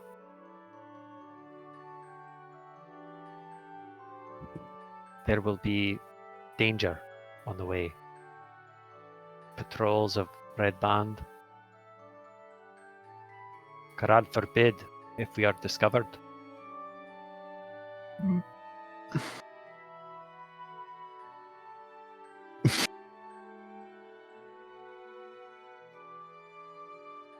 Barat itself is a fortress, Sophia. It is not meant to be infiltrated by 6, 7 people.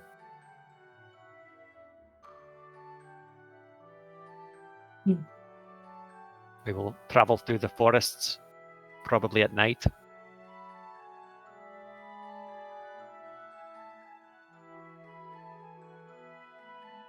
It will be dangerous, in every sense of the word.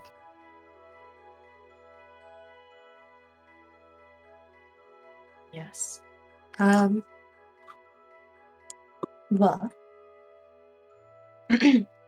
as I've said before, I may not have the highest variety of spells when it comes to combat and direct combat, but I do have a variety of spells that could potentially help for infiltrating. You can give an example? Teleporting in some areas, walking really quickly, detecting magic, a way to alert me if somebody's coming behind me. I can leave behind messages for somebody else to figure out or to hear if I do get kidnapped. I can open a door, although that would cause a lot of noise if I did that. Could distract people very well. and can't I you could do cause a something very to large. stop all noise? I could cause a very large illusion. Well, it's good to keep those things in mind. I'm of the mind at this point that it is not a question of your skills being useful. It is more a question of if you wish to put yourself in Mortal danger. Aye. It's a suicide mission.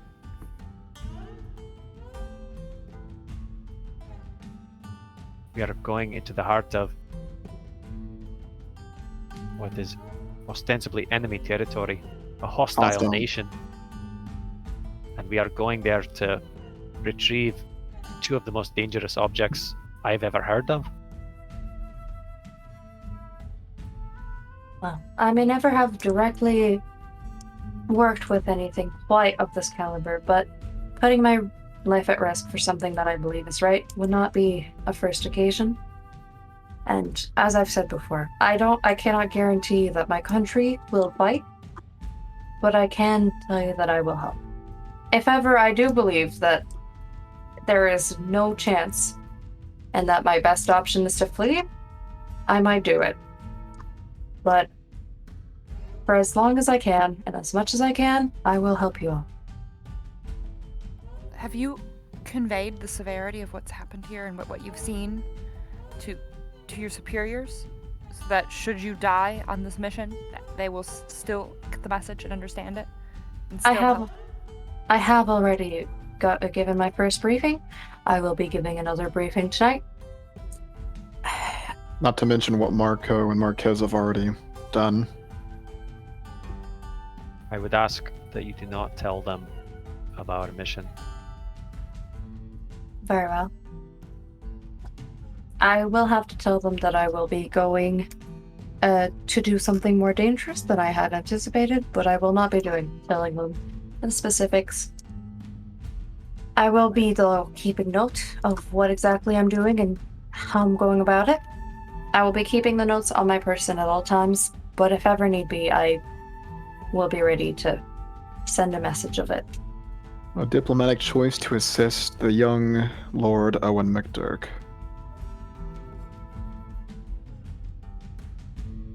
Walker kind of chuckles at saying that. You know, Owen, there was something I didn't mention last night. There's more, Walker? Nothing, dire. I was going to say, I'm not sure I can take any more bad news. It said that I had a path in front of me. That my old one was gone and I had a new one in front of me. When I asked what that meant, it showed me a picture of your symbol. Walker says, pointing at, Owen's wrist.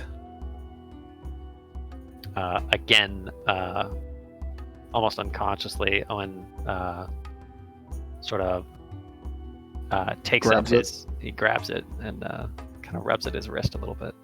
Sophia raises an eyebrow and just, I'm assuming you aren't doing anything that causes visions or anything. This is an actual magical thing that you all have been doing last night? Something like that. Okay. It's hard to explain. Complicated. Long story after long story. Fair enough. The other thing was that Simon thinks I still might be capable of doing magic. Is that so? Walker kind of shrugs. Says that the potential was there, but never... Walker struggles to find the words. but never pursued because of where because it was taken from Garland at an early age. I suppose that makes sense. If Wynn and I had never found the journal, I doubt either of us would have magic. Hmm.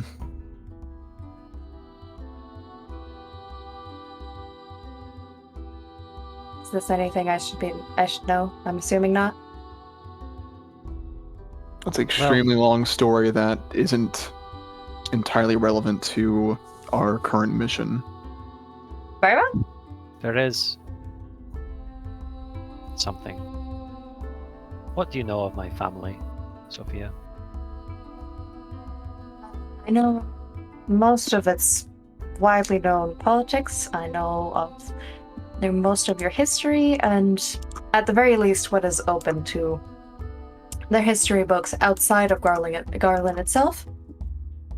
We have had a bit of a bias from Lenore in the past few decades, I assume, but we've done our best to get as reliable of sources as we can, since we have, of course, had people come through Garland in the past few decades.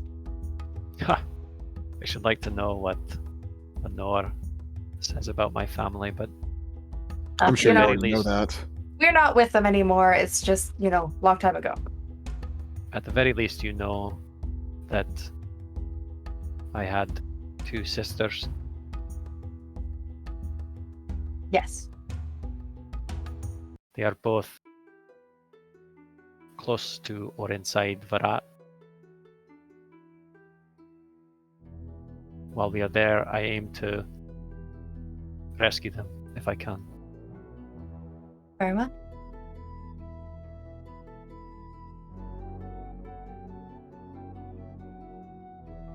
That was what I had originally told Owen I'd help him with.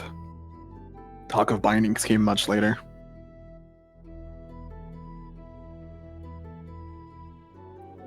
Just to make it clear as well, Sophia, should we get our hands on the bindings, we are taking them with us, and they are not to go with you back to your country. And if you try to take them, we will stop you. That is clear, right? Yes. You're getting them now in the hands of evil? Okay, good. I will not personally be one to be taking them. I cannot guarantee once again what my country will be doing, but I can guarantee I will not be taking them personally. What do you know of temptation, Sophia? In what sense? Imagine you had the power to bring someone, anyone, back from the dead.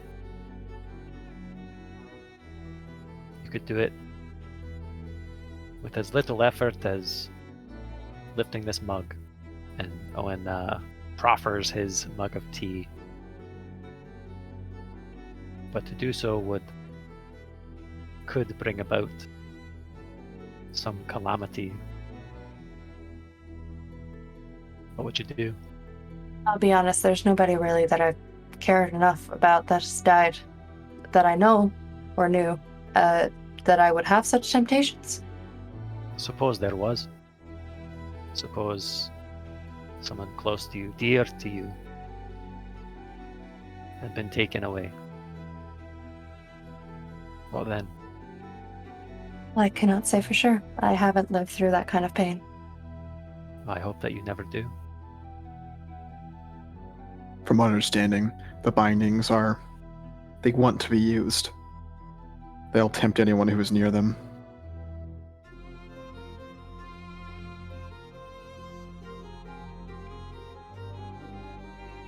There is no way for me to say for sure how I'd react to such a thing.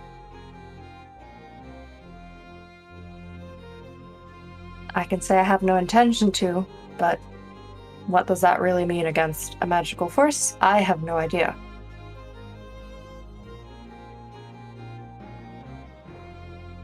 I appreciate the honesty of your answer.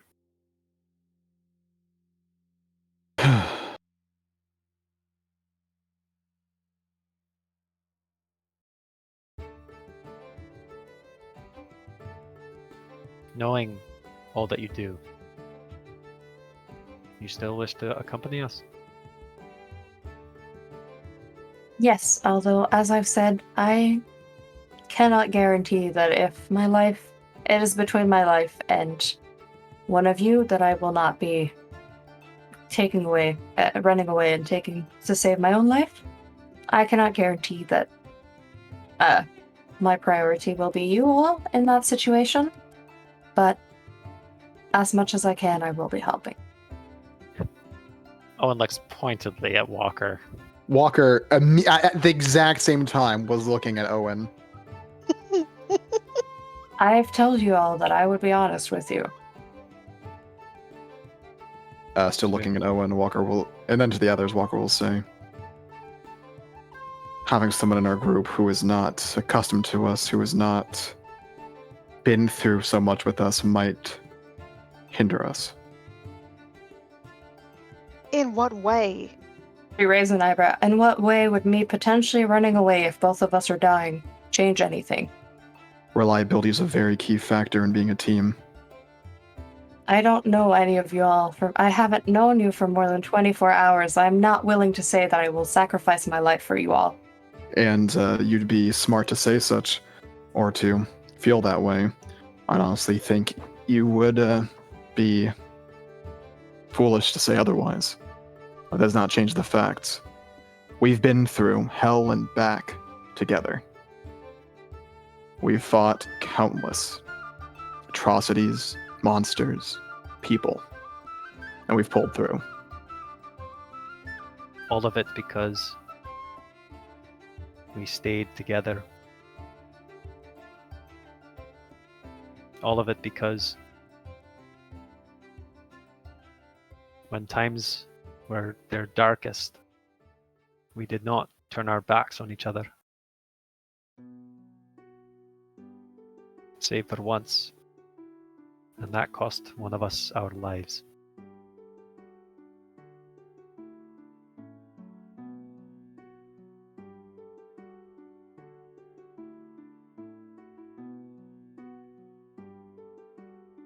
If you do not wish to have my help because I cannot guarantee that I am willing to sacrifice my life at a desperate time, then so be it. But I am still willing to offer my help. I'm not saying my opinion will change depending on what might occur. But at the moment, I will not be offering my life directly for you all. I feel I've made my point, but I'll not make the final decision. Walker will say that, glancing first at Sophia, then the others. If you all believe that is something that would be hindering you as a group, then so be it. I will find other ways to do my best to help Garland.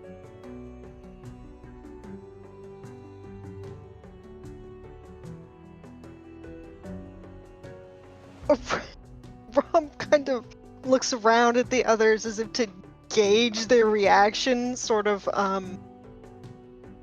what's the adverb I'm looking for?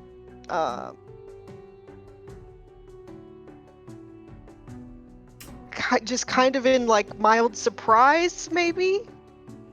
And she says, are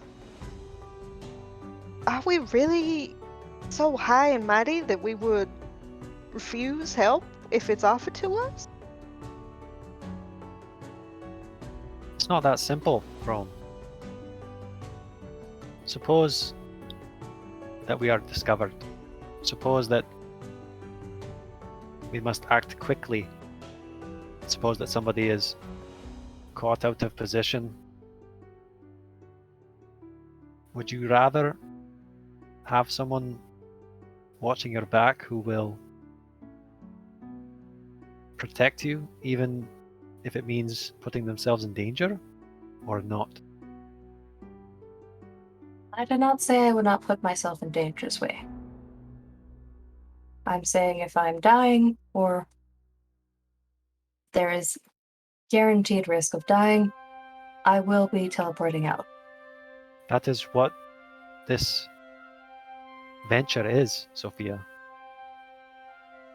There is a better than even chance that one or more of us will not come back.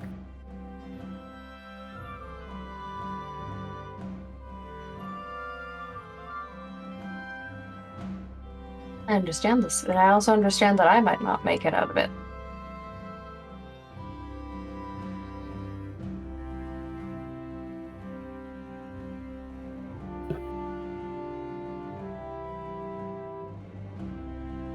I suppose what all I was thinking of was that something is better than nothing. And I don't think that she would actively try to harm any of us. I don't think so either. That isn't their point either. Having another powerful mage is always a good thing as far as I'm concerned. Well, at least one of, as long as they have a good head on their shoulders. But it's just about understanding the situation. And understanding what's best for the success and survivability of this task.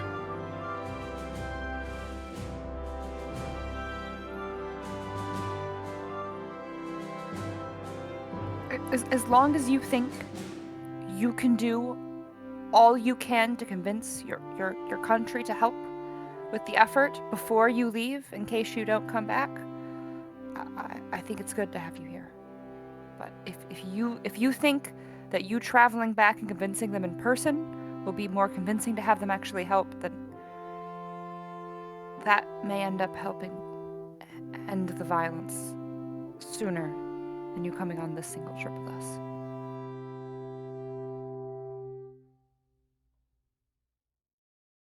As I've said, I've already briefed my country about it. I will continue to do so. I will be making notes that I can send them, if ever need be.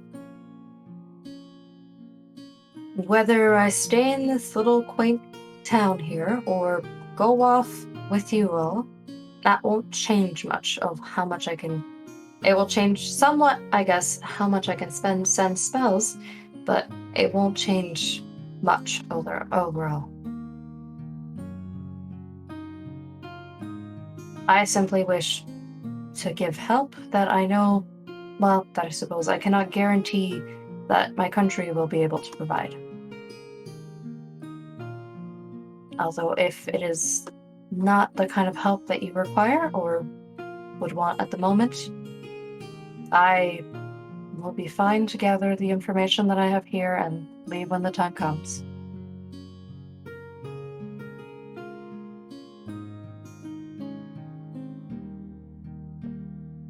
I'm not a warrior. I'm not somebody that they'd be sending off here to go fight this with an army of soldiers. I'm the kind of person that they're going to be sending off on a one-off smaller thing, gather as much information as I can. If it comes down to it, fight off some people who are causing trouble, and that's about it. If I leave, I won't be coming back for this war. Or is very unlikely. So, if I have a chance to make a difference, I would like to. If not, well then, so be it. Walker will glance at the others and reiterate she specializes in gathering information.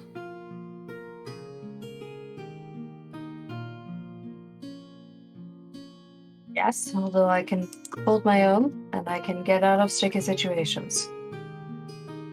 And I've also said I can get 1 or 2 extra spells for actual combat since that is exactly what we're doing. I already have a few. I'm not useless. That was a point for you, not against you. Alright, nobody's. So, yeah. Don't take this the wrong way. Nobody's trying to imply anything like that. Half of what we're going to be doing will be gathering information. It's a major aspect of what we're doing. The problem is that we cannot simply waltz into the towns and start asking questions. I did that here because you all are friendly folk. It's not how it is most of the time. How would you go about gathering information in a hostile area? First of all, not looking as obvious as I do right now. Secondly, I can detect thoughts, I can jump out of situations with the spell, I can run faster if need be, I can comprehend any language that I need at any point. What does it mean to detect thoughts? It means I can read your thoughts right now. Although if I were to pry deeper into your thoughts into stuff that you weren't subconsciously or actively thinking about, you would potentially realize that I'm reading your thoughts. Walker's brow furrows, but he quickly relents. I won't be using up spells like that for no reason with people who I can just casually speak to. That would be a good method of gathering information. If the right person is found. If the right person is found, I can jump in there, hide in a corner, listen to your thoughts, and then get out of there. Can you use magic to avoid detection? Amari, we mentioned him before, used to be able to make himself and others invisible. I do not currently have such a spell. That is not a thing that It is one that I've been meaning to get to for a long time, and I've had other priorities, such as, the hut and such things. The little bubble thing for transport. How would you avoid detection if you had to? I do not have any magical means to do so.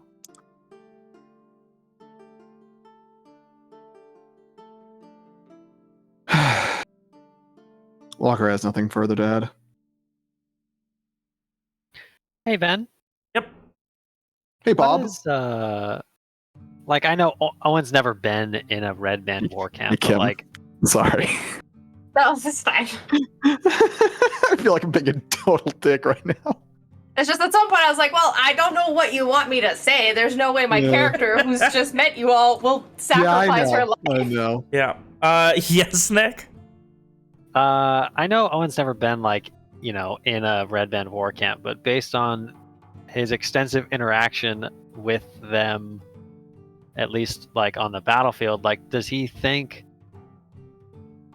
that, if Sophia, dressed up a little bit in some ramshackle armor and slapped on some red cloth on her arm, or anybody, would they be, accosted?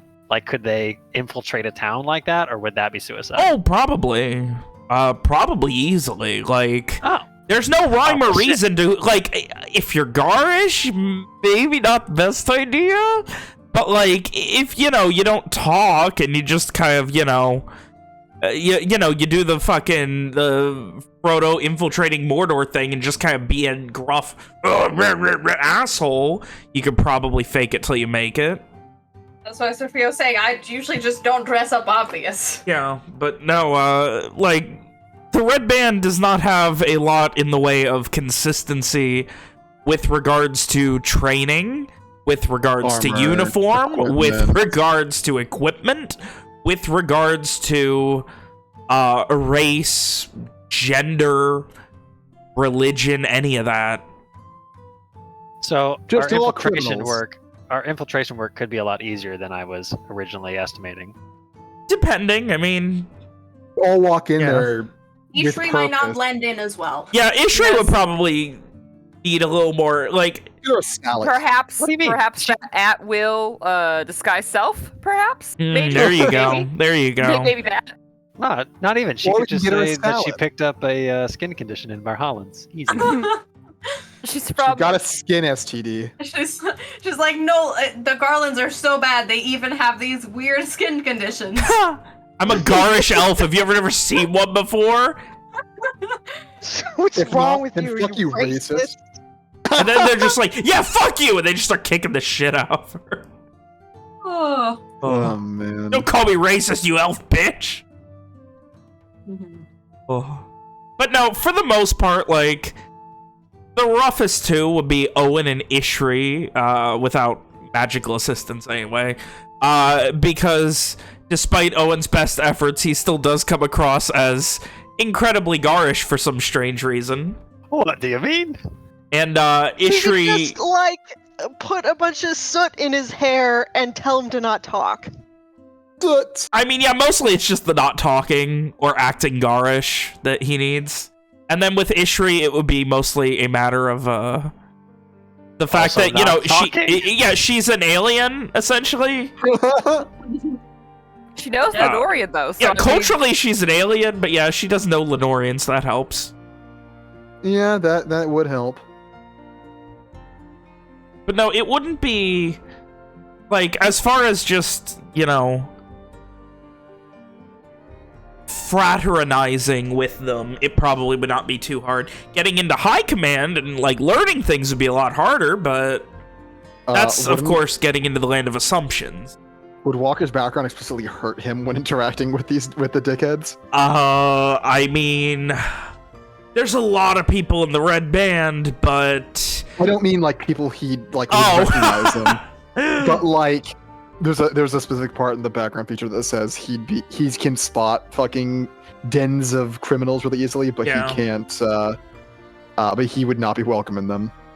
This is not a matter of that. Yeah, I figured, but you know that was fine to mention. This is much more a matter of he might get recognized.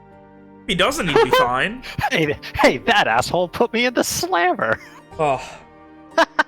He just need to talk himself out of it and be like, oh, well, you know what? I got fucked too. I don't know. I mean, I hope that happens. That would be really fucking funny. So, let's go ahead and wind this down. Sophia will also mention that, and also people just tend to like me pretty easily, you know, as she looks over to Ro.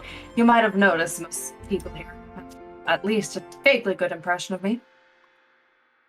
Seems so. I can do that fairly easily, usually. What do you think, Owen? I think I mean, hell, I like you. Thank you. I think at the end of the day, Rom is right. In times like these, who are we to refuse help? Especially in times like these.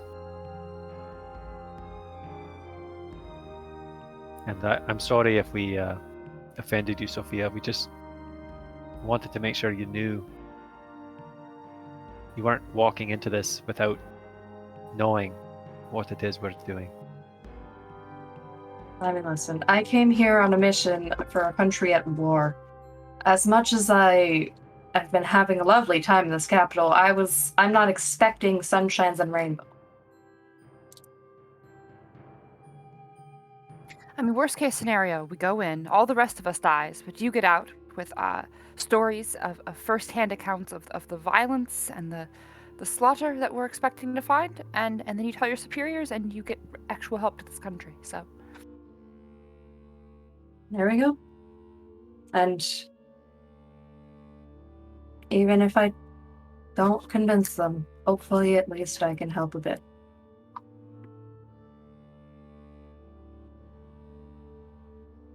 That's more than most would do, and I think that is something to be proud of.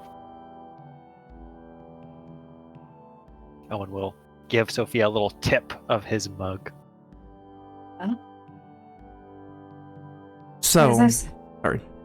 I was just gonna say, as I've seen bad times, and I'd rather help prevent them. Suppose that's about everything. Anyway, Owen, I'd like to work more on that project later today, if you don't mind.